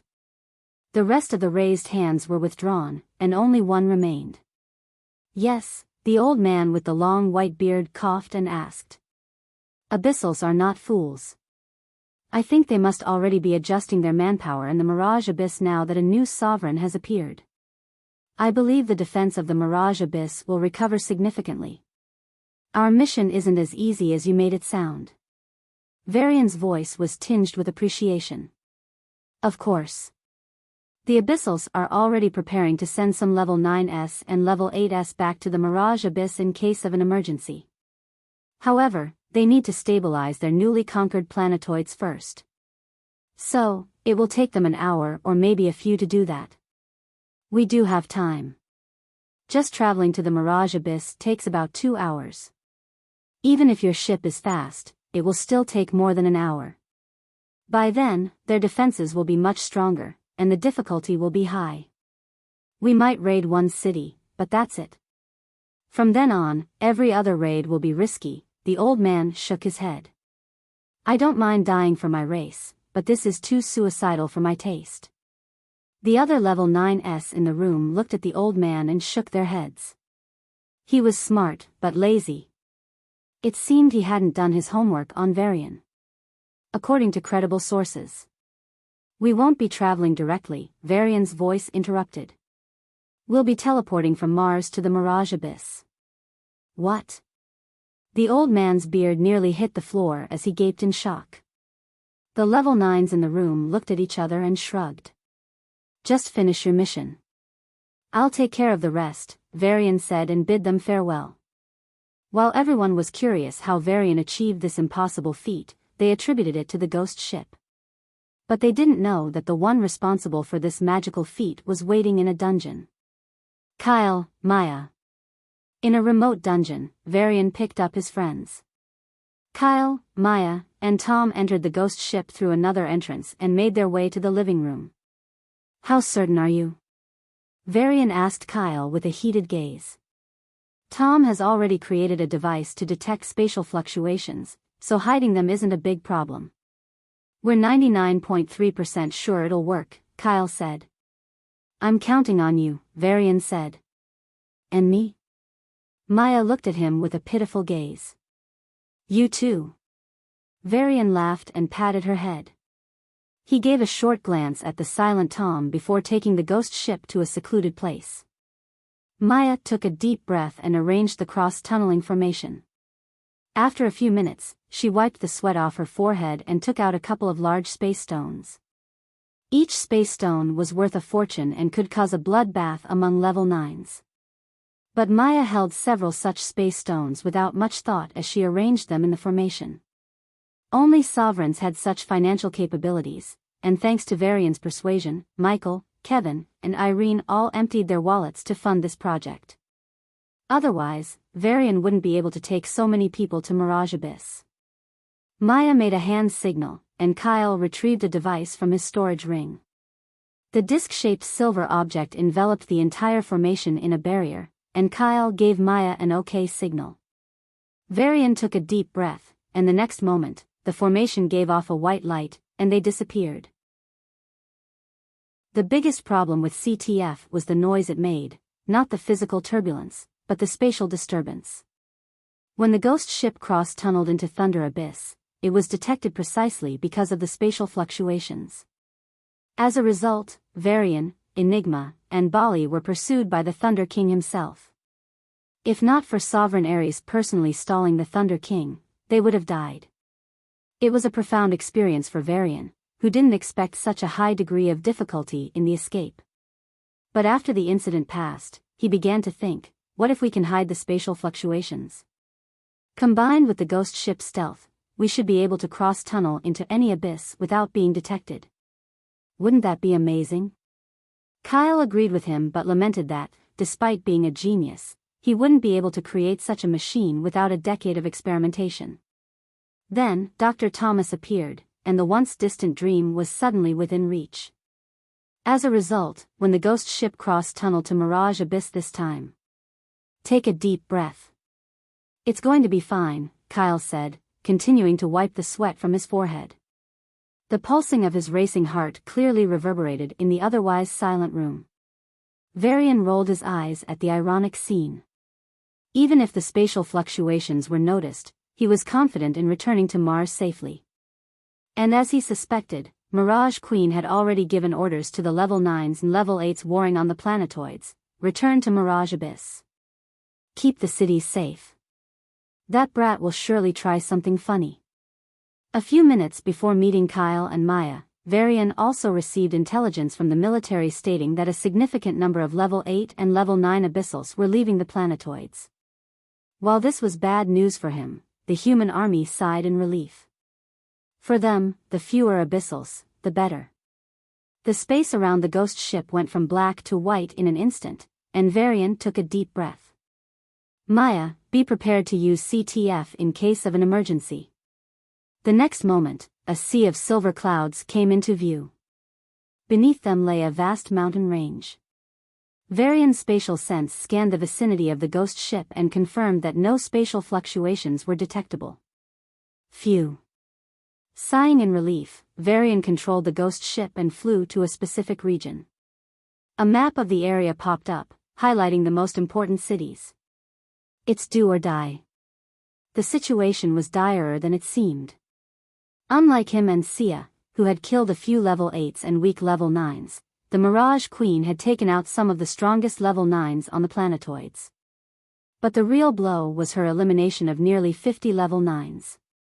It might not sound like much, but 70% of Mars Level 9s were now gone. Now, only 23 Level 9s remained in Mars forces. With our force of 30, we have to take out 60 Level 9s. Fuck. Clenching his left hand, Varian swiped the map with his right and locked onto 6 cities. 2 of these cities were responsible for processing herbs and creating potions. 2 others were hubs for forging. The last 2 were training centers. No sane ruler would keep so many important cities in one place. Even though they were in the hinterland, it was too risky in case of a war. But the Abyssals were confident that humans wouldn't be able to invade them. Of course, while the Abyssals were confident, they weren't delusional. The security of the cities was still high, with 3 Level 9s each. Varian shared the information with his strike teams and said, unlike this city, where we can find Level 9s in bulk, the Level 9s elsewhere are scattered. This is a chance we can't pass up. Do your best. The 6 teams nodded at his words as they prepared for the fight. Varian named the team captains Alpha, Beta, Gamma, Delta, Epsilon, and Zeta. The team members were named Alpha 1, Alpha 2, and so on, based on their strengths. The teams discussed among themselves and picked their targets. 2 minutes later, 3 members of the Alpha and Beta teams jumped off the spaceship and attacked the adjacent medical cities. As a result, the 3 Level 9s in each city came out to confront them, and a large battle ensued. After a few seconds, Varian released Alpha 4 and Beta 4. They quickly entered the city and attacked the castles, specifically targeting the altars and the formations surrounding them. When he was Prince Ron, he had teleported from the initial Terran city to Demon Abyss capital. So, Varian instructed the teams to destroy the altars and formations at any cost. If the Level 9s from other cities used the formations to teleport here, their entire plan would fall apart. Thankfully, except for the 3 defenders, there were no other Level 9s in the city. Alpha 4 and Beta 4 fought their way into the castle and destroyed the altar, then quickly joined the battle at the city's edge, suppressing the city defenders. In the following few minutes, the same scenario played out with the Gamma, Delta, Epsilon, and Zeta teams. According to real-time reports, the battles were in their favor, as the strike teams were fighting 4 against 3. But if he didn't take further action, even with that advantage, the teams would need a lot of time to defeat their enemies. By then, other Level 9s would have entered the city and encircled them. Need to hurry up, Varian thought as he steered the ghost ship back to the medical cities. It had been only 5 minutes since Alpha and Beta teams began fighting, but the outskirts of the city were completely destroyed. Lava flowed in the north, while ice spread to the south. The once fresh herbal valley to the east was now shattered, and the beautiful forest was crushed to the ground. At least a quarter of the city was destroyed, but, unfortunately, the city defenders managed to pull Alpha and Beta teams to a remote location. Despite being outnumbered, the Abyssals had an advantage, though not a game-changing one. The Abyssal was on their side. So, even though they were fighting 3 against 4, they managed to avoid any fatal injuries. Varian watched them battle above a lush mountain range. With every attack, a mountain crumbled, with every counterattack, the ground split. Varian raised an eyebrow as he noticed a detail and pointed to a location. Boo! Leave it to me. Boo patted its chest and sneaked the ghost ship to that exact place. High in the sky, the battle of the 14 level 9s painted the sky in a mix of colors. 2 of them, a human fire awakener and a telekinetic abyssal, exchanged blows before heading toward the mountain peak where the ghost ship waited. At the same time, a human ice awakener pushed the fully armored psychic, and they too headed for the same mountain top. Varian took a breath and addressed Alpha 5 and Beta 5. Your one strike will decide success or failure. When the 2 abyssals reached the mountaintop and were about to attack the human according to their secret plan, something unexpected happened. Die. 2 fully charged attacks reached them in the blink of an eye. The telekinetic abyssal hurriedly created a shield around him to block the sword. However, it was too late, and the sword lodged itself in his chest, blasting his heart into pieces. Why you? As his body lost strength and life, the abyssal crashed to the floor, his eyes fixed on the horizon with hatred. In his final moments, his mind sensed a familiar spaceship. Vivaria, the abyssal breathed his last before he could utter the name of that deplorable enemy. Right next to him, the psychic clutched his throat in a desperate attempt to stay alive. But blood gushed out like water from a broken tap. He pulled his ambusher into the illusory world, but his body in the real world was still punched. His defensive armor crumbled, and the spikes on his enemy's gauntlet pierced his neck. Thus, the psychic also died a miserable death. That bastard. How did he do this? One of the abyssals asked as she created an invisible spear and attacked the fire awakener. The man evaded the attack and launched a flurry of attacks on her, forcing the telekinetic to dodge. I don't know, a psychic answered as he engaged in an intense fight with a body awakener. Their battle in the mindscape was growing increasingly dangerous, making it difficult for him to speak. But we must inform others. We cannot let that vile evil succeed. His voice echoed in the female abyssal's mind. She continued to dodge the attacks and risked her life to send a message to the rest of the cities. As a result of her actions, she failed to block an attack properly and suffered a major injury. Moments later, she was besieged by 2 more humans and died. The 3 remaining abyssals faced 10 humans. Under the absolute disparity, they were only able to last a few minutes before being killed. Then, Alpha and Beta teams swiftly reached the city and slaughtered everyone in sight. At the same time, they took care to rob all the precious materials they could and destroy everything they couldn't take. Before they could chase down the denizens who had escaped the city, the ghost ship arrived and picked them up. From there, they quickly reached the remaining cities and picked up the teams who were also about to chase after the citizens. It was clear that the other 4 teams had also achieved their goals. Rest while you still can, Varian said as the ghost ship headed for the next region. A few minutes after Varian left, 10 level 9 abyssals reached the cities, and their raging roars shook the skies. The second highest alert was issued, and all the level 9s got in touch with each other. As expected, the first strike was the easiest. The second would be tough. It would be best to attack right away, but that was impossible. The first 4 members of the team had minor injuries and slight exhaustion from the fight. The 5th members, who had delivered the killing blows, were incredibly tired but had no injuries. 5 minutes, Varian's voice rang in the ears of the warriors recovering in the healing tubes. Their eyebrows furrowed, but they remained silent, signaling their acceptance. What now? Enigma asked, frowning. Varian looked at her for a moment before smiling. What was that for? Enigma tilted her head. You aren't wearing your mask anymore. It feels weird. Varian chuckled and pointed to her beautiful face. Enigma opened her lips, wanting to say something. In the end, she pursed her lips and complained silently to herself. Her mask was broken when she defended Varian from Evander's attack. Of course, she had spares, but not of the same quality.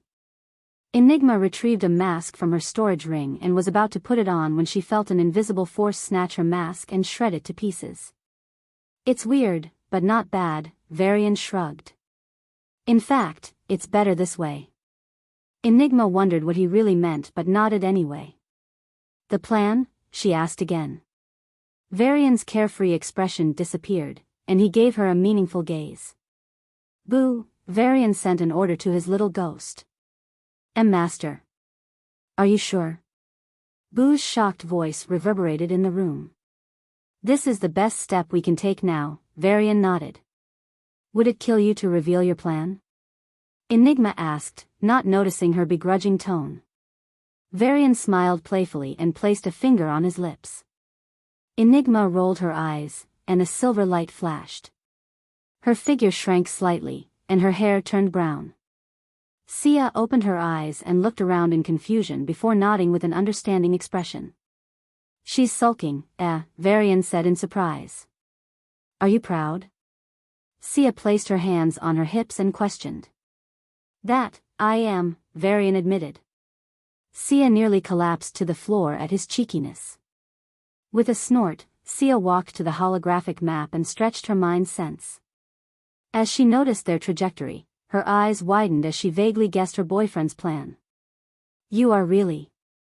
Boo already snuck in once. It'll be easier this time. And the teleportation formation is also there. So, once we smash it, even if other cities are informed of the attack, they won't be able to come to the rescue right away. Mirage Queen will be so pissed, Sia rubbed her forehead. That's the plan. What's the guarantee she won't launch a war on Mars out of spite? Even if we do nothing, Mirage Queen will start a war with her current advantage. It's a great plan. I only hope those elderly level 9s won't have heart problems hearing what you're about to do, Sia said with a playful smile. I wonder about that, Varian smirked, noticing the hologram glowing. It was time for their second strike. So, Varian cleared his throat, and his voice echoed in the room of the strike teams. The old men and women, who were soaking in the healing liquid, nearly had heart attacks at his outrageous words.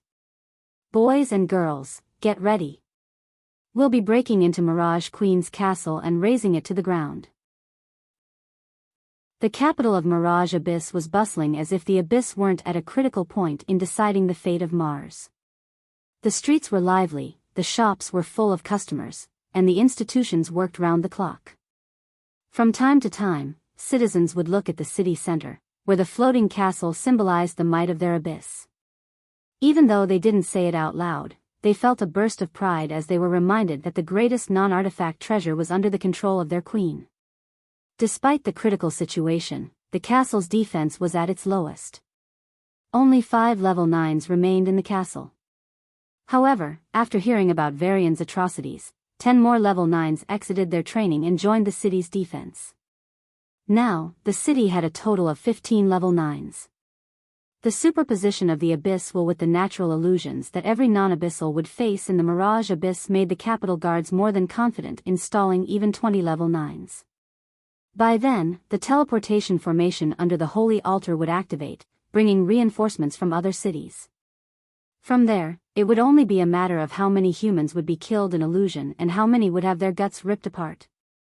Going after normal cities? Cowardice, the strongest level 9 in the capital, Laren, snorted. As an archduke, he stood at the very apex of level 9s and was confident he could handle even 3 to 5 level 9s by himself. If not for the strict orders from the Mirage Queen, he would have gone hunting the despicable human and made him pay the price. The wounds from when Varian destroyed 10 cities and killed tens of millions of abyssals were still fresh, and this bastard had already destroyed the lives of a few more. Even though Mars lost a significant number of level 9s and level 8s, Mirage Abyss also lost many denizens. This time, the damage extended beyond mere deaths. 3 key pillars of Mirage Abyss, the medical cities, the blacksmithing cities, and the training cities, were completely wiped out. It would take at least 2 decades of recovery to reach the same peak these cities once stood at. Destroying those weak cities? I challenge you, Varian. If you're a man, born to a mother, then I dare you to Ada. Before Archduke Laren could finish his poisonous curse, a loud explosion reverberated through the city. Everything fell silent, as if someone had turned off the volume. Then, the capital erupted in panicked shouts. The castle. Oh my. Emperor, save us. Laren quickly adjusted his mind sense and checked the floating castle. The castle, which had always floated gloriously, was now wobbling in the air, with several cracks spreading along its walls. For a moment, Laren felt as if his heart had stopped beating. The world went white, and the next thing he knew, he was following his mind's sense, dashing to the castle to destroy those low breeds. The castle was being attacked from the inside. Fire dragons scorched the walls, supergravity crushed many defenses, and psychic powers swept through the castle's illusions. As Laren gathered the positions of the invaders, he inadvertently realized their starting point. His eyes shook uncontrollably as he sent his mind's sense to scan the underground location, hoping to deny his worst nightmare. But there it was, the scene where Varian raised a spear and smashed the holy altar. Watching the holy altar of Mirage Abyss crumble to pieces, Laren felt as if something vital had been taken away from the Abyssals. Perhaps it was the promise they made to the Emperor to protect his protection, or perhaps it was their pride as Abyssals under the Mirage Queen. But Laren knew better than anyone else that things would never be the same again. Panting like an angry bull, Laren gnashed his teeth and turned his telekinetic power into countless small needles. Then, he snapped his fingers, and Dark Death, a poison dangerous enough to severely injure level 8s, flew out of his storage ring and attached itself to the needles.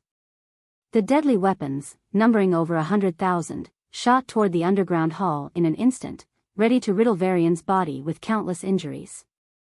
Laren's lips curled into a crazy smile as he laughed. The poison will give you unimaginable pain. You'll beg for death, but I'll torture you until I make you my slave.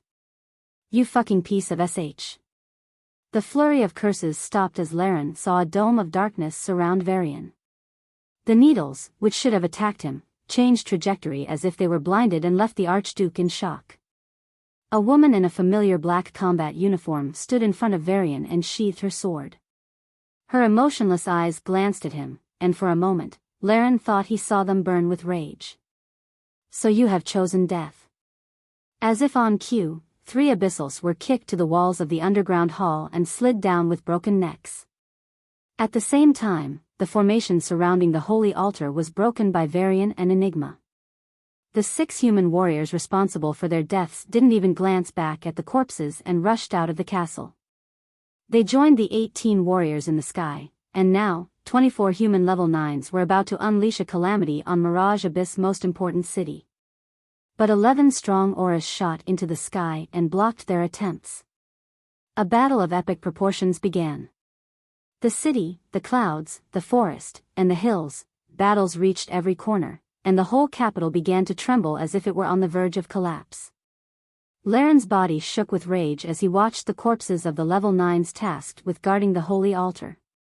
But what was even more dangerous was the destruction of the formation. With reinforcements far from reach, only 12 level 9s, including him, would have to defend themselves from this strike. You fucking bastards. You dare to invade the capital and think you can escape.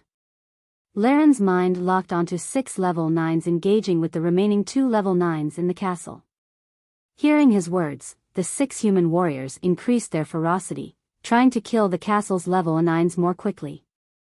Laren clenched his fists, and dozens of thin crystalline strings cut at the 6 human warriors. Even though they were prepared, it was too fast and too sneaky. One of the old men suddenly stopped moving and then collapsed to the floor, a thin red string wrapped around his neck. At the same time, the remaining 5 human warriors managed to kill one abyssal and witnessed their companion's death. "You're gonna wish you didn't do this." Their eyes brimmed with rage, and they launched a reckless attack against Laren. High in the clouds, away from the epic battles, Varian sighed as he noticed the first casualty. It's hard. The battle between the 11 city defenders and the 24 attackers intensified. Even though they had an absolute advantage, the human warriors were still failing to land a killing blow on the defenders due to Abyss, Will and Mirage Abyss's annoying illusions. If it became a battle of attrition, the defenders would certainly lose. However, before that, abyssal reinforcements would encircle them. Even if the formation was destroyed, level 9s could travel at high speeds. They wouldn't take long to arrive at the capital. So, they had only a few minutes to end the battle and survive. The defenders needed to survive just a few minutes to win. Just as both sides were about to engage in another round of deadly clashes, something caught them off guard. The castle exploded. Whether it was an abyssal with a weak mental fortitude or a battle-hardened one, their reaction was the same. How? I'm possible. This is a fucking illusion. I know it. Ha ha ha. The strongest abyssals in the capital were like children who had just realized their entire lives were a lie. Forgetting the intense battle they were about to fight, they shifted their attention to the castle. The human warriors felt the same way. Though they already knew they couldn't quickly kill their enemies due to the capital city's illusions and the Abyss will, they could not deny that the city's defenders were simply too strong. In a one-on-one fight, only 5 human warriors were confident they could take down any abyssal. The rest had to team up. The castle has collapsed. What should we do? The 24 champions of humanity suddenly recalled Varian's words before they battled the 11 defenders. You can kill them, but not so quickly. So, you wait for a chance. And I promise, there will be one. As if he knew what they were thinking, Varian's urgent and solemn voice sounded through their special earpieces. Now. The human warriors flinched, snapping out of their trance and attacking the abyssal defenders almost on instinct. Why you? The abyssal defenders quickly set up their defenses, but due to the surprise and their shaky state of mind, it didn't go as planned. With the sound of breaking glass, 5 of the 11 city defenders saw their shields crack, and a flurry of attacks reached them. Stop! A tremendous roar shook the sky, and the 24 human warriors halted for a split second. Even though it was only for a moment, they were alarmed. So, they gave up any reservations and went for the kill. In a matter of seconds, the northern quarter of the capital city, which spread across more than 100 square miles, was destroyed. Level 8s managed to escape, but most of those in the way were killed. The level 7s and everyone else didn't even have a chance to resist. Like fallen leaves in a storm, their lives were swept away. Why you fucking bastards? You damn cowards. I'll kill you. Every single one of you. The rubble of the castle shook as a vengeful voice emerged.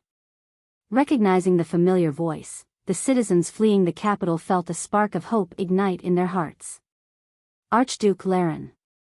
The strongest after the Mirage Queen. If it's him, then he could surely. Followed by popping sounds, 5 bodies exploded above the city, falling prey to the human warriors' unexpected attacks.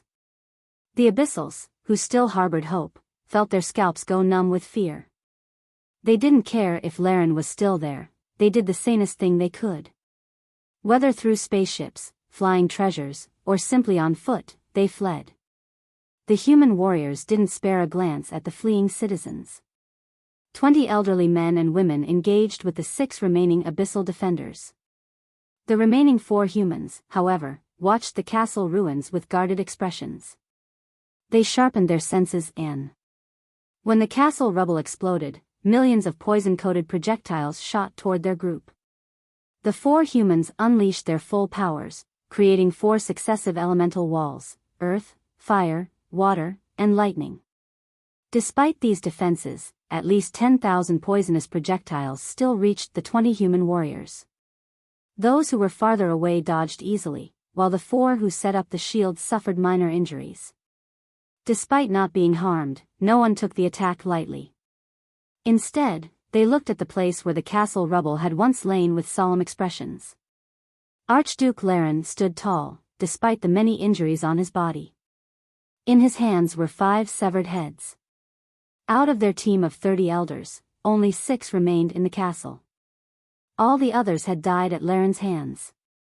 The old men and women grew agitated and were about to lash out when Varian's voice rang out in their earpieces.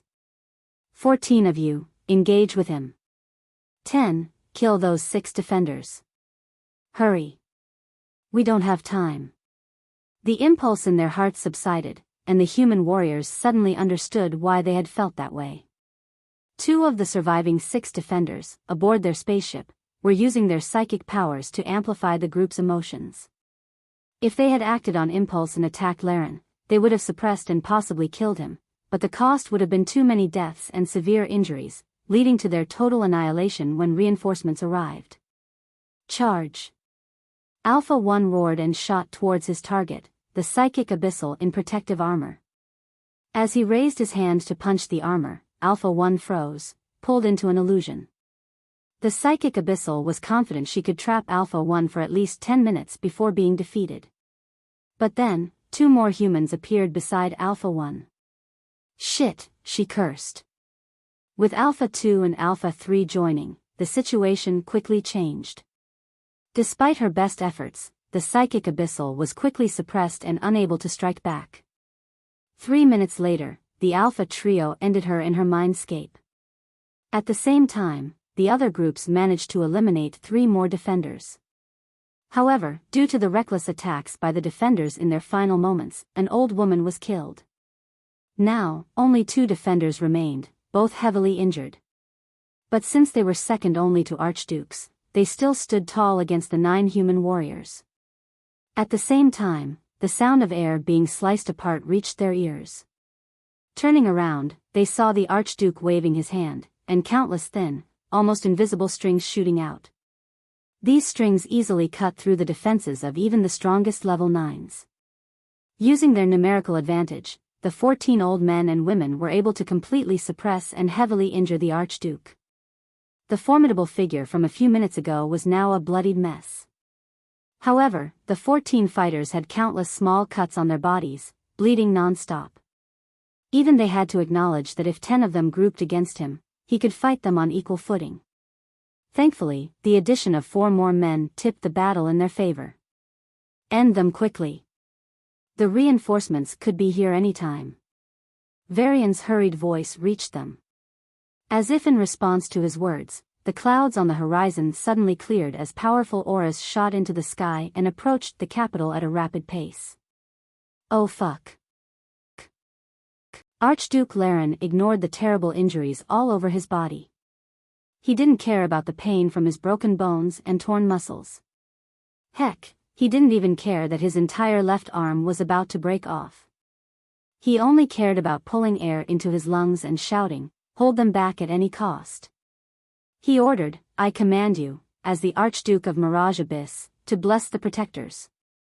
Among the rubble of the castle, a few pieces glowed brightly, and a brilliant light fell on the 2 abyssals, including the Archduke. The auras of the abyssals rose, reaching the range of Archduke Laren. The Archduke's aura rose further, and he became something akin to a pseudo-sovereign.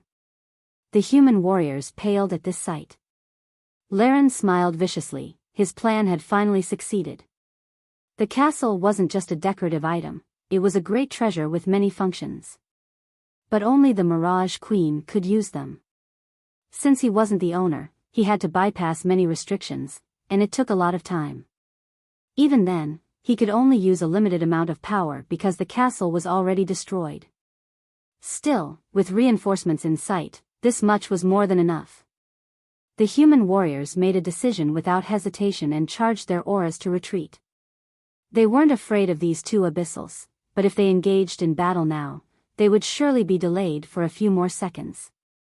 By then, reinforcements would arrive. "You're not going anywhere. Every one of you will die." The two abyssals growled as their bodies emitted a red glow. Their power had indeed risen, but it placed a heavy burden on their bodies. In normal times, they would only be bedridden for a month. But with the power increase, they would be dead in a few seconds. In fact, their bodies were already burning up. Get back. Don't engage in any fight. Varian urged the human warriors. If only it were that easy. The psychic abyssal pulled 5 level 9s into an illusion, while the telekinetic created a barrier around the remaining 4. Then, their bodies withered and turned to dust. Archduke Laren grinned at their sacrifice as he controlled his mind power and finished weaving the huge web with his strings. The 14 old men and women who were about to retreat found themselves trapped within the web. The strings started to move at high speed, trying to slice the humans into pieces.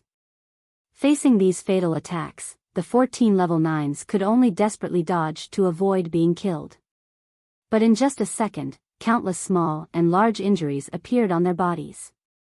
Worse, none of them could escape the confines of the string web. As they struggled, more than 15 auras locked onto the capital. The reinforcements were almost here. Arg. Damn it. The level 9s trapped in the illusion were trying their best to break free and control their bodies. The illusion was breaking, but it would take a few more seconds they didn't have. Fuck this shield. I don't fear dying, but this death is too pathetic. The level 9s confined in the invisible barriers cursed helplessly. Even though the barriers cracked under their desperate attacks, they were still a few seconds away from breaking them. The same was true for the 14 warriors facing the Archduke. The auras of the reinforcements grew closer, and Laren's face distorted into a smile. Even though he, too, would die in a few seconds, he was damn sure he could survive long enough to see the reinforcements encircle the human bastards. Ahahaha. That's it. It's over. You pests can die. We will kill your families to accompany you later. Don't worry, they will be tortured by the Shadow Order before that. The 23 brave men and women of the human race felt their hearts grow heavy. By the time they broke free from their confines, it would already be too late. Even if half of them escaped through the ghost ship, their casualties would be 15. Counting the Archduke who was about to die, the number of abyssals they killed in this mission would be 33. Relatively, they had only gained 18 level 9s. It was nowhere near enough to change the situation on Mars. That's why they were reluctant to die. Archduke Laren understood their concerns and felt his heart pound with a sense of crazed joy. Even with all the losses you caused, we have 40 more level 9s than Mars. We'll conquer that damn planet in a few days. No one will be spared, not women, children, or the elderly. You've tried your best, but here you are, about to die a dog's death. The human warriors gritted their teeth and gave it their all to break free from their confines. Yet, your actions certainly caused us losses, but know this, you are losers. This is a war you can't win. It's over. Laren's legs crumbled to dust. Blood flowed from the lips of the old men and women who risked their lives for the human race. Their hearts burned with fury as they realized none of their actions could alter the impending tragedy. Pray as much as you like, but heavens can't save you this time. Laren's torso turned to dust, leaving only his head. The reinforcements arrived just in time to start attacking the warriors. A relieved yet vengeful smile lingered on Laren's face, now beginning to fade. Laren sighed, feeling satisfied with his final moments. He uttered his last words before breathing his last.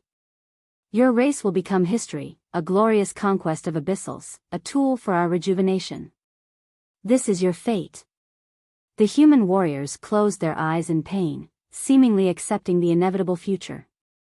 Laren burned this sight into his memory. Undoubtedly, this was his life's greatest achievement. But before he could close his eyes and die peacefully, a domineering voice shook the sky. Fck Fate. The ghost ship, carrying 6 blades on its body, shot toward the 14 humans trapped in the string web. Though the ghost ship wasn't very strong, it traveled at an incredible speed. When its celestial metal blades touched the strings, they broke like threads. The 14 injured humans were swiftly pulled into the ship. As if waiting for that moment, they quickly attacked the telekinetic barriers trapping 4 of their comrades. The ghost ship reached them in an instant and took them in. It then grabbed the humans under the illusion. The reinforcements that were about to attack the Level 9s realized their targets had disappeared. The 20 Level 9s that reached the city locked their senses onto the ghost ship and were about to attack when Varian's voice echoed throughout the broken city. "Archduke, Mars won't be conquered," Varian declared, almost like he was announcing a prophecy. Laren, whose face was slowly turning to dust, glared at the ghost ship with bloodshot eyes. He thought he could die peacefully. He believed that those humans would definitely die. But this bastard. He ruined his plan single-handedly. If Laren could sell his soul to kill Varian, he would do so without hesitation. Even if he had to suffer the worst torment for eternity, Laren wouldn't bat an eyelid. He hated Varian more than anything. More than fairies and Zions. As Laren struggled with everything he had to prevent the inevitable death, Varian's words continued. "Didn't you ask us to pray? Then, as a human, I pray. I pray for your Abyss race to have a good afterlife, if it does exist. Because I'll be sending you, your family, and every goddamn thing related to Abyssals in this solar system to the other side." Laren's eyes trembled. "And Neve. And you told us to accept our fate, right? Then, I'll tell you what the fate of your race is. It's just like you." Varian's intimidating laughter caused Laren terrible fear. He wanted to die. He didn't want to hear those ominous next words. But, just like you, your race is on the verge of death and is desperately trying to stay alive. But neither you nor your race can escape death. Laren opened his mouth to shout in protest, but no words came out as his face turned to ashes. Death finally devoured him. The ghost ship shot into the silver clouds and headed away from the capital. When the 20 Level 9s from different cities encircled the city, they only found its remains. 5 of them stayed behind to search for survivors and tend to what was left of the city, while the remaining 15 pursued the ghost ship. Gone. It's gone. An Abyssal choked up, her shoulders shaking uncontrollably. The grand city, which stretched for thousands of square miles, was now nothing but rubble. Its glorious buildings were crushed to pieces, and its wide roads, once bustling with Abyssals from all walks of life, were littered with corpses. The city walls still stood, but there were no people inside for them to protect. Just like the survivors, who had lost their reason for living. 8 million, an Abyssal who had kept his eyes closed until now suddenly said. His words drew the attention of his 4 companions. The Abyssal looked at them with teary eyes and said through gritted teeth, 8 million died.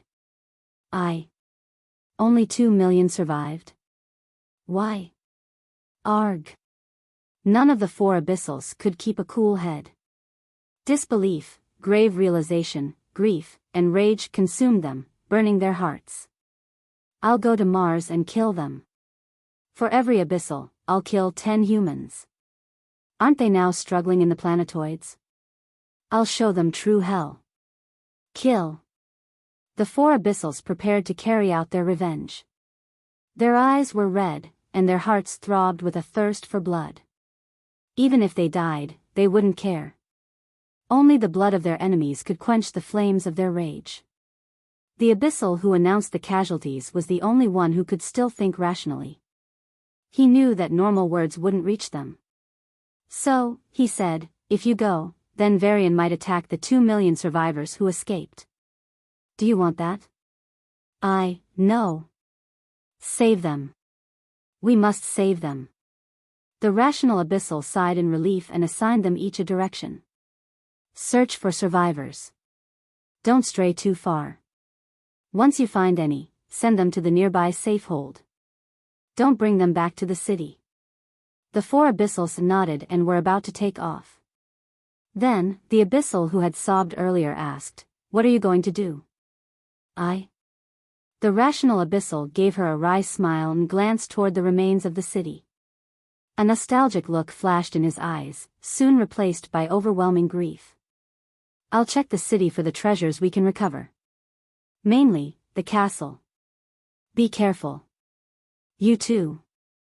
After the 4 Abyssals flew away, the rational Abyssal collapsed to the ground and slammed the rough floor. Why? He looked at the city where he grew up. Why did this happen? He bit his lip as he saw his school, his parents' home, his neighborhood, and the entire street in ruins. Among the ruins of his home, he saw 2 Abyssals hugging, their bodies crushed under the debris. Mom, Dad. Tears slid down his cheeks as the man who always remained calm wept openly. The Abyssals chasing the ghost ship cursed aloud as they felt it suddenly speed up. They knew its tactics. The psychics immediately used their powers to construct an illusion, while the telekinetics created large barriers in front of the ship. The ghost ship seemed unaffected by the illusions and rushed ahead. Just as they thought it would collide with the invisible barriers, 20 different attacks hit the barrier. Even though each of these attacks came from injured level 9 humans, all of these attacks were concentrated on a particular area of the barrier. As a result, that area broke apart without any resistance. Passing through the gap, the ghost ship continued its escape. Fuck. Don't give up. This was already the 5th time. Every time, at least 2 or 3 pursuers were left behind. And now, only 3 telekinetics were still able to keep up with it. Inside the ghost ship, Varian tapped his chin as he observed the 3 Abyssals. It had been a few minutes since they started. The ghost ship was going at full speed, and these Abyssals were forced to give their 100% just to not lose sight of their target. As a result, even though they had a lot of strength, they were indeed a bit exhausted. Varian glanced at the 23 old men and women who were being continuously fed healing potions. Those who initially had fatal injuries were no longer in danger. Those with major injuries had recovered somewhat, and minor injuries were completely healed. We're almost there, Varian tapped his armrest as he glanced at the map. 3 Abyssals were chasing them, and 4 Abyssals were following those 3, and 8 were following those 4. Essentially, only 3 were able to sense the ghost ship. Only 4 were able to sense the 3, and the final 8 were able to sense only the 4. As long as the 3 kept up, the chase wouldn't stop. If Varian dared to engage in a battle with those 3, the remaining Abyssals would catch up in no time and turn the battle into a protracted one. A protracted battle means game over, Varian thought, but his eyes glowed with a decisive light as he eyed the map. Boys and girls, he addressed the strike teams. Fuck. The old men and women who were recovering felt their bodies shiver at his greeting. The last time he said those words, they raided the capital. The crazy part was, they succeeded. Of course, 7 of them died. It's really a pity, but when they signed up for this mission, they were all ready to die. They weren't naive enough to believe they could all survive such a dangerous mission. But for the results they achieved, 23 of them were still alive and kicking. This was nuts. In fact, due to the Archduke's plan, they would have all died. But thanks to Varian's perfect countermove, they survived. When death seemed inevitable, Varian's actions were like a grave to heaven. So, while they didn't say it out loud, they started to appreciate his skills as a leader. That's why they're curious. What's this crazy nutjob gonna do now? We're gonna insta-kill those 3 Abyssals. Huh? Don't worry. It's super easy, barely an inconvenience. Originally, Mars and Mirage Abyss each had more than 90 level 9s. However, during the war, only 80 were available. When the Mirage Queen massacred the planetoids, she killed 13 level 9s. During the critical hours when SCAD intervened, she killed 50 more level 9s. Now, Mars had a total of 30 level 9s. Meanwhile, Mirage Abyss lost 33 level 9s, 18 from the cities and 15 from the capital, due to Varian's actions. The number of level 9s had been reduced to 60. But the disparity between 30 and 60 was still significant. Mirage Queen is on her way. We don't have much time. That's why we must do this, Varian addressed his strike teams. The older members nodded in agreement. The door to the room opened, and 5 of them entered a hall where a silver-haired beauty awaited with an expressionless face. There's only one chance, Enigma said seriously. The Alpha team nodded and channeled their aura. Despite her outrageous beauty and the aura of a level 8, they did not know who this woman was. But since she was with Varian, they entrusted their lives to her. After all, by being in their presence, she was also risking her life. If they suddenly captured her and tried to extort Varian, she might end up as a casualty. Of course, they had no such thoughts. But even if they did, Enigma could teleport away, and Varian would make their lives a living hell. So, the plan proceeded smoothly.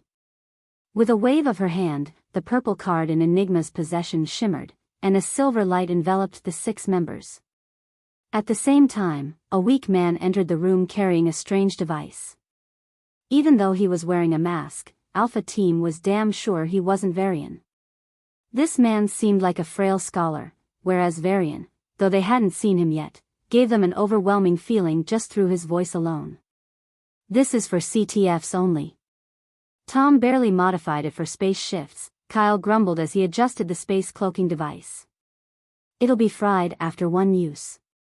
So, this is your only shot. He waved at them. The 3 abyssals at the forefront, chasing the ghost ship, smiled as they received a message. Their queen would arrive in 30 minutes. It's hard to capture them, one said. But if it's only keeping track of them until the queen arrives. Another added. We can do it. Then our queen will personally break their minds and make them our puppets, they exclaimed. Hearing their words through the communication crystals, the abyssals following behind them laughed. Ha ha ha ha. Urns, don't you dare miss them. Understand? A voice from the group immediately behind the leading trio said in a serious tone. Urns, the strongest in the leading trio, replied, Don't worry, Commander. Even if I stake my life, Urns didn't know what happened, but suddenly, he felt the hair on his nape stand up. Guided by pure battle intuition, he shifted his body to the side and hastily put up a protective shield. Something golden flashed past him, and the next thing Urns knew, there was a huge hole in his abdomen. Snakes of lightning hissed, trying to fry his body, but Urns quickly dispelled them using his telekinetic power and looked around. His first comrade had his neck sliced off by a sharp sword and saber, while the second had his chest half burnt and half frozen. Both died. He was the only lucky one to survive and face the 5 ambushers who appeared behind him without a trace. Urns quickly gathered all his power and shot into the clouds, desperate to avoid the ambushers. But due to his injuries, he wasn't as strong as he should be and was bombarded by 5 fully charged attacks from the strongest strike team. If it were his commander, he would have taken these 5 attacks and survived. But Urns wasn't his commander. He was at the forefront only because he was the fastest, not the strongest. So, the moment the 5 attacks landed on him, the fate of the final member of the trio was sealed. At the same time, the group of 4 abyssals following the trio noticed the situation and locked their auras onto the Alpha team. The Alpha team was bombarded by attacks. One of these attacks was particularly dangerous and caused a major injury to Alpha 3. As they focused all their attention on killing Urns, the Alpha team couldn't properly defend against these attacks and sustained major injuries. 2 more waves of attacks and they would be in fatal danger. Die. You pests. Fucking insects. How dare you invade our capital? The team of 4 didn't hold back and launched another round of attacks. Even though the Alpha team blocked most of the damage, their injuries quickly worsened. When the abyssals were about to bombard them with the next wave of attacks, the Alpha team was suddenly pulled into a ghost ship that appeared out of nowhere. Arg. Varian. We, abyssals, will make you pay the price. You've done something you shouldn't. You'll regret it. His Majesty's wrath will burn you to ashes. Varian frowned at their curses, especially the last one. However, everything proceeded as planned. A few minutes later, he shook off the pursuers. 10 minutes later, his strike team began decimating cities one by one. 20 minutes later, 4 cities were destroyed, and 6 million abyssals were killed, including over 20 level 8s. The death toll from this mission exceeded 20 million, significantly more than the losses suffered by the military when many of Mars' planetoids were occupied by the abyssals. Then, at the 25th minute, the ghost ship exited the Mirage Abyss. Just 2 minutes later, the Mirage Queen entered the abyss. Mirage Queen's eyes turned red as she watched her capital in ruins. She clutched her heart and gritted her teeth to prevent the tears from falling. As a queen, she mustn't cry. Not even if the city of her ancestors was destroyed, the castle that the emperor personally gifted was smashed to bits, or her heart broke into pieces and was crushed to powder. Gather the survivors. Maintain contact with all cities. Stay alert, Mirage Queen issued the orders in an emotionless tone. The entourage that returned with her could not even utter a word, they only responded with a "HM." Mirage Queen did not bother to reprimand them and landed her spaceship in the place where her castle used to stand. Due to Archduke Laren's outburst, the pieces of the castle were scattered across the city. She stepped out of the spaceship and hunched her shoulders as she scanned the debris. She was like a refugee returning to her destroyed city, hoping to find the remains of her past. And find she did. But with every item she discovered, Mirage Queen's shoulders hunched further. Each finding struck her heart like a hammer. The paintings of her homeland, I let down your expectations. Mirage Queen bit her lip until it bled. The sculptures of her late parents, I am a failure. Sorry, Mom, Dad. The remains of the throne passed down in her lineage, I am a disgrace to my great ancestors. And finally, the broken holy altar, which stood out from the other debris due to its level 8 fluctuations, Mirage Queen's eyes went blank as she felt suffocated. Then, finally, she lowered her head and started to sob. Subconsciously, she created an illusion to hide her fragile self. To anyone watching her, they would only see the straight back of a queen unfazed by the setbacks. But only inside the illusion could she cry. For letting down everyone, for being such a disappointment, and for being unable to stop so many deaths. Even though she would quickly hide that self behind her emotionless mask, for now, she vented her grievances. Only 20 million, Varian mumbled, munching on some fried meat with a disappointed expression. He was seated in the main seat at a large dining table. Across from him sat 23 elderly men and women, who ate and drank as if there was no tomorrow. After the mission ended, Varian met them for the first time and threw a feast. Seeing the crazy individual in person, the old folks were shocked, to say the least. He was anything but normal. Also, what the hell? He's level 8 for God's sake. Level 8 at 18 years old. It was so outrageous that 2 old men and 3 old women fainted from high blood pressure. After giving them some emergency treatment, Varian began the feast. By being in the same room with them, Varian also implied that he now somewhat trusted them. Enigma was seated closest to him. Unlike the others, she was only sipping wine while keeping a watchful eye on the situation. At the first sign of danger, she would teleport him and herself out of the ghost ship. Then, Boo would trap the old folks in celestial walls. Varian felt they were being too cautious, but Enigma was adamant. So, he relented. Her overprotectiveness was fine. So far, the feast had proceeded smoothly. With jugs clinking and delicious dishes devoured, everyone was enjoying themselves. The teams boasted about their battles and burst into laughter over their outdated jokes from time to time. Perhaps it was due to their mental image of him, or his temperament, but no one talked to Varian much beyond a few words. Varian himself didn't understand why this was the case. However, Enigma saw it clearly. Even though Varian was sitting with them, he gave off an aloof and distant feeling, like a mirage that could be seen but not touched. The older folks were at a loss about how to treat him. As a colleague? He's only 18. As a junior? He's level 8 and commands them. As a senior? It would be embarrassing to address someone their grandchildren's age as a senior. So, they just kept quiet and enjoyed themselves. Until Varian suddenly said, "Only 20 million." The conversation stopped, and the table fell silent. "What's that?" a short old man asked. He was one of the first to consider extorting Varian and using those resources to create more sovereigns for the Federation. But after seeing Varian's performance firsthand, he trusted him. Varian was already level 8 and would become a sovereign sooner or later. Unconsciously, he began to place his hopes on Varian and was even ready to help him if he could. 20 million casualties, Varian replied, gazing at the 23 warriors and the 7 empty chairs. It's not bad, but 100 million would have been better. The ones drinking nearly spat out their drinks at his words. 100 million?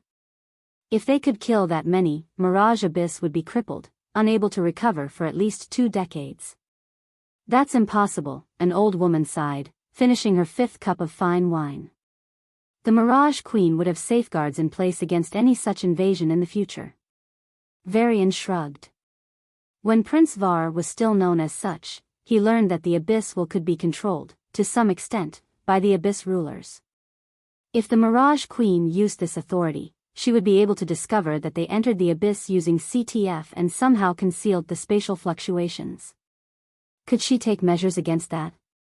Even if she does, she'll stay in the Abyss. Varian's eyes gleamed with a cunning glint. Then the planetoids are ours for the taking. The veterans were surprised at his words before they shook their heads. After this, we'll all have to return to our planets. The remaining abysses would have been alerted by the Mirage Abyss. To prevent this tragedy from happening again, they would likely send all their forces to the planetoids, forcing their return as well. For instance, Uranus had nearly 100 level 9s, and Despair Abyss had roughly the same number. Since about 10 to 15 level 9s from both Uranus and Despair Abyss were currently resting, Varian could use them for this raid. As a result, Despair Abyss would now send even these resting level 9s to the front lines, ensuring that the level 9s of Uranus couldn't rest either. Consequently, Varian would have no more soldiers for his reckless attacks. It's a bit extreme, but a perfect solution to the problem. Well, I know you all have to go. I've already received messages from your sovereigns, Varian chuckled. His words left the veterans puzzled. Without the support of any level 9s, how could Varian still be confident in changing the situation on the planetoids? Varian smiled at their confusion but remained silent. Although the gap between Mars and the Mirage Abyss had been reduced through this mission, it was still large enough to start and conquer Mars. He needed one more chance. One big push to bridge the disparity or at least make it insignificant. That, and only that, could save Mars from its predicament. I'll save Mars. The 7 abysses sent their resting level 9s to the front line, prompting the Federation to respond in kind. This time, however, the abysses also deployed level 8s. Despite the obvious drawbacks for both sides, the Abyssals managed to create a situation that halted Varian's recruitment of powerhouses and his exploitation of his spaceship stealth for significant exploits.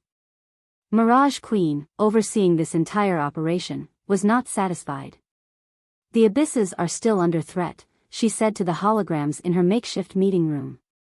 Indeed. Even if he doesn't recruit anyone, that boy is a level 8, right? He has already destroyed many cities with that woman. If we give him time, he'll reach level 9 and become our nightmare, Despair Queen said despondently. Despair Queen, why are you so negative?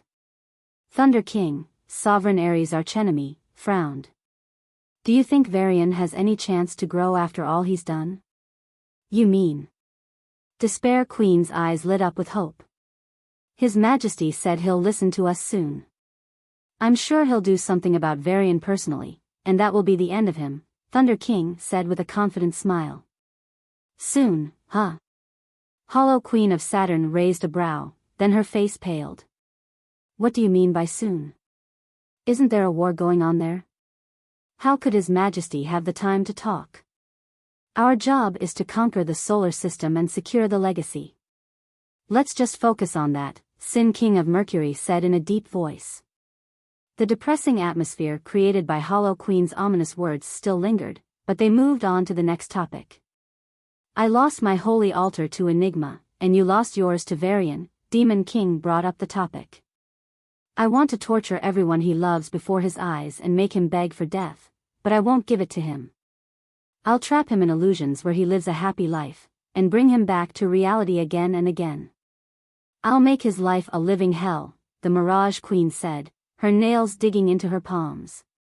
That's a good idea, the Demon King nodded in agreement. I've already prepared the torture equipment for Enigma. She'd better kill herself if she wants a peaceful death. Yeah, do that mental jerk off somewhere else, the Fire King of Jupiter said with a disgusted expression. How do we stop Varian from sneaking in? Any suggestions? He came through cross-tunneling, right? The Water Queen of Venus asked, her expression calm.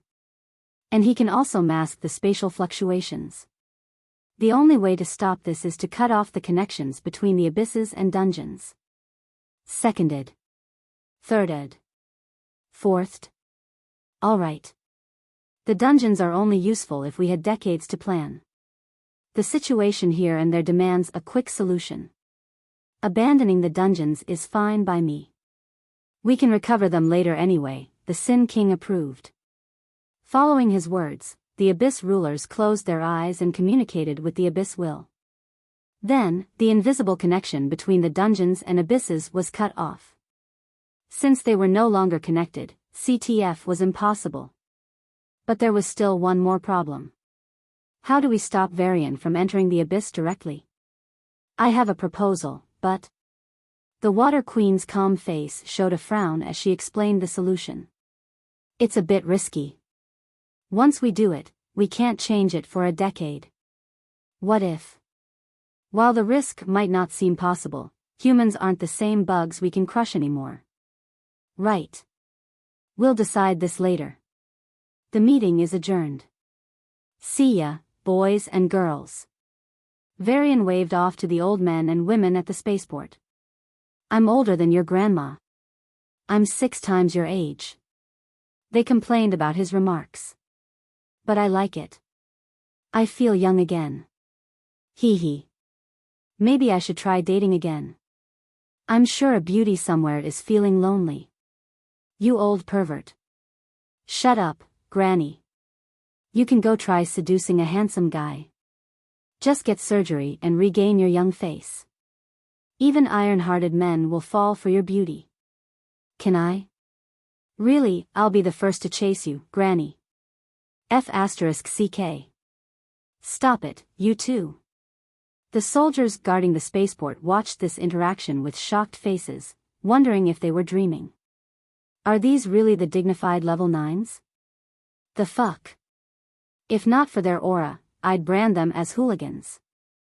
Feeling the weird gazes of the soldiers, Varian coughed lightly. The wine was a bit strong, and these guys revealed their true nature.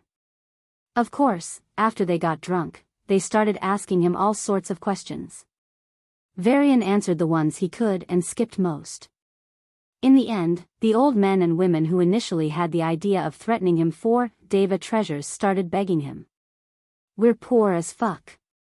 Throw us some treasure, rich man. It's true. I live in a small villa. I live in a small flat.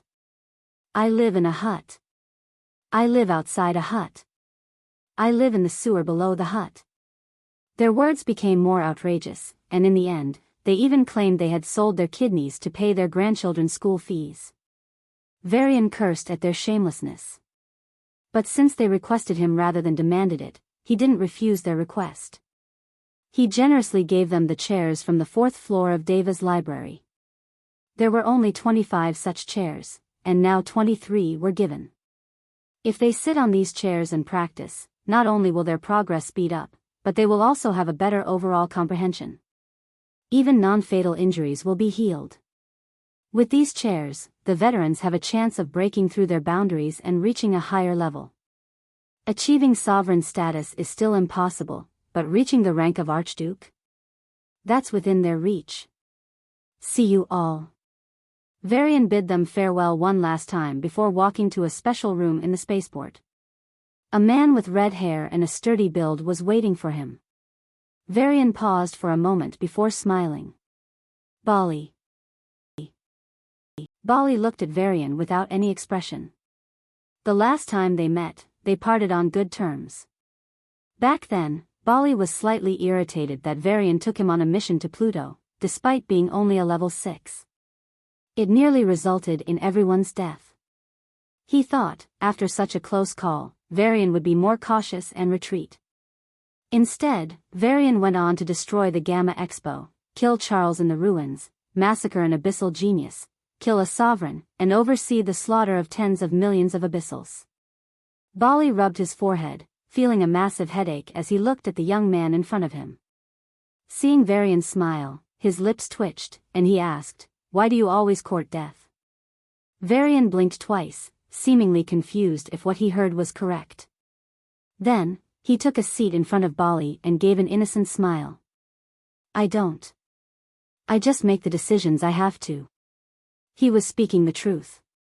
However, it wasn't as though the situations were forcing themselves upon him anymore. He often took the initiative. He decided to help Enigma, no one forced him. The same could be said for everything else he did afterward. Bali tapped the table with his knuckles, tilting his head and looking at Varian with a deep gaze. If it were anyone else, they would have been flustered under the scrutinizing eyes of a sovereign. But Varian acted as if it were nothing and kept a relaxed smile. "Aren't you worried about your safety, meeting me here instead of on the ghost ship?" Bali finally asked. Varian was, after all, quite defensive the last time they met. According to the level 9s, Varian first kept them in a special room they couldn't break out of. Bali expected to meet Varian in one such room, but here he was. If Bali turned hostile against Varian, he would surely be in trouble. "Aren't you here to take care of my safety?" Varian asked with a smile. Bali paused for a moment before bursting out laughing. "You've changed."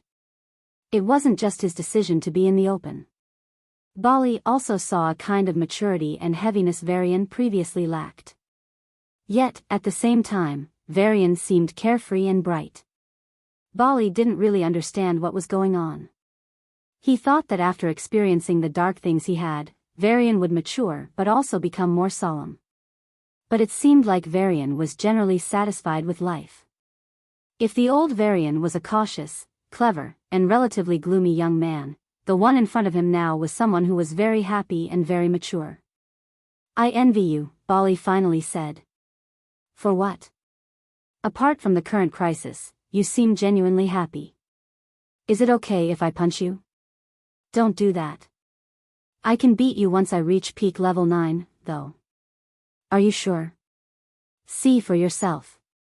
7 auras shot out from Varian and locked onto Bali. Even though Bali could shrug off these auras with his current strength, he was too shocked to do so.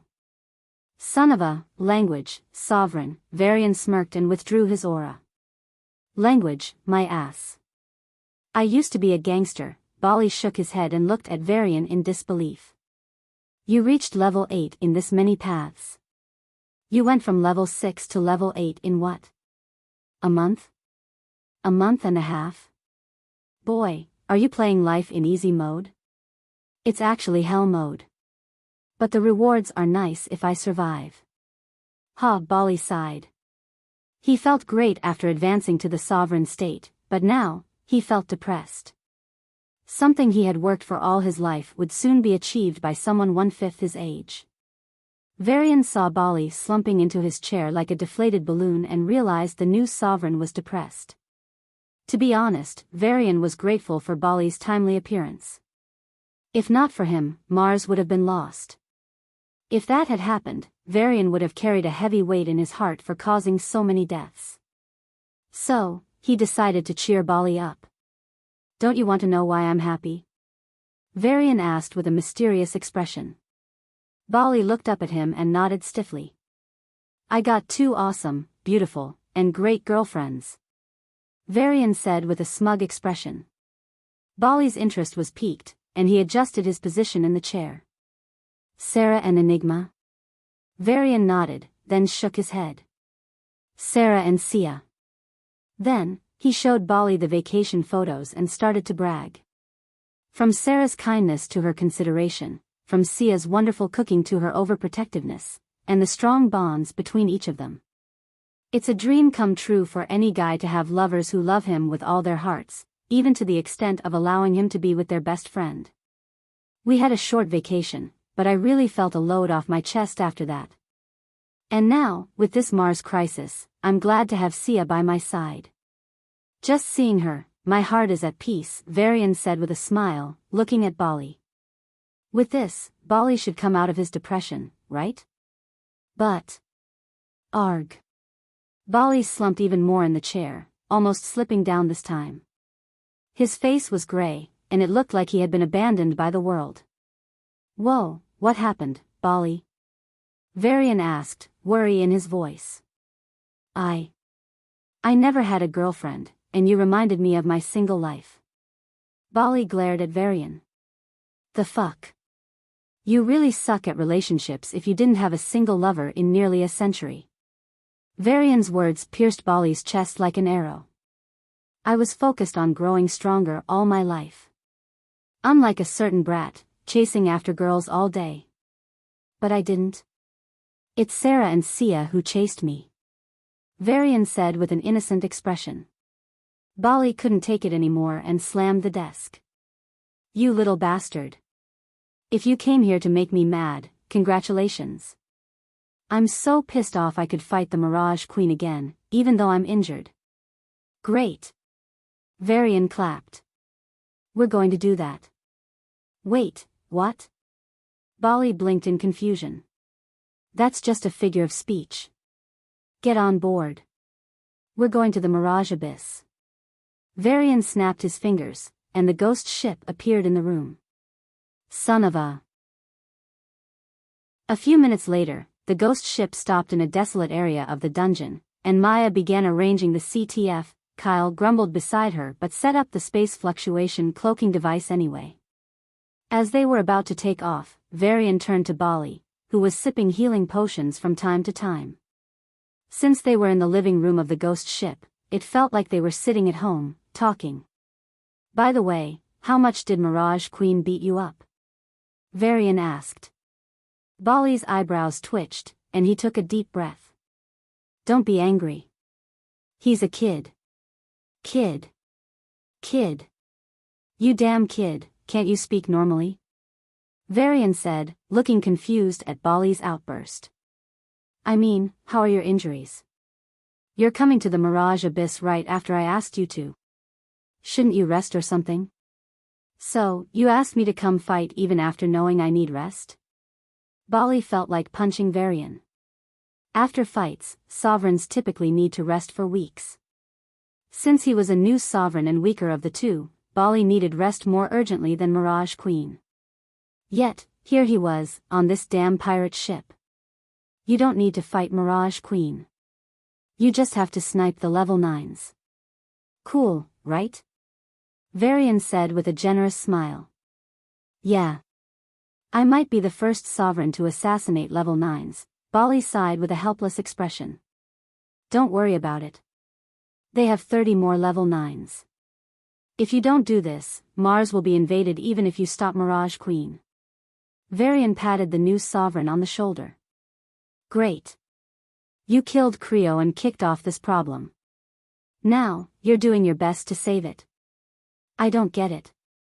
Bali's expression suddenly turned serious as he stared at Varian. If someone else were in your position, they'd be gloomy and crushed by guilt. How the hell are you still able to smile? Varian let out a small sigh and gazed out of the window at the hills in the dungeon. It's not a great feeling, honestly. Realizing you're the cause of millions of deaths. But, Varian's eyes shone with a black light. I'll only see more deaths. I'll even be sending millions more to war and causing their deaths. Bali raised a brow. This boy was talking as if he held the ruling position of the human race. But if he continued to grow at this rate, it was inevitable. Bali rather appreciated Varian acknowledging his own role and preparing for his future. In fact, Bali was also looking forward to the near future when Varian would reach the sovereign state. Given Varian's growth rate, it was clear he would go above and beyond. If the human race had such a strong ruler, then Bali could rest assured. Varian was affected by the deaths, he wasn't heartless. But he was also not crushed by them and, in fact, acknowledged he would personally cause many more deaths in the future. He was realistic and would make the necessary decisions. Bali was satisfied with Varian's mentality. Now, the only thing he had to do was ensure Varian didn't make mistakes. Well, I hope you don't touch Sanders for now. At least, not the ones close to Julius, Bali suddenly said. It's absurd. But I don't want to see Julius die, even by chance. Unlike the Mirage Queen, the Demon King can't be stopped. If Julius dies, Earth is doomed. Varian rolled his eyes. He had heard this countless times by now. But he still nodded. I'm not touching them. For now. As Bali was about to ask about the plan, he sensed something and looked at the boy and girl below the ghost ship. Varian also frowned as he heard their conversation. Something is wrong, Maya muttered. I debugged it. It's working fine, Kyle said, rubbing his chin. No. The formation is fine. It's just. Maya trailed off, a deep frown appearing on her small face. She then turned to the ghost ship and said, Boo, call Varian. Before Boo could even respond, Varian and Bali teleported in front of her. Maya yelped at their sudden appearance and glared at them. Don't scare me. Varian laughed before asking her about the problem. You have space power, right? Maya picked up a silvery round box from the formation and threw it to him. See if you can sense the other side. I have a conjecture. Varian handed the box to Bali. Maya stuck out her tongue when she realized she was standing in front of a space sovereign. Kyle turned around and started laughing, and Varian joined him. Bali sighed inwardly. Why do I feel like Varian planned this? Then, he shook his head and used his space sense to enter the silvery box. He pushed through the complex arrangement of spacorts and space stones inside, and the space around him suddenly changed. This. Bali found himself staring at a region he somewhat knew. A sky with silver clouds. The land with armored homes. Mirage Abyss. But he could only see it from afar. The connection between the space of this dungeon and Mirage Abyss was cut off. Retrieving his space sense, Bali narrated what he experienced to the girl. It's as I thought, Maya sighed, looking at the three guys with a dispirited expression. The connection between the spaces of dungeons and abysses is cut off. CTF is useless. Without waiting for a response, Maya walked into the ghost ship, her head lowered and a desolate expression on her face. My work, my project, it's useless. Useless. Hearing her depressed mutterings, Varian gave Kyle a look, and Kyle nodded. He picked up the CTF and started fiddling with it. You idiot, Varian stopped himself from cursing and pushed Kyle toward Maya. Console her, he said through telepathy. Kyle, realizing what he needed to do, immediately hugged his girlfriend and took her to their room. Now what? We'll teleport to the planetoid nearest to Abyss and go from there, Varian said with a sigh. Although he knew the Abyssals would have countermeasures against his surprise attacks, this move still caught him off guard. However, he wasn't dispirited. Bali went along with the plan. Varian dropped Kyle and Maya off to send them on a vacation, and Bali asked one of his trusted subordinates to take care of the kids. Then, the ghost ship teleported to a planetoid and headed for the Mirage Abyss. On their way, Varian called Sia, and the three of them decided on a battle plan. As they were about to reach the Mirage Abyss in a few minutes, Varian asked, Bali, you can't use the ether pendant, right? Can you lend it to Sia during the battle? She's a psychic and will put it to good use. Ether pendant? The artifact? Bali frowned. Yeah. Varian had a foreboding feeling. I never received it, Bali shook his head. But I saw it on Creo's corpse. Varian stood up in shock. What do you mean? Didn't the officials safeguard the artifact? I asked Mars' president. He said they didn't find it. Bali shook his head. Varian closed his eyes, realizing the gravity of the situation. Damn that traitor. Traitor? Bali, there is a traitor among the sovereigns. Oh, I see, what?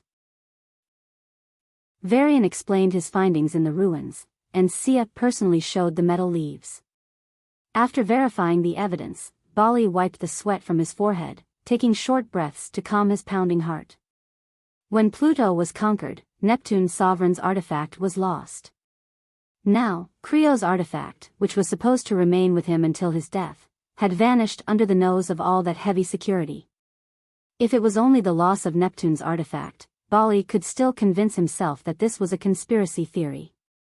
But the loss of Creo's artifact was something he couldn't ignore. While there was a possibility that one of those level 9s stole the artifact, it might as well have been Zero. There was no use for them, and it was impossible for one person to steal it under the watchful eyes of that heavy security.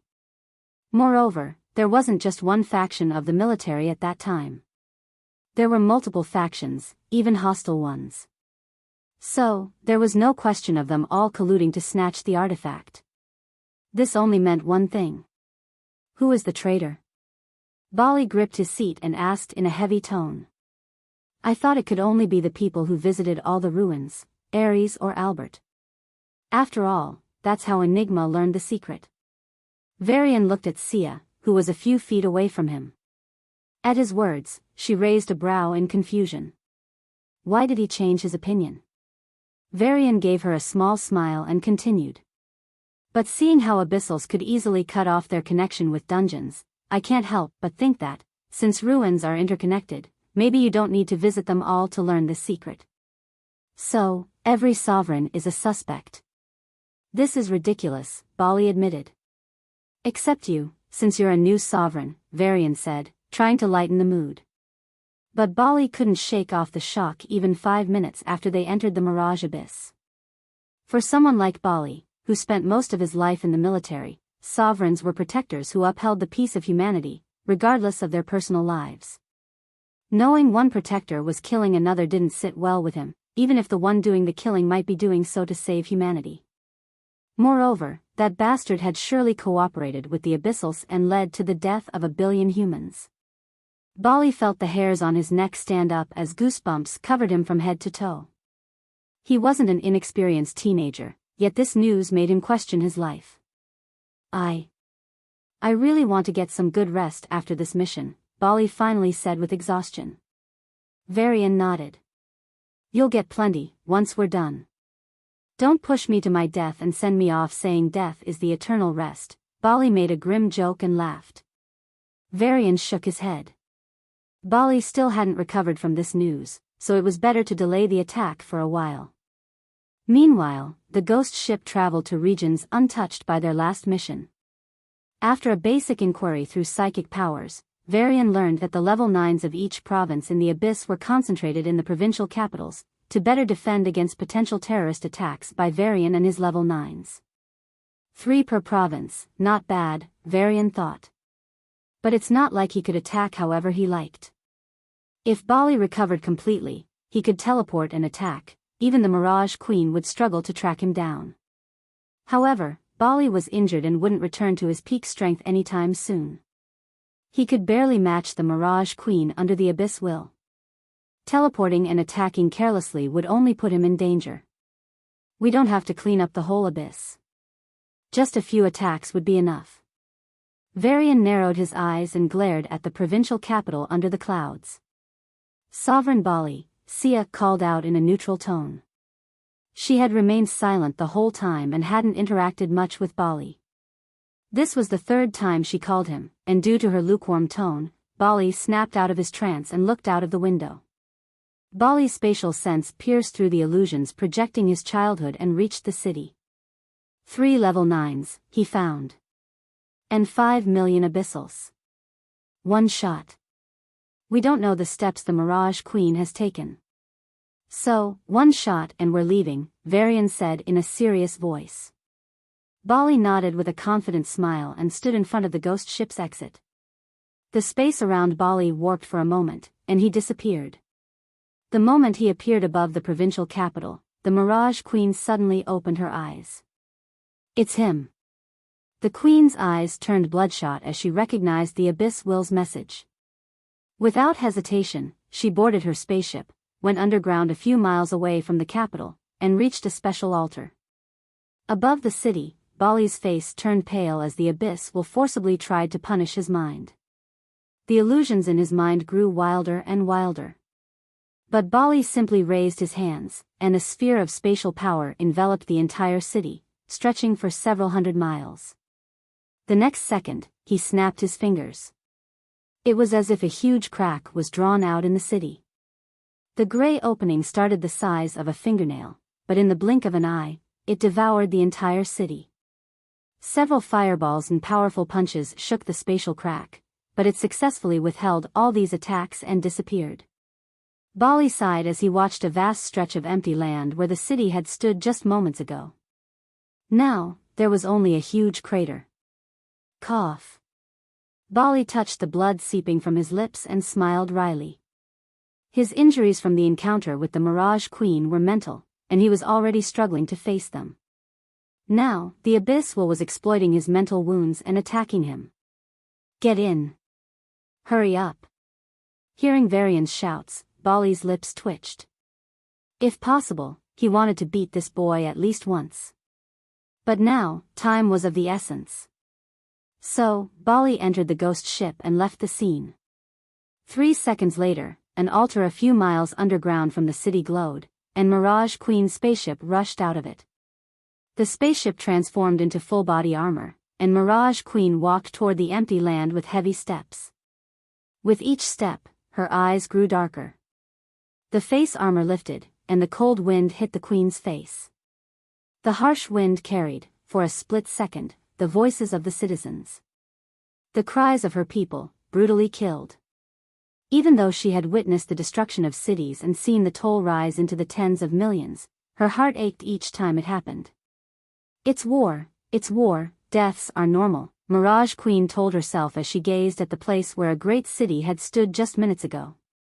As she was about to leave, the wind blew, carrying a few pieces of cloth with it. Mirage Queen held out her hand, catching the blood-stained clothes of the children. Something inside her snapped. Mirage Queen straightened her back, and her ice-cold voice echoed for hundreds of miles. Varian, you've crossed all lines.